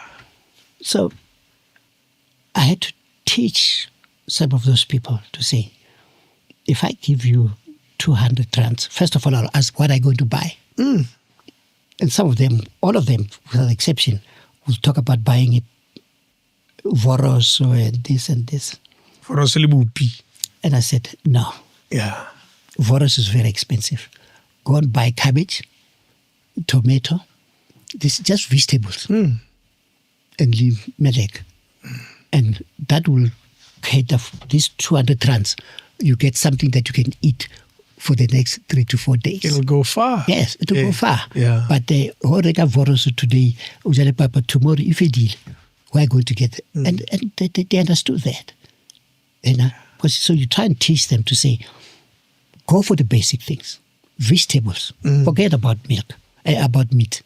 Meat, yes. It's okay, add it the next Sunday or a day. Hey, we want it on our plate. Yeah, no, but it's not the most important thing. I said, if you can have milk, to have vegetables, tomato, cabbage, spinach, and these 200 grams I'm giving you will cover. Yes. I can imagine it as a medical doctor, you're treating someone that you can tell is hungry. You would naturally have to go beyond medical help and come up with a social solution to the problem. That's why you would end up giving them money to go buy food. Oh, yes. we were, and you could see that this there were some who will take chances. Of course, there's always someone. But, you can read through that. You can see it will happen once, second time, you say, there's a problem here. I'm not going to play this trick. But a hungry person is a hungry person. Yeah. He cannot lie to you. No, not at all. And one morning, for the past 2 days. Sure. Or some of them, they are even shaking. Has diabetes become a problem over the years? It is. How rife is it from your observation? I may not give you the stats. Yeah. But it's quite secondary. The adult type diabetes, it's so much. And all depends on our weight, the food that we eat, you understand, over a long period of time. And we're not eating the balanced diet as we're supposed to. Yeah. You understand? And I've seen people who would, actually in my practice, I put it at a standard. If you can show, even if you're not diagnosed as diabetes, you reach a certain age, I do put some of my patients on a diabetic medication. The simplest one, which is metformin. Just take one a day. Yes. It will help you a long way. And they do. You're applying a preventative measure. Yes.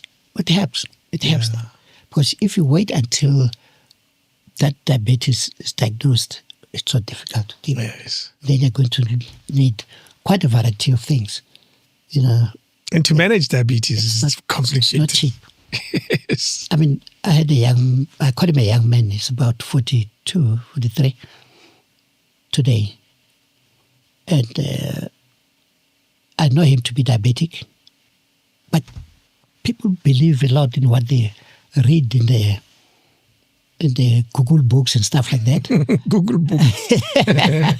Call them Google books. Yeah. You even give them some weight. We said a book. and the first, the symptoms that he gave me today, I documented them. He can't walk from here to the gate without feeling the pain in the muscle. Oh, no. And obviously, I just said, maybe it's got what we call intermittent education, which is the blood vessels that close up when you start moving, so you end up without oxygen in your muscles. Yes. But I'm saying to myself, I know this boy. When did he start? And he's got some very clear pains in the body. Okay. Amongst other things. So I said, man, let me check. Well, I said, what have you been taking? It diverted from what I was giving him over the many years. Yes. It went into something that is been advertised in the Google space. The Google books. And I said to him, you should have given me to come here with these things so that I can see. But I can tell you from the symptoms that you have today, it's because these things are not actually treating your diabetes. And you think they are? Yeah. And then I said, do you have a glucometer? I said, yes. I said, what does it read? I said, it reads 12, 13. I said, no, it's too high. And we checked him in my consulting room. It's sitting at 24. Sure. It's too high. Yes. Too high. Sure. And I said, okay, fine, don't panic. I'll put you on treatment, my kind of treatment that I gave you before. Proper treatment. medical doctor treatment. Yes. And I said, just for a week. And let's see if these symptoms still persist. Just today. Sure. So we wait to hear. Yeah, no, he's coming back. The wife called me. I said, these things, you can use them, but find out from us first. And they do say, you may need to consult your medical doctor first before you take these things. And I said, no, I can't. So in my mind, I had to put a query diagnosis of intermittent claudication. But it's a very lousy condition, that one. Yeah. Do you understand? But I removed it from my initial diagnosis. Yeah. But let me see what happens. Because diabetes affects the blood vessels. Yeah. And if you leave the sugar to go that high, then you're inviting trouble. Let me see, because I think it's a dietitian's question, this one. However, I'll ask you anyway. There must be a source of the diabetes crisis in South Africa that we can point at and say, there's our problem.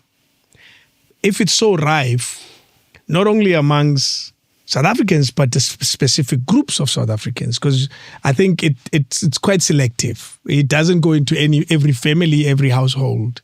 Do we have those demographic analysis of diabetes? You're likely to find it from this group and these people, this male or female. What is our understanding of diabetes as we sit today? And again, I know that I'm asking some statistical questions. I'm not hoping for statistical answers, but just your generic observation of some of the patients that come and go in your practice. I mean, obviously, if you're going to treat an Asian patient, it's so rife, diabetes, hypertension. Wow. And if you look at what kills the Asian people, it's something that has to do with cardiovascular system. Okay. Including diabetes. It's there. Once they reach a certain stage, definitely they have it. Whew. Black people? Diabetes? Yes. And black people, it's obviously most of the time related to the kind of diet that we have. Yes. You understand? What is it? The papaya rona. It's to stop the sucrose that is there. It's so... I know it's nice to eat pap, yes, but it doesn't provide you with the energy that can build your body. It ends up being stored, and then you put a load on your liver and the pancreas. Then you start sending a lot of glucose, of insulin rather. Yes. Yeah, so you end up with big problems. We eat that thing. We love it. Yeah, we love it. We could eat it for breakfast as motogo. We eat it for lunch as part of our meal go chisanyama, more letrogo. And we eat it for dinner as well. And we can fit it in the middle of these meals as well. Yeah. We enjoy it. Look, I didn't want to use the word chisanyama because that's business for some other people. Yeah. You understand? Yes. Eating too much red meat and fatty meat. Yeah. And one thing that people don't realize is that, and I see it happening all the time when people are driving on the freeway, you stop at the filling station, there's a shop there, you buy a packet of biltong. Go to where they are making biltong. It's biltong. You'll change your mind. No, not necessarily. But that thing, what have you done to the piece of meat? Because that piece of meat is probably as big as this. You use methods to desiccate it, to dry it up. Of course. It loses vapor until That's small. That's I'm a biltong eater, so keep going. it's you're looking at a dried up meat, which if you add water and you give it time, can swell. So the energy that is in that piece is still there. You understand? But also you get it in a concentrated form. Yeah. So the only thing that you need to do is just to add water in your after eating it. It comes back.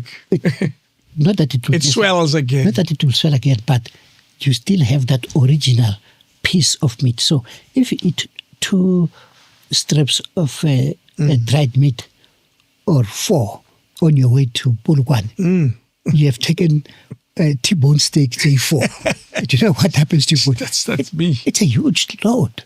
Let me justify my position because this is pointed directly at me. I eat biltong not because I like meat. I eat biltong because it helps me stay up when I drive because of the activity. So I need to find another activity. It's the activity, the chewing. It keeps me going. So you're saying I'm having more meat than I need. Of course. So, I mean, surely I've seen people, even my boys sometimes when we were driving together, hey, Pap, let's buy some biltong. And I said, boys, this is going to kill you. And it comes in bulk when you buy it at a butcher. Yes. And I explained to them, you see, this steak is just as good as eating a T-bone steak or steak at the restaurant. How many pieces do you eat when you're at the restaurant? Yeah. Okay. Do you understand? And that's a load that you're putting into your body. Yeah. So what happens? Ultimately, if the trip is long enough, in hours and distance, that immediately tells your pancreas that you've got a huge load of these proteins and sugar. Please send us some chemicals to try and emulsify it and break it down, which is obviously insulin. And the insulin in its great numbers in your body does one thing, which is called, I told you in the beginning, there is the irresistible urge to sleep. Yes. You feel tired. Yeah. And you start yawning. You don't understand why you start yawning. It's because of that amount that you have in your body. Yeah. The insulin was just there to try and help in the digestion. But it's called narcolepsy. You can't resist that urge to sleep. And you start yawning. From there, over quiet.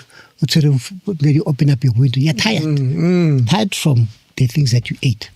Do you think there's enough nutrition education in our system, whether at school, at young school level? Do you think there's enough of that? And also maybe we need it at adult school level. We should see it more on our TVs. What do you observe? Very little. The thing is, we've got very few dietitians. And people basically, unless if they have a problem, they don't visit dietitians. We don't consider them in our medical solutions. When I have a patient who's got diabetes or high cholesterol, I always try to say, can I book you an appointment? We've got a dietitian. Okay, doctor, I'll tell you. Do You understand? Because we think we can solve it. Like, just tell me what to eat. Yeah. I mean, a person with diabetes definitely needs help. You understand? Person with high cholesterol, they need help. So they can decide what proteins to take, which ones are easy to digest, and stuff like that. Yeah. You know, and we as doctors who may not be able to give you all the answers. No. You understand? Others will ask us, do I need to eat an orange? When do I eat an orange? It's too superficial to the dietitian. Yeah. Because you admit as a doctor not knowing everything regarding this dietary issues. Go to a specialist. Yes. Huh. Because we think you have solutions to our problem. Yeah, no, it can't be. It can't be. We need those dietitians. Yeah. And they help us a lot. And we attend some of the meetings that they invite us. We call it the CPD meetings, where we have different specialties coming to give us. And just to say, listen, please give this to your patients. You have worked as a GP, right, for many, many years. The role of a GP in society is well understood. However, it's also equally misunderstood by those who are saying, I don't know, their opinions are stronger, who are saying, but this is easy medicine. Am I correct in saying that? Yes, other people think that way, but you're like a general dealer. Yes. You provide a good foundation for our patients. They have to have a fair knowledge of everything. Everything. Yeah. And you have to keep on updating yourself. The lectures are given freely, or if you want to branch into something else, you can and foray it. But you have to have that foundation. Yeah. And because things change all the time.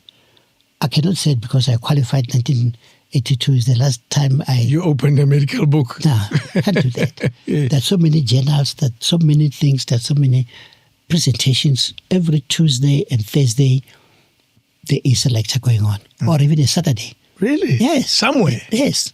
Wow. And it's free, by the way. For doctors? Yes. So there's this new thing, this is what's happening now.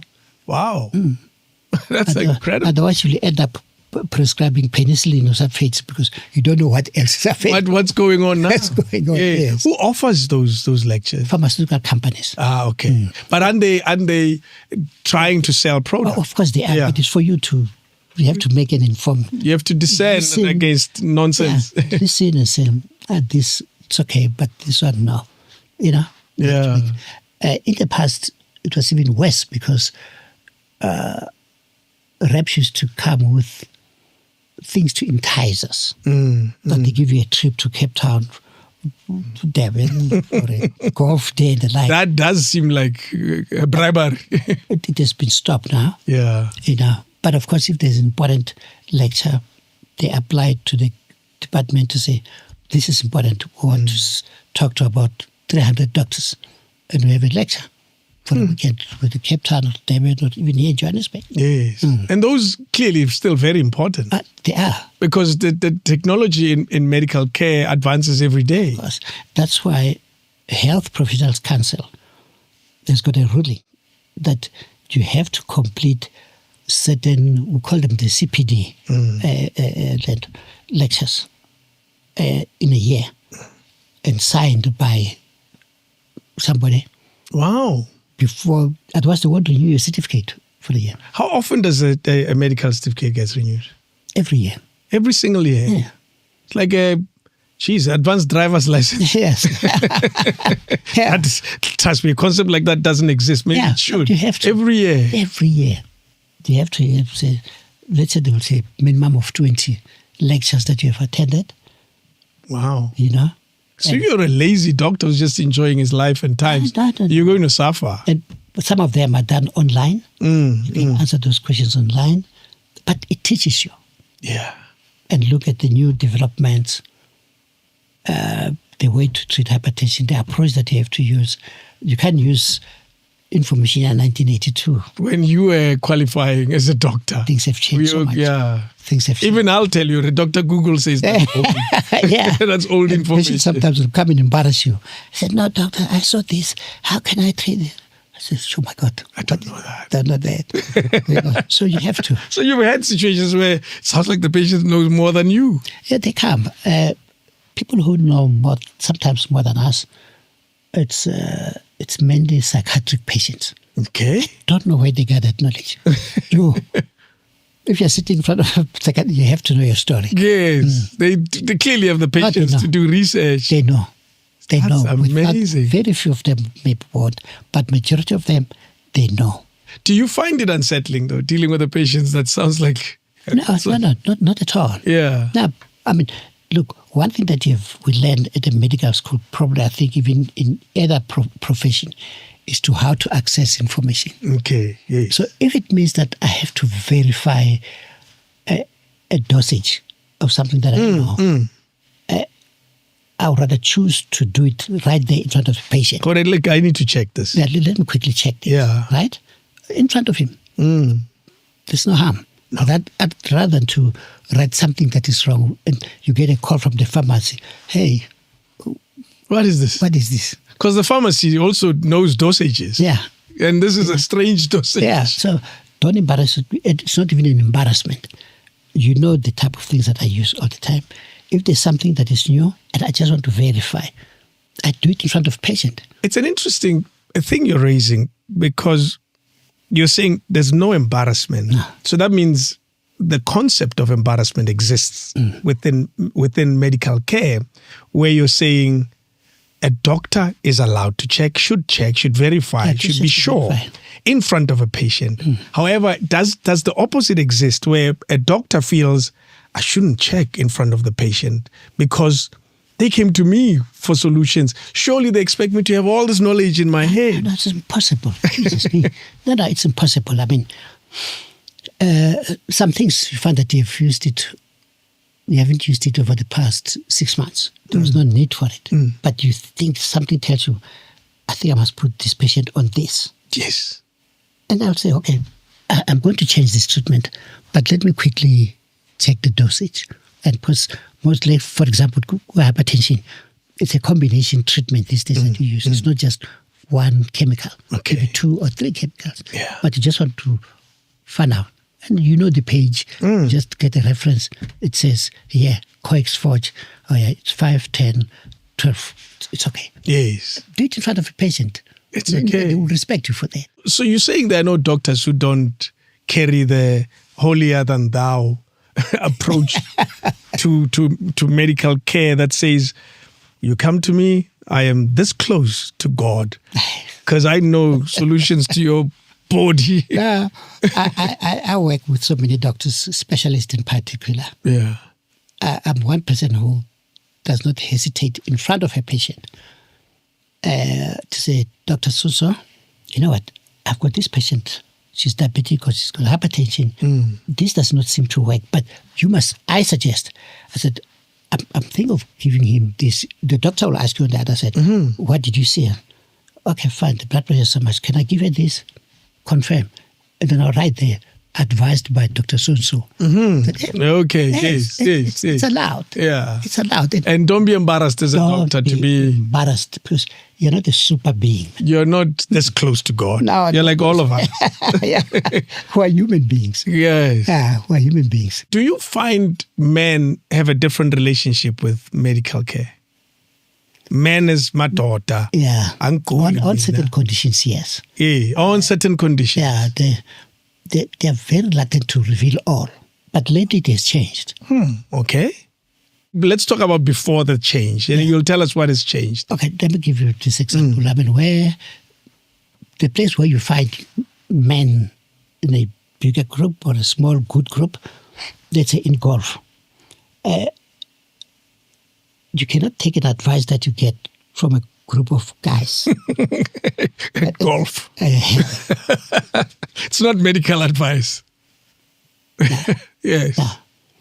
Okay, I happen to belong to quite a few groupings, and I always warn them. I said, listen, when I'm here to enjoy myself, relax, unless if it's critical. Yes. You can talk to me about you. You have to collapse for me to attend to you. No. And I say, please come to my office, but I hear your point. But sometimes men wait until it's too late. Oh, no. They wait until it's too late. Yeah. What could be informing that wait, that decision? It's just it's a man's thing. Yeah. I mean, when I used to talk about HIV, if you tell a woman today, 12 o'clock, and I give her the result, I said, listen, ma'am, you're HIV positive. If she's got a partner, before sunset, she will have informed The partner. Yeah. The opposite is not true. Man. You tell a guy today, sometimes it goes up to about 6 months before you can tell the partner. Mm.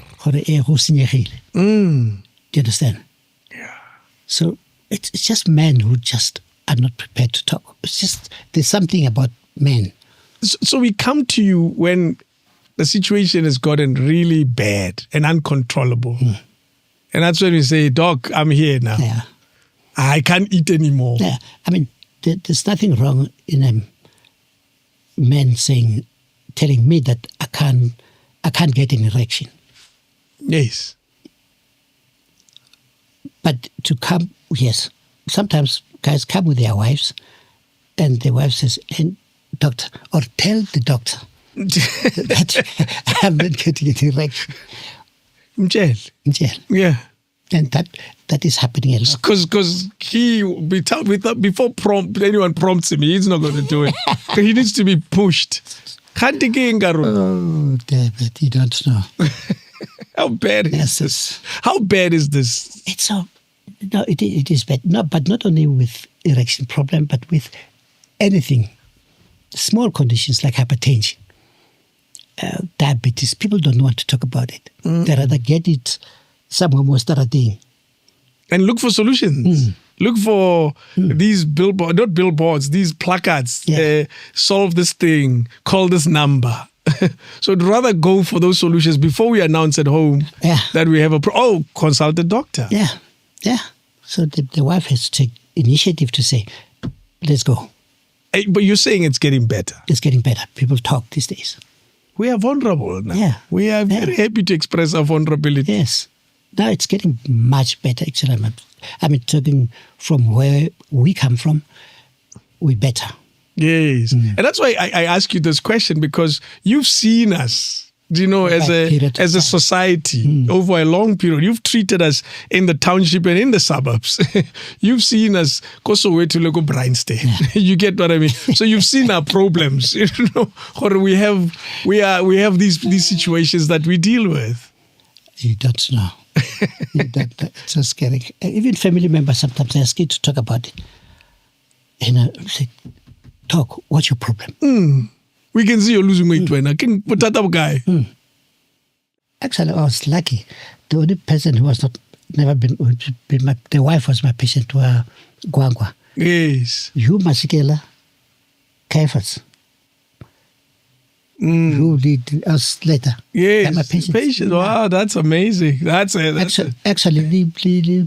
us Miriam. Since she came back from exile, she was a patient. That's a long time. That's why when she died, I go Italy. I was the first person to Bamufonelang. They had to call the official doctor. Yes. And when she came back, I had to go to the airport to certify. I had to cut that metal coffin and take out the thumb and sign the papers that went back to Italy. Received. High. What a tough job, eh? I did. And I think you also you were friendly with Bob Mabena. Oh yes. Bob was like my brother. It was the same thing. Yes. Yeah. So brother, then it translates to patient. That's a tough job. I actually admitted him. More Pine Haven Hospital. Sure. And in the afternoon later, it was not even that. I was playing golf about 12. I get this crazy call. I could not believe it. The call that told you that he's no longer with us? He was getting discharged. And was happy. He picked up his boy, LJ. Said, I'm going home. Dad, I'm going home. ba kena koloing ha kena ko ke fela ke moya babla my first day and tried to go back to the hospital. You've tried to return back. What? It must have been what we call pulmonary embolism. What is that? Pulmonary embolism, you have clots. Particularly if you've been lying in bed for a long time, you have clots. They'll come from the legs. And when they dislodge with movement. Yeah. And it goes through the vein, through the waist. Because it's traveling, obviously. Yeah, inferior vena cava, into the heart. And then it leaves the heart, goes to the lung. It closes the, what called the pulmonary. It's like someone just... I can't breathe. That's why I was complaining about the... Being unable to breathe. Wow. But and you fought. You died like a log. You fought like I remember the first time I lost a patient. I was still at George Mukari in the maternity ward. She had just delivered. She had a Caesar. And then, some patients don't want to wake up. 2, 3, 4 days. And she had Nalum, big woman, So she's on a drip. Or go, sister, kupa your toilet. But okay, she walked down. Now there's a nurses, what we call it, nurses bay. You see where the nurses are. Yes, that little counter. Wafita so. Oh yeah, toilet. She just went, and I was in the ward. I was beating with another patient. But the doctor went, I knew it was pulmonary. You can't resuscitate. You can't resuscitate. 2 things that you cannot resuscitate. Pulmonary embolism and a rupture of the aorta. A rupture of the aorta is like a tank or a tank meat. A besta. Yes. The aorta can rupture like that. What? So all that water, all that blood. Inside of you. I saw that it happened in front of me, my patient. One guy, he drove himself to the clinic, and he walked. So from the parking to the front door of the clinic, he's stepping on. It's a lot of a steep hill. So the security was struck less. So they quickly went to him. But we are guy, Dr. Mhinga. And in my office, he looked at me like this. I said, Dr. Mhinga. Oh no! God, you have seen the word. Without hesitation, I told the sister was there. I said, "This is a ruptured aorta. We can't do anything. There's no resuscitation." You see, and he was a dark person. You see the color changing to like a chalk. So it means there's no blood in the blood vessel. White. Yes, on the spot. The doctor next door, he comes because the sister called him. I feel as a David, forget it. This is a ruptured aorta. Nothing we can do. There's nothing. You can put 100 drips, you'll never be able to treat them. How does that happen? Now we're all worried about this ruptured aorta. Usually, there must be an element of hypertension. There must be high cholesterol. Those fat tissues get into the blood vessel, including the aorta, because the aorta is a blood vessel. And so it undermines the ability of the aorta to respond to the pressure that comes from the heart. So instead of extending, it just ruptures. That's hectic. On the spot. Boom. Yes. How common is that? That is very common. Actually, I saw it again this week in one of the social medias. One of the guys, I don't know whether was a friend of a Trump, Palekimana. The Americans are quick to release the postmortem. By Monday, there came a statement called it's a ruptured aorta. It is. Sure. because he just collapsed. You speak of hypertension, but that's a common problem, isn't it? And isn't it also associated to lifestyle? Of course. What is it that we're eating that's causing this thing? Now this sounds like a consultation. Excuse, I can't help it. What are we eating that's causing hypertension? Most of it is genetic. That's nothing you can do is draw. But that's why in our teaching or consultation, we write these notes down on the chronic column. Okay. David, you are this old. In your family, is there a chronic condition in your family? 100%. But let's be honest. Pause there. It's possible I don't know. You realize that? Most people don't. Because, one, we don't have conversations. Two, we don't know medical conditions. We don't know what this is. Mama walwala. It's as far as it goes. Mama wheelie. It's as far as it goes. So it's possible I don't know. Yeah. And my ability to answer that question is very compromised. Yeah. So say, okay, do you remember them going to the clinic every month just to make it easy? Yeah, now time I go clinicing. Where are the tablets? At least you can trace. But next time when you come here, can you bring those tablets so that I can see? Yeah. You know, but these days, some of them, they even have records that you can look at. Because if you don't do that, you're going to miss out a lot. Or did your father have cancer? What was it? Was it prostate? Was it lungs? Was it brain? Let's jot it down. So when I Colon, do, so that when I do the investigation, that's where I'm going to start. Yeah. I mean, I remember when I was in Soweto, there was this family. It was basically known, Nabatsoko Dube. Adults by that family, they never go beyond 60. 6 years. That's crazy. But I felt like about 55, 60, gone. It was known. That's scary. So one of his sons came. And then I said to him, I know your family. Your uncle, your father, Mang, Batlokofit. Can you tell me what age? 60 years. Sure. I said, daughter, stand up. Let's check you. Hypertension. You have to do the whole thing. So we started documenting. I said, if you don't want to follow that route, let's find out about your Let's break the cycle. Yeah, you're still 39. Let's do it. This and time. found that it was starting. Hypertension was starting. And the guy is still okay now. He's now close on 70. Listen to that. Yeah. You've looked after a lot of families. You've looked up. And I play golf with him. Yes. You've looked after a lot of people.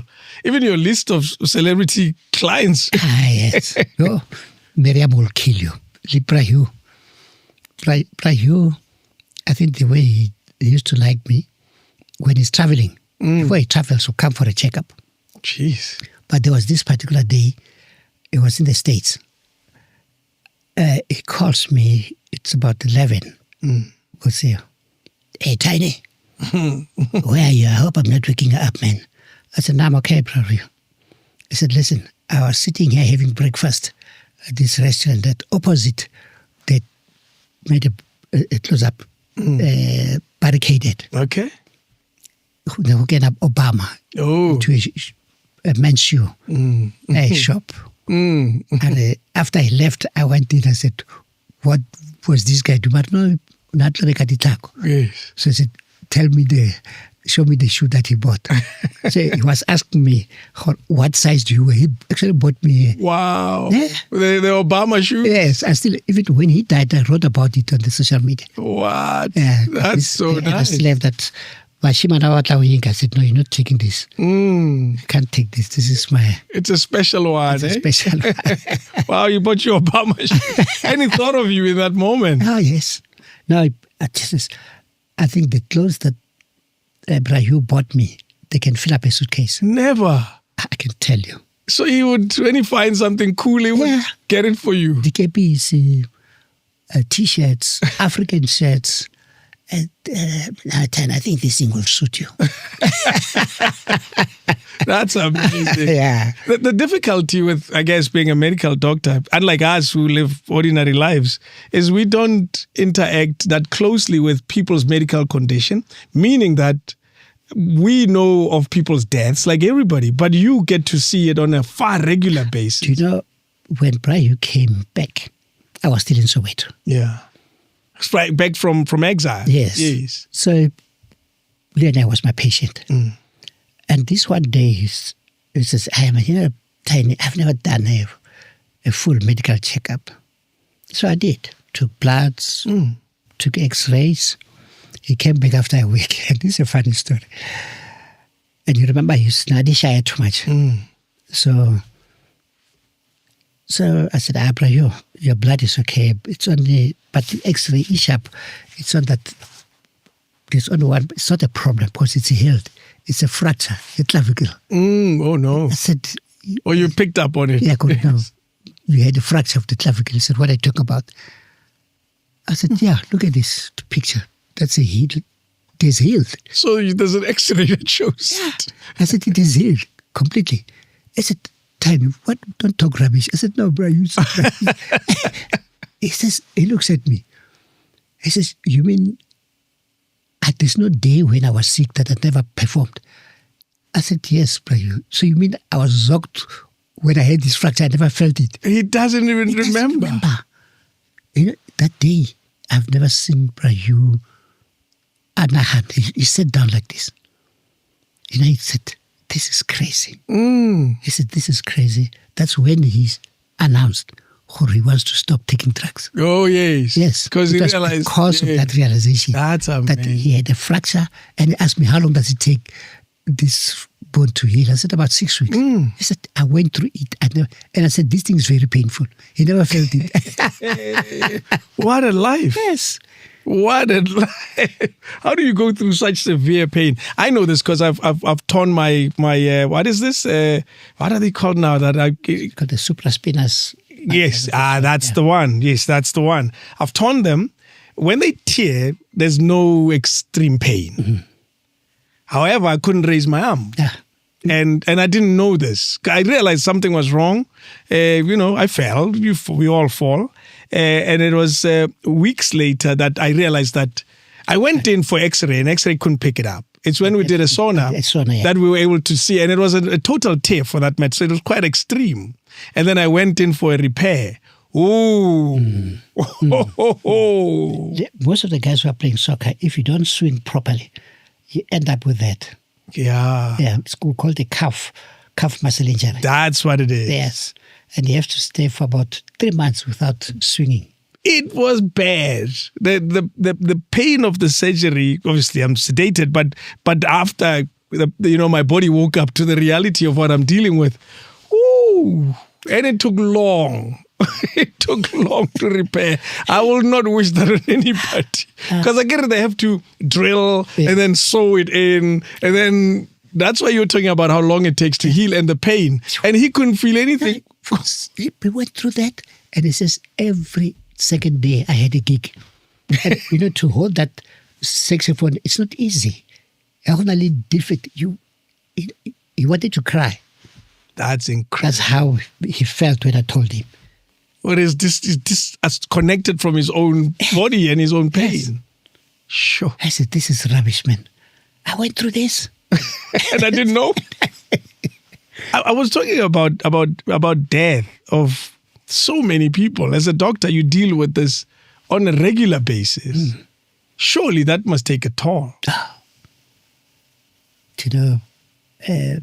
I mean, even when he passed, I think the day he passed, they called me at the hospital. I went. He died from Netcane, Yeah. It lost a lot of weight. Shit, he was just a small parcel like this. Oh, my heart was so sore. Sure. My heart was so sore. Yeah. The OR, when he passed, they woke me up at about 2 o'clock in the morning. We had to stand there and taking his last breath. Hospital, Milpark. So they could tell that... No, it was. Yeah. So they called. I had to go there. 2 o'clock in the morning. And it's when they realized that what we're dealing with is beyond us now. We have to call the doctor that will probably declare this. And to have your signature on so many of these certificates, Dr. Mhinga, surely that must be a complicated life experience. No, but the Rutwana lead. Oh, yes. Was such a gentleman. Yeah. Lazarus Nix. Yeah. Shows the type of leadership, eh? Oh, yes. Those people were something else, yeah. Yeah, they were leaders at core. What was it about? Go ahead, you wanted to complete a thought, yeah? This thing, yeah, Specula Samandela. Yes, You that's asked true. me about it. Yes. You know, here I am. It's on a Wednesday. I'm working. Yeah. In the morning, about 10. I get this call. Those days, it was still a table. Landline, yes. So I pick it up. And then it says, "Hey, Tiny." So you always think it's your friend who's trying to mimic Mandela. Oh, so it was Tiny. So I even thought it was Brajiji. Oh. So I said, Brajiji, that's rubbish. And then he says, "No, it's me." So when he said, "It's me," I could hear again. I dropped the phone. I'm scared. I'm shaking. You get a call from Madiba, you put the phone down. He calls for the second time. I says, "No, don't worry, Tiny. It's me, man." So I don't even know how to answer him. And out of respect, I'm alone in the office. I stood up. I spoke to him on my feet. I could not talk to him. I actually stood up. I said, "Oh, I'm so sorry." He said, "No, I understand. I understand." So, probably knows how people react. so he says, I want you to come for lunch at 12:30. Okay. Come to my house. And he's not asking me. No, of course. It's Madiba. He can't ask you. He's telling you. I just said yes. But I was shaking.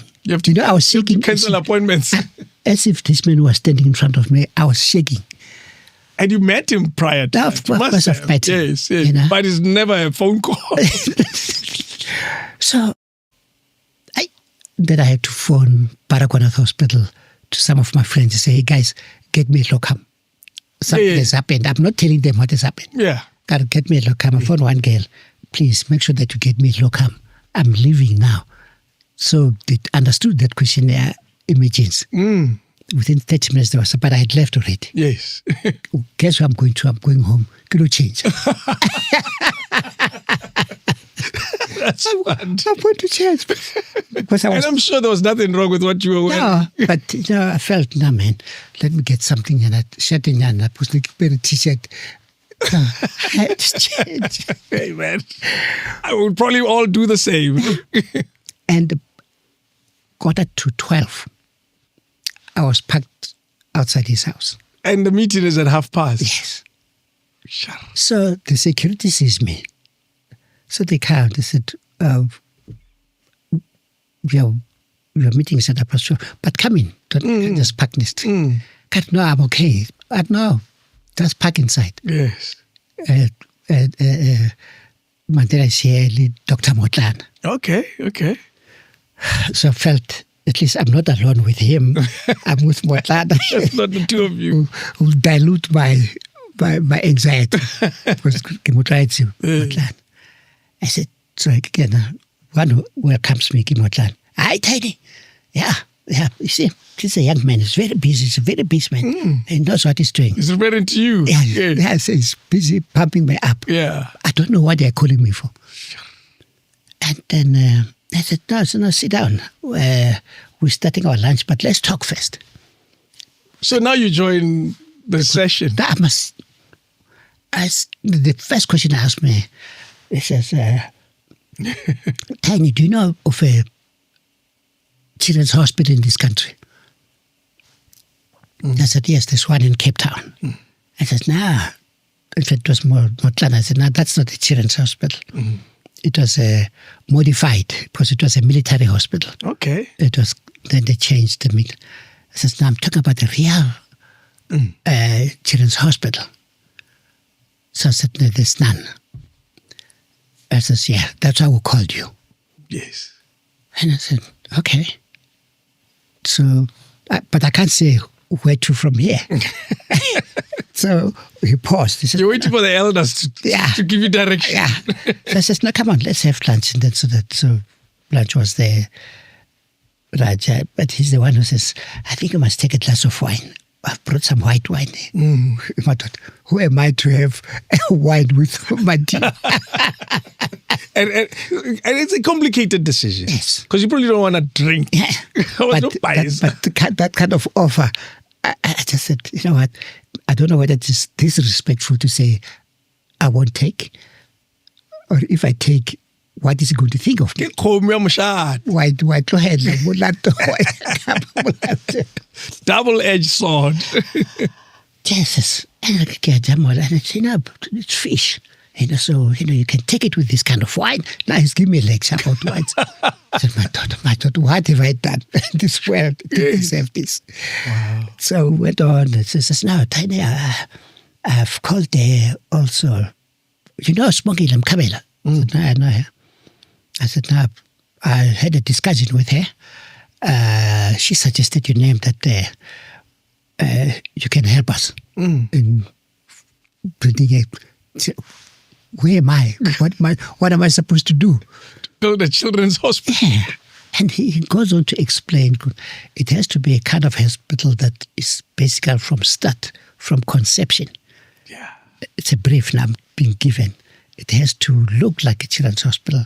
They win everything. Experience. The children, when they come there, they are standing on the admission desk. They must be able to see the person. They can't even see. Yes. So I understood it. And of course, I've read about a few of them, particularly in the States. All these top golfers and sport people, they have. Yes. So I've got an idea now. I says, yeah, that's why we wanted you to come here. Sure. So you're going to work together with Tato. Motana. Yes. And it says, yes, Tiny, I'm old. You are going to lead this. Who's saying that? Tato. Yes. Yeah, so we need your energy.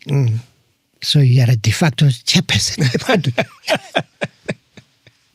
Yeah, no. Yeah, no, he's ex officio. He's just the overseer. Yeah, and anything that you want, I'll be there to help you. Wow. But you're going to oversee this. Sure.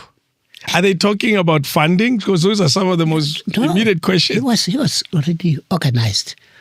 So he says, I'm going to phone you again because we've got some donation already for you to travel to France. Okay. It's sponsored by the French government. You have to visit a few hospitals, children's hospitals, so we can have an understanding. But I'll give you a few people that you can go with. So this man is not asking me whether I want to go there. He's not asking your schedule, your practice, how you're going to make a living. So this is a national call-up. Your call for Bafana with no pay. You just have to be there. So we're just finalizing. So please give us a copy of your passport. You can't say, sorry, I'm busy. You can't. So, but we'll tell you when, but probably within the next month or 3 weeks, we'll have finished.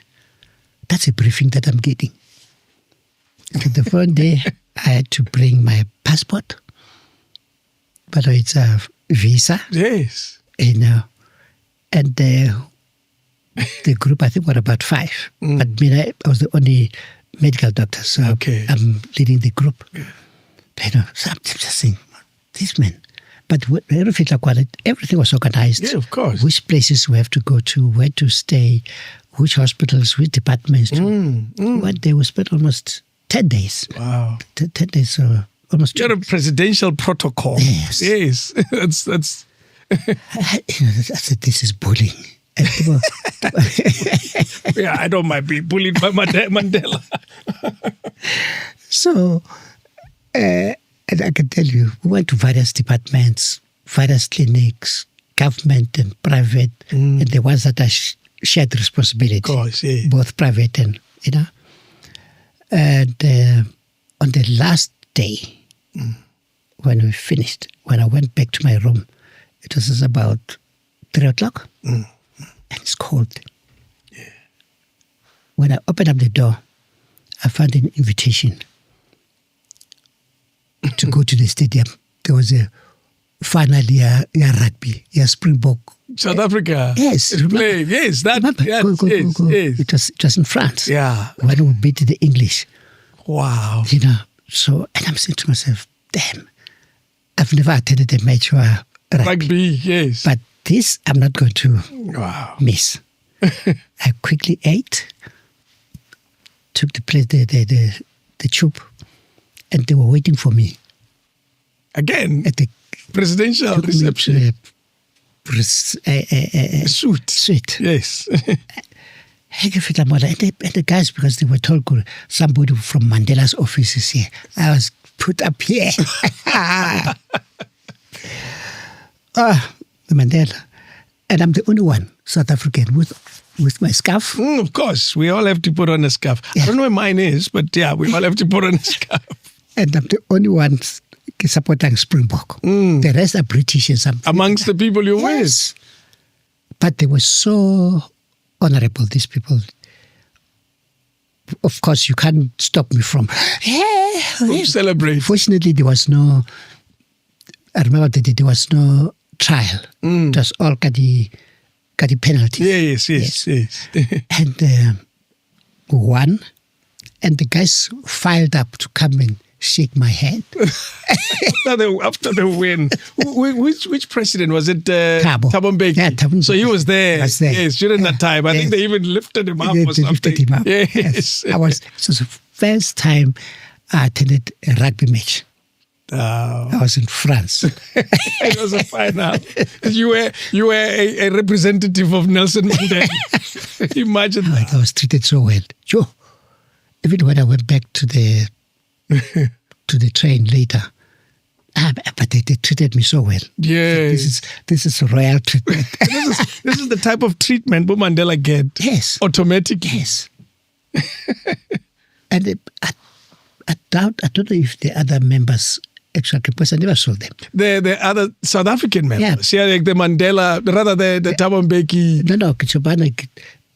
Oh, yes. Come on. You don't even know if they were invited or not. Yes. Did you meet other South Africans though? At the suit? At the game at all? No. Nothing? No. You were just this I was just sandwiched by these guys. and you beat them. That was an experience and a half. Amazing, eh? Yeah. Did the process, obviously, we now know years later that the hospital was built. Yeah. Still there, it exists. I know a number of people who've been there for medical care, who took their children there, and who got the best service. Did the goal be achieved from your perspective and the brief you were given? No, I think it did. I mean, if you see that hospital, the architecture is beautiful. I've been there, yeah. Yeah. I mean, everything, all the departments, and we were hoping, which I don't know if we managed to do it in a short space of time. If, let's say, you had the money you donate, 10 million, we'll give you, for a period of about 10 years or so, your name. So the ward would be called David. Wow, look at that. Yeah, that's how we used to market this. Yeah. For Oprah and the like. So many people donated. It was a lot. But the only brief that he gave us when we were doing this raising funds was to say he doesn't want blood money. When there's corruption in the country, we're not going to accept. If you come with a dodgy tender and you're donating. And I remember, because I was called by the daughter of President Angola. What was her name? I was supposed to meet her in Cape Town. So I briefed the group. Emphatic, no. Don't even go there. Wow. So you announced that I have this meeting. Yeah. It has to do with the hospital. Yes. And they said, now. Yo. Somebody else, what's this country? In Central Africa. I was supposed to go there and represent his and get some money. I said, nah. Don't. But the funny one was, you see those guys at the Muslim empire that is there in the Midrand? Yes. It's on the other side of the highway, next to a Discam. Yes. They invited us. So when they were there, so we thought they wanted to give us money. We went. When we arrived there, but those guys are typical of them. Before the lunch, they give you gifts. Jeez. Rolexes. What? Bags. But we were told from the beginning, don't accept gifts. It can derail you. So we followed that. But we allowed them to say this and this. You can take this when you leave. So we said, no, we won't take until we get away from Mandela. Nice. Okay, so we declined. And but those guys, they didn't want to give us money. Remember, they were still putting up that big project. That structure. And they said that they consulted with their principals. Because at the time we hadn't put up anything. They said, we can give you one building that is almost nearing completion to be the children's hospital. But did you know what it means for them, that kind of image?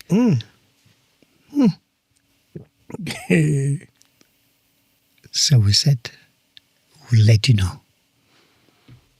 And we now know that we thought we didn't even want to give Mandela a headache. We took a decision that we're not going to accept that.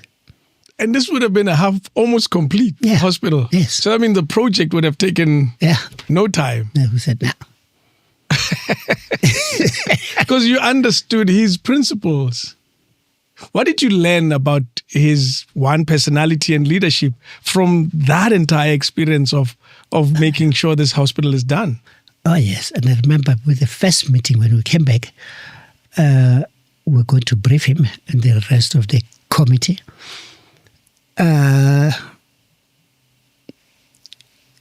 He came out from his office, says, okay, let's meet next week Wednesday, 7:30 in winter. So we started looking at each other like this.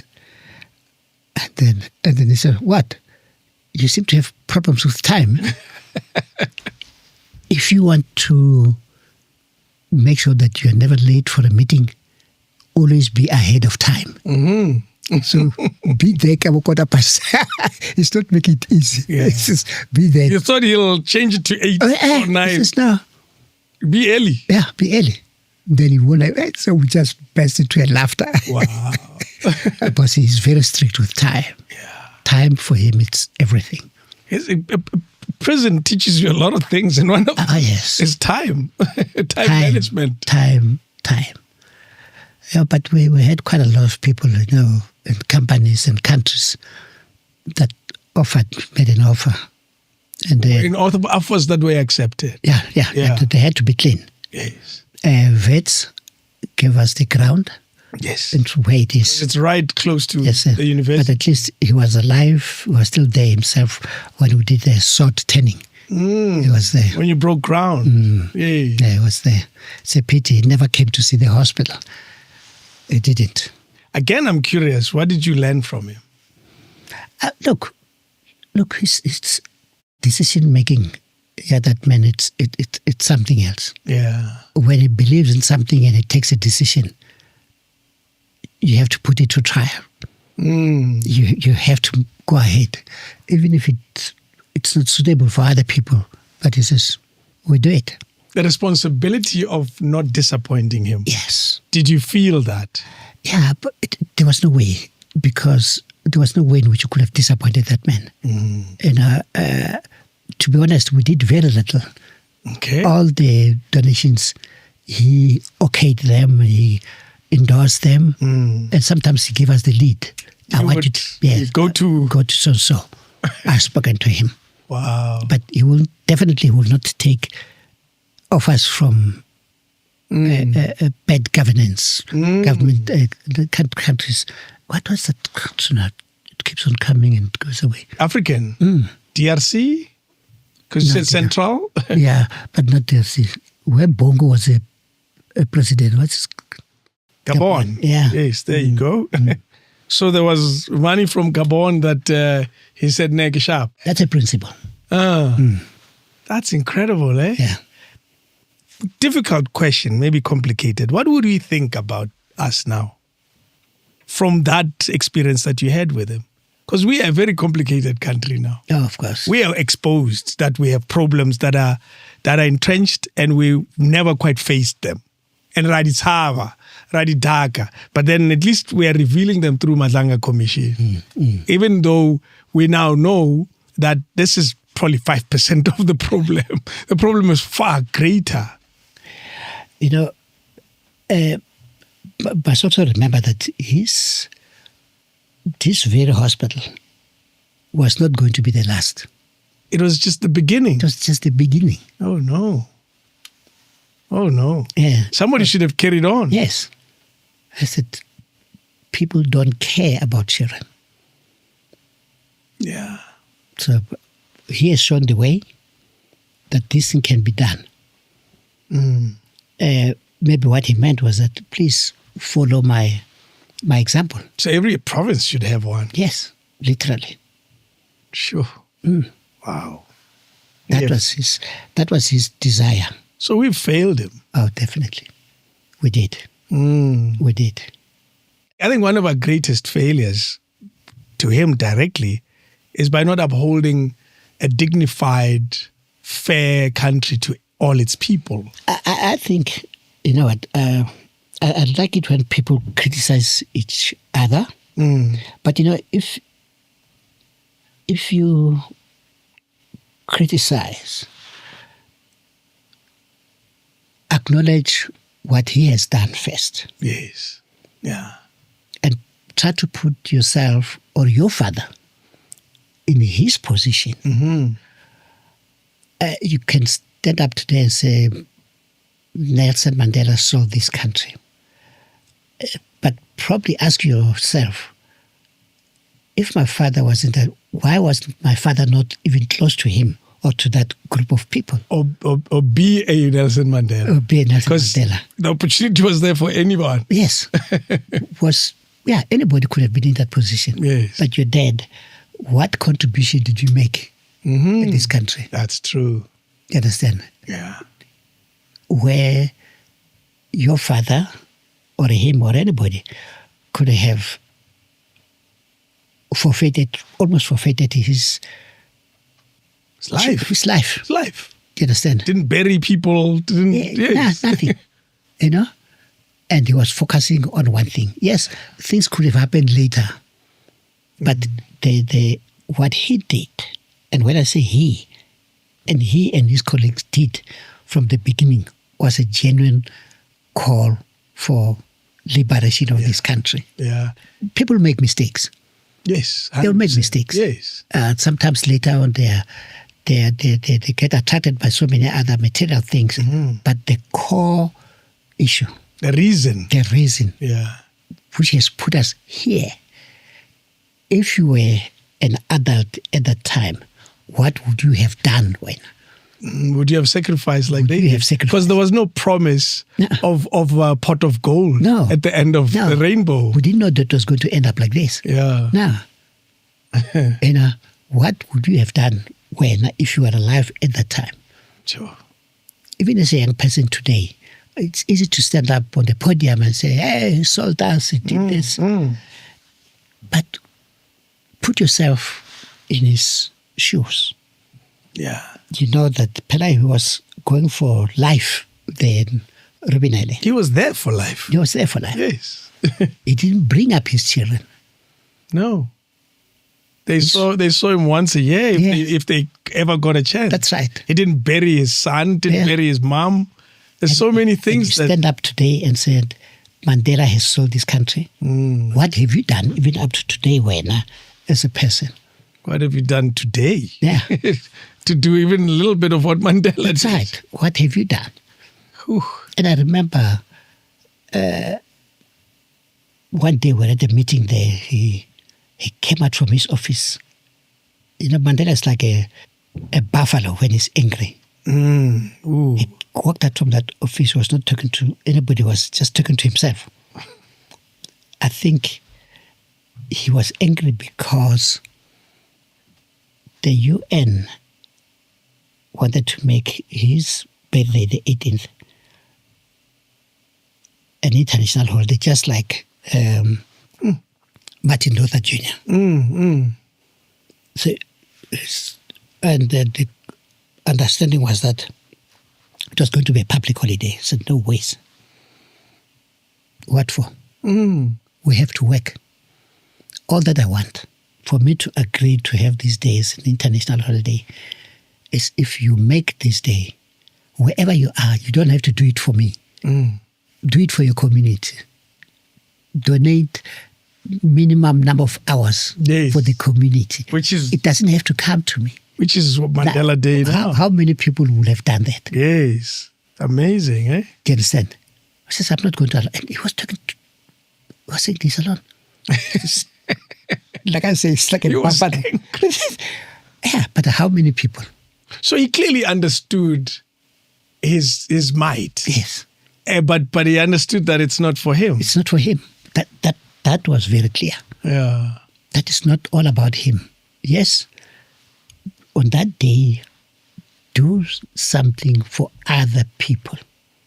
Yes. Minimum of how many hours? Maybe 6 hours? 7, 6 or something like that. Yes. But I think we've done well to keep that going. Yeah. Yes. But you understand, if you go back to what he was thinking, and you compare him to anybody who wanted international fame, that have got an international holiday under my name. Oh, man. Yeah.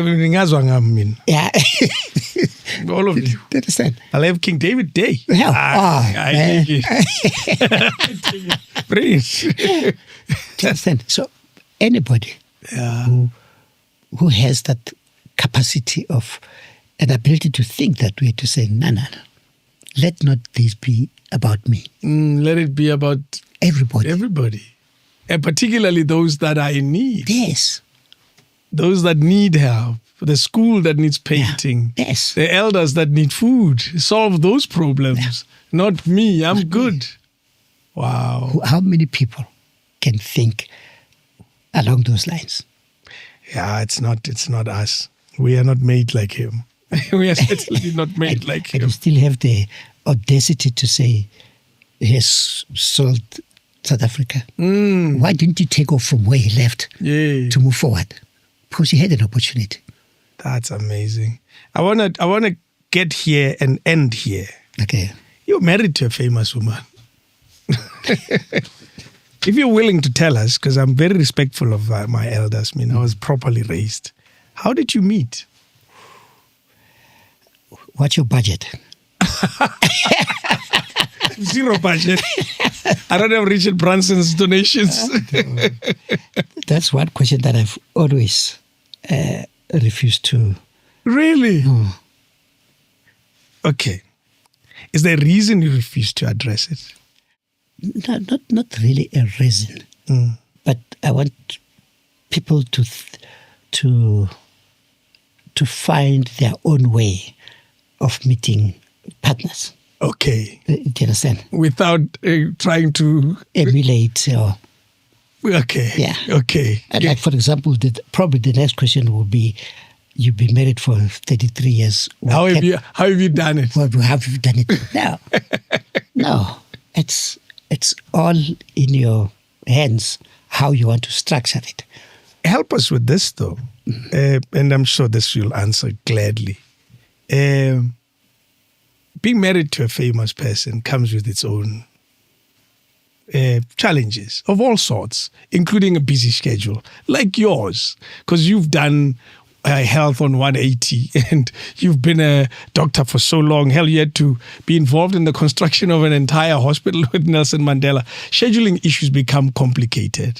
Have you guys navigated this well? Because you still seem like you are properly well together as a couple. The famous couple, the power couple as it's called in media circles. Look, and I'll tell you something. You can go and check it in the books. Not that I'll recite it to you ad verbatim. But, you have to give people space. And that's what I believe in. Do you understand? Give each other space as a couple. Yes, you have to give each other space. And I've said it, that there's no permission. I don't have a permission book in my house where she'll come and say, "Hey, Tiny, I'm supposed to go to Mozambique. Can I go?" No. No. Are you invited to Mozambique? Yes. Fine. Go. That's it. Yes. Because it's all about trust. Do you understand? She just came back day before yesterday. She was in Geneva for almost 10 days. This month she traveled twice. It was first in France, back in Geneva. It doesn't tire me. So many years later. Yeah, you can't. I'm not going to stand there and try and control her movements. People will hate you for that. True. And not only hate you and blame you. I could have done this, you did this and the like. I would be here and look at me now because of you. Yes. I don't want to carry that burden. Yeah. Do you understand? And I'm sure if you are observant, I don't necessarily make many appearances with her. But just by understanding, listen, this is for you. I'm going to the American Embassy. They've invited you. If you want to go, you can go. If I have the time, I'll go. Okay. But I tried by all means, and I'll stay at home. And watch TV, not get involved. No. Do you understand? It should be that simple. And, you must have read a book by Khalil Gibran, I'm sure. And you came across where they talk about love, they talk about marriage. Though they say you were born together, which is rubbish, you were not born together. But they talk about a tree, two trees. Yeah. For them to grow and blossom, none should grow under the shadow of another tree. You'll stunt it. It'll struggle to grow. It needs its own sun. Yes, it needs its own sun.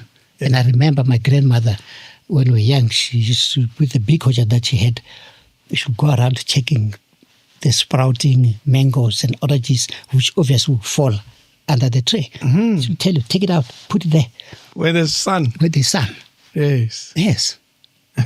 And the other thing that he said is that if you take a relationship like not a church, what do you call this big church structure? You call there's a name for it. He said it's supported by pillars. But if those two pillars stand at one point, it will collapse. Yes. The other pillar must hold there, the other one must support here to maintain the balance. So you don't want to get into the space of another person. No. A common phrase comes across when you speak about marriage as a concept, a simplicity. What does it mean to you in that context? Simplicity. Yeah. And that's it. For me, I keep it as simple as I can. I don't want to complicate my life. I don't want to complicate her life. I don't want her to feel bad when she has got work to do. Like if I've got work to do, it's me. I'm able to say to her, I'm going to Cape Town this weekend. It's just information. You don't want to feel bad as well. No. Yeah. No. Do you understand? And for me, it's easier that way. Yeah. Do you understand? And sometimes she wants to go with her son or with her daughter. It's not my business. I keep it there. But you do realize that a lot of people would, I guess that's the trust issue that comes in. A lot of people will find it uneasy to be comfortable with your wife going to Geneva for 10 days. And you're saying you've always been this way. Yeah. I even when your younger days as a couple. I did that, yeah, no. I did that even when, of course, in the beginning, she will ask me, hey, then I'm going to Kenya. Are you able to come with me? I've never said to her, I want to go. Yeah. No. Boyfriend's out swinging. And she says, are you able to come with me? I said, okay, how many days? 5 days. Okay, fine, I'll come. That you support somebody until they grow, they know their business, but I never interfered with what she was doing. Not at all. Yes. Yeah. And you've maintained it, that style of that approach. Yeah. And that's why I say simplicity, or things must be easy. Yes. If they are hard, then you're failing at this thing. No, I wouldn't. I'll feel very, very bad for it. And, like simple things like, I come from that village, my village. There's no formula as to how we should visit the old people at home, or there's a funeral. Even with my kids, I do the same thing. I'll tell her, listen, small mango tlokofetse. And she'll probably say, sure, and I'm booked somewhere. I said, fine. Even with my boys, if they are busy, and I always tell them, if you're busy, don't change your schedule. No. And you know what my belief about the funerals. We've discussed that at great length. Yes. Don't invest too much in the burial of people. The moment is happened. Yeah. Their lives matter more than their death. If one of us is there, fine. Oh, I've got a big boy. My boys are big. If they want to go and represent the family, if I can't go there, they go. It's fine. Yeah. And no one will turn around and say, wow, Sadla. Mhinga didn't come. You're looking forward to one me chaka. They remember me. So I've said, listen, if you have something to do it. Yes. I'll stand in for you. Yeah. Period. That's the simplicity part again. It comes across.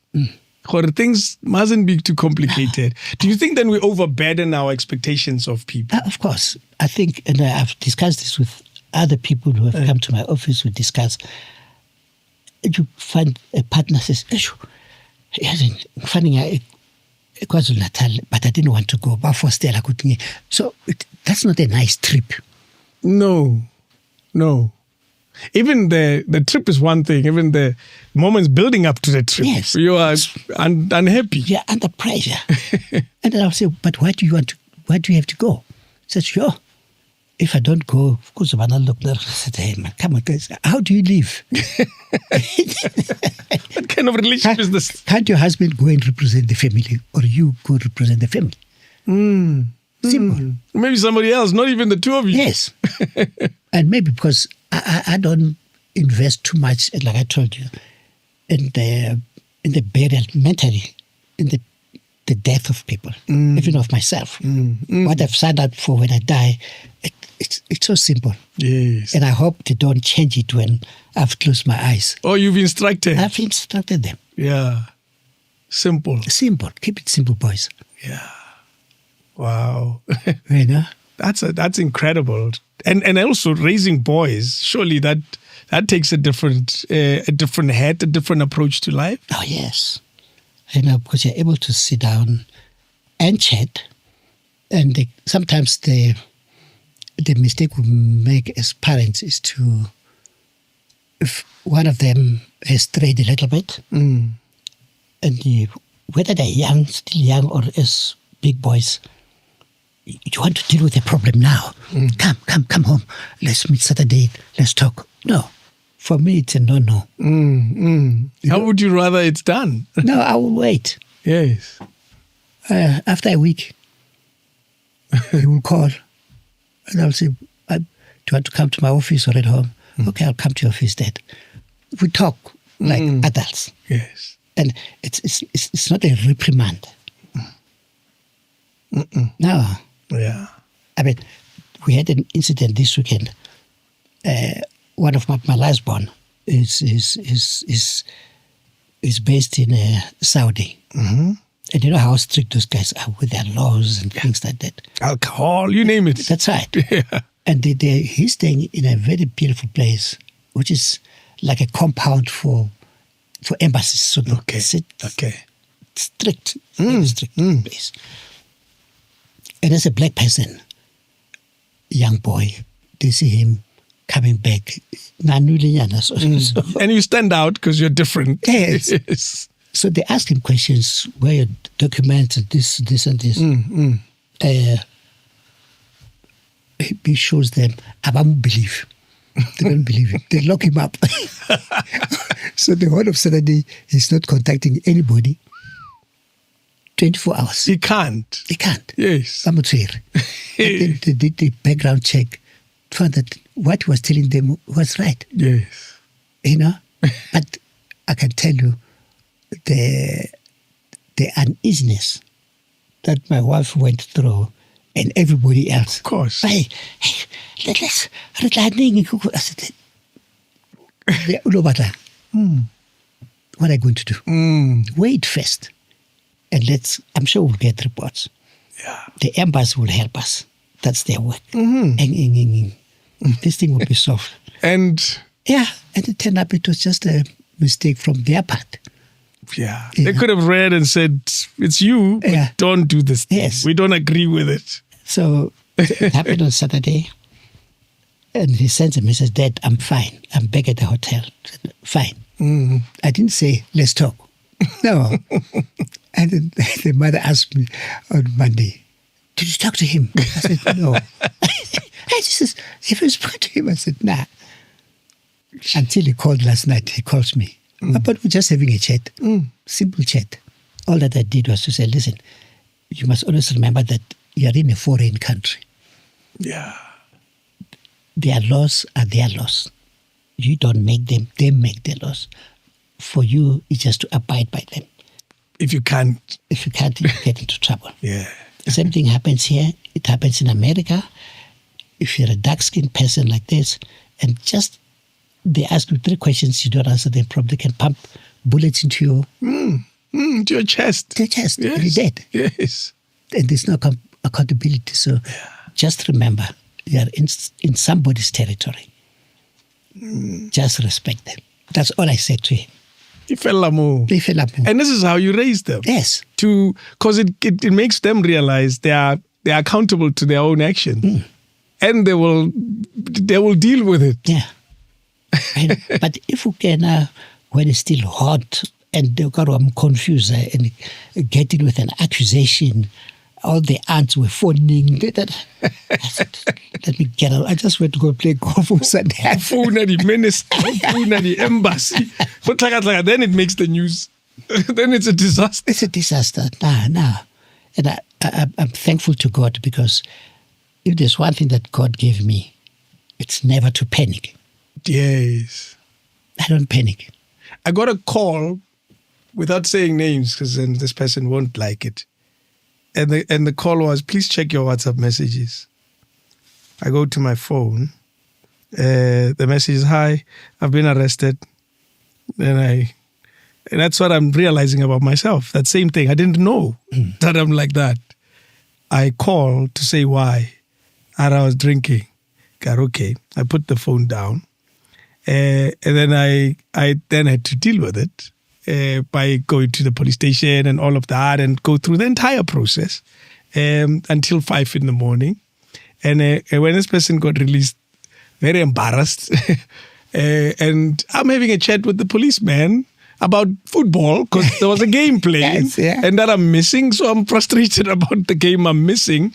And then I'm so sorry. Hey, I'm apologizing. It's too early in the morning. Let's go sleep. And till today, I haven't addressed it because I think this person is an adult and that experience was horrible. and they know never to do it again. Yeah. That is the experience, I think. Now I do that too often. I've got boys, if they've made a mistake, let me do what I'm doing. Yes. Yeah. Wow. I don't panic, and I don't want to get everybody to panic. I'm realizing that. Yeah. But I've been doing this for a long time. Forever. Remember when I was still working in the hospital? He'll go casualty. And I do this even when I'm in practice. I remember the one Sunday I was at casualty, George Mkari. And then, the porters picked up a patient from the ambulance. Hey, what? Coopies. Yeah. But so I said, put him next door. And I could get the copy again. I said, I'm still busy with this one. Doctor, she's bleeding. I said, just wait. Yeah. And it happened good while I was one of the matrons. That's why. It's a Sunday afternoon, so everybody was to look like. So I finished with this patient, and then I go around and say, what's the problem? As she's lying on the bed, and she goes, I said, I'll close the curtain. I said to the matron, your daughter is delivering. They were not aware. The mother collapsed. What? She was delivering. They were not even aware. They were not even aware. She wasn't the pregnancy showing? Hey, this girl's taking too much on. So I just said, matron, your daughter is in labor. She's in good age. Don't want. Boo. Is in labor. She's in labor. And I delivered that baby there at casualty. Because it's now an urgent matter. Probably where I will panic if somebody comes with a stab heart, of course I have to jump up. True. Or a tomahawk in the brain. Chest pain always gets doctors never. Yes. Ordinarily, I'm not there. And the thing is, if you panic as a doctor, you're sending a wrong message. That's true. Even to the accompanying people. Medical staff and family. But here, who's serious? And in fact, that is a small thing. Like that, it's just a plain delivery. It's a bundle of joy coming to the world. So we had to deal with the mother now. She's shocked. She's shocked. Oh boy. What a mess. So Bamonka matron into the staff room. She could not believe. So I went there. I said, matron, I'm sorry. At all that I said, these things happen. We didn't know. Yeah. Do you still enjoy doctoring, being a medical doctor? The answer is yes, and I'll tell you why. Yeah. When we started, you spoke about a call. Yes. If you do something because it's your calling, you enjoy it. No one forced me to be a doctor. Yes. And I was doing it for a reason. Because honestly, I wanted to help. First of all, I wanted to understand myself. After that, I wanted to help other people. And this desire to help other people hasn't stopped. Do you understand? And because it hasn't stopped, because I still have the same energy that I had when I started, I feel it would be an insult if I were to say to God, I'm stopping here. Because society says you're too old. Sometimes they say that. Yes. And why is I retired? I said, do you want me dead? I asked them. And I still enjoy it. And I still think I've got place. Some people, sometimes I tease my patients. I say, hey, you won't see me here after August. I go, what? I said, but no, you can't. I just tease them. Do you understand? So, because for me, I still believe it was a calling. Yeah. Because I always ask myself, why did I survive this infection in the world? I can tell you now, since I left that hospital prematurely, yes, 72 years ago, I've never been admitted in a hospital. I have read that. I said this premature baby doesn't fall sick. Yeah, I never do. I would tell them, I said, guys, maybe the day I get sick, small things, I'll collapse and die. Yeah. You know? Yeah, we wait for that day. It's not here. The machine still works. So you'll keep going to work. I said, if I was put here by our maker, which I strongly believe so, he will take me out. Yes. He will tell me when to stop. That's amazing. Because society says you're no longer young. Yeah. You're in your 70s. What are you still doing waking up in the morning to go to work? Yes. It's not about money. Your Prof Mokokong. Yes. Still works, by the way. Yes. Yes. Still works. And he loves it. And he's much older. He's by 25 years or so. Imagine that. No, not that bad, but yes. Yeah. He still goes to work. Yes. That's amazing. He was telling me that I do the rounds at LSAD and I see these old people and I'm still working. It's fun. I've never felt like Guy Forstale. No. No. That's special. You know? Do you still put in the same energy and time and that's amazing. Yes. So very little has changed. No, very little. Right from the time I started, even now, it's not a struggle for me to wake up. And go to work. I go to work. You have a diary full of patients. Yes. That's amazing. I am blown away. I wish that I work until the machine just stops. I'm like Bo Al Giro, who passed on stage with your boots on. Yeah, Bob Miriam. Exactly. Yes. You know? And I think, Rona, because of the way we've abused our funds, sometimes we even throw the best that God has given us in certain people. We say, stop right here. And yet, still have so much. You are at your best. Yes. And they say, go home and rest. Yes. Yeah, we didn't think this thing through. No. It's because I speak to a lot of people who are not young. I pick this up quite a bit that we retire people too early. Yeah. It's a very strange thing. And they say we're making space for young people. But then we shouldn't be making space for young people by removing the wisdom and the institutional memory of these older ones. They are so useful to the young ones. And then we want, when they arrive, that space to be void. And then we put in a young one who knows very little about what they're doing.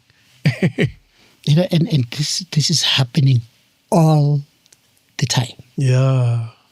People expect you to be, why don't you just stay at home?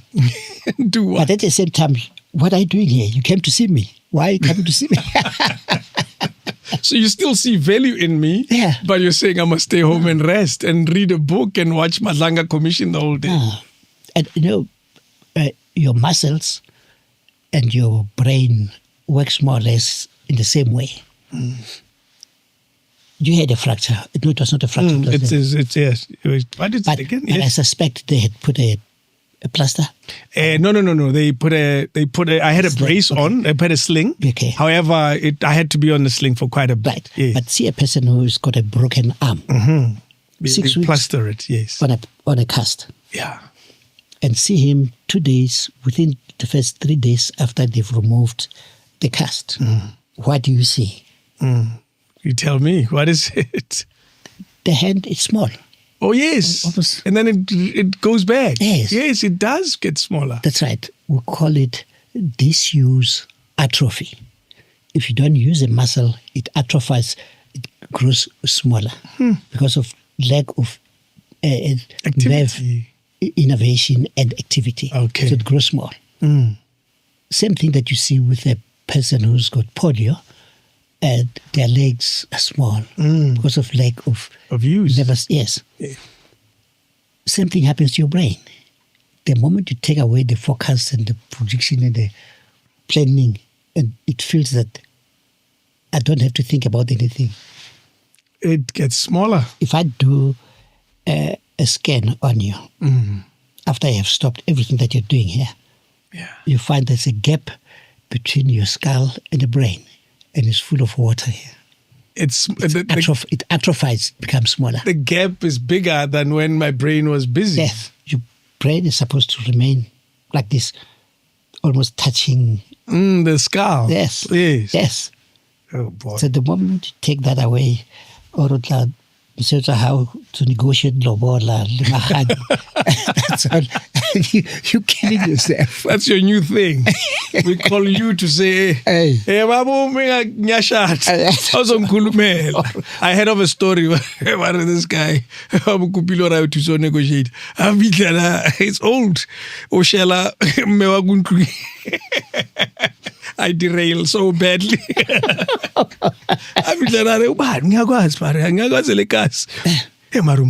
He's old. You see, I guess it's the brain. That's the brain. The brain has gotten smaller. You're not using it. So atrophy sets in. What do you wish for South Africa as we conclude? What do you wish for this beautiful country of ours with amazing potential, but again, it atrophies. What is it? Our brain? Atrophy. Our brain is getting smaller. Yeah. Look, I wish South Africa could. Look, we've never been in this situation before. I wish we could solve this issue of the so-called migrants properly. And I think this is one thing that is going to put our country in such a shame. Yes, it was because of the porous borders, but we saw it. And we didn't act. When it was starting. Yeah, yes. we saw it. Yeah. And we didn't do it. So we can put probably the blame on the government that we should have done it early enough. But people from outside, they realize, once you figure, you're fine. No worry. Don't worry. And you pay someone, you'll be fine. I mean, one of my cousins, it's an ambassador in one of the countries in Africa, which was talking about another country which is so many of their people here, close to 3 million are here. Yeah. Now, if you're a Minister of Health, how do you cater for that number of people? That's true. If you go to the hospital, as I'm talking to you now, it's not a lie. More than 50% of the people that are there, undocumented people from all over our country, or outside all of our over country. Africa, yes. You understand? But who must pay for them? Yo. Do you understand? But also, if you go to the private clinics today, you'll find a lot of foreigners, those who've got the money. Of course. Occupy about more than 30%. So there is business that they're bringing to the country. And you can look at it from what we call it's like a medical tourism. Yes, Yes, 100%. If your family is coming here for one of the members is coming for an operation, it's the whole family that comes in. But they have to be accommodated in the hotels, in the lodges, and everywhere. Yeah. So they contribute a lot. So we have to do this thing and maintain a certain balance. Do you understand? And my only hope is that when we started with this problem, we should have gone to the AU and register our concern. Do you understand? Let every country that has got its people here understand our frustration. True. You understand? And not judge us for being frustrated. Yes. It is this thing which would have been done more than 10 years ago. Go to the AU and say, guys, we're having a problem. This is our situation. What can you do to help? We realize we've got so many people are coming there to stay there, to work there, but they're not covered for medical and many other coverage that they That's right, need. the schooling and everything. What can you do to help? Yeah. So that we can cater for our people? Because from the medical point of view, we don't want to discriminate. Anyone who gets sick should be treated in a public hospital. True. I'm 100%. But with the little resources that we have, it's going to be very difficult. Yeah. Do you understand? We have to share bread, but bread is already so small. Imagine you just finished your training and the first one in the family, you just finished your training and you're planning to get married, children.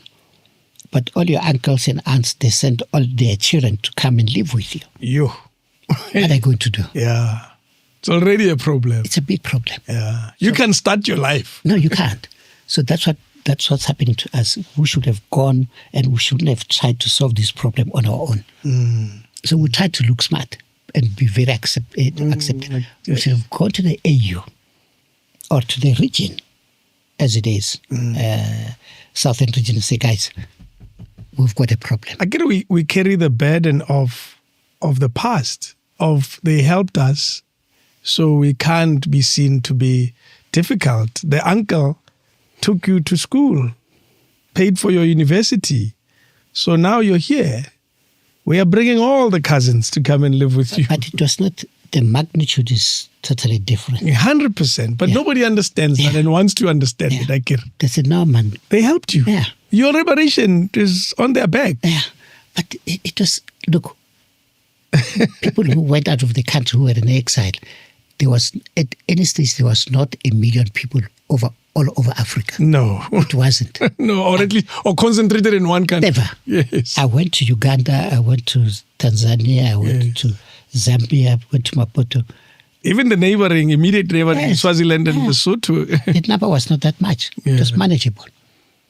But they helped you. You have to be nice. So now you can't push millions and millions of people into this new country, which is still trying to find itself. You understand? It becomes a big challenge. It has its own problems. It can't afford its own livelihood. Yeah. And that's a problem. We love people. That's a problem. It's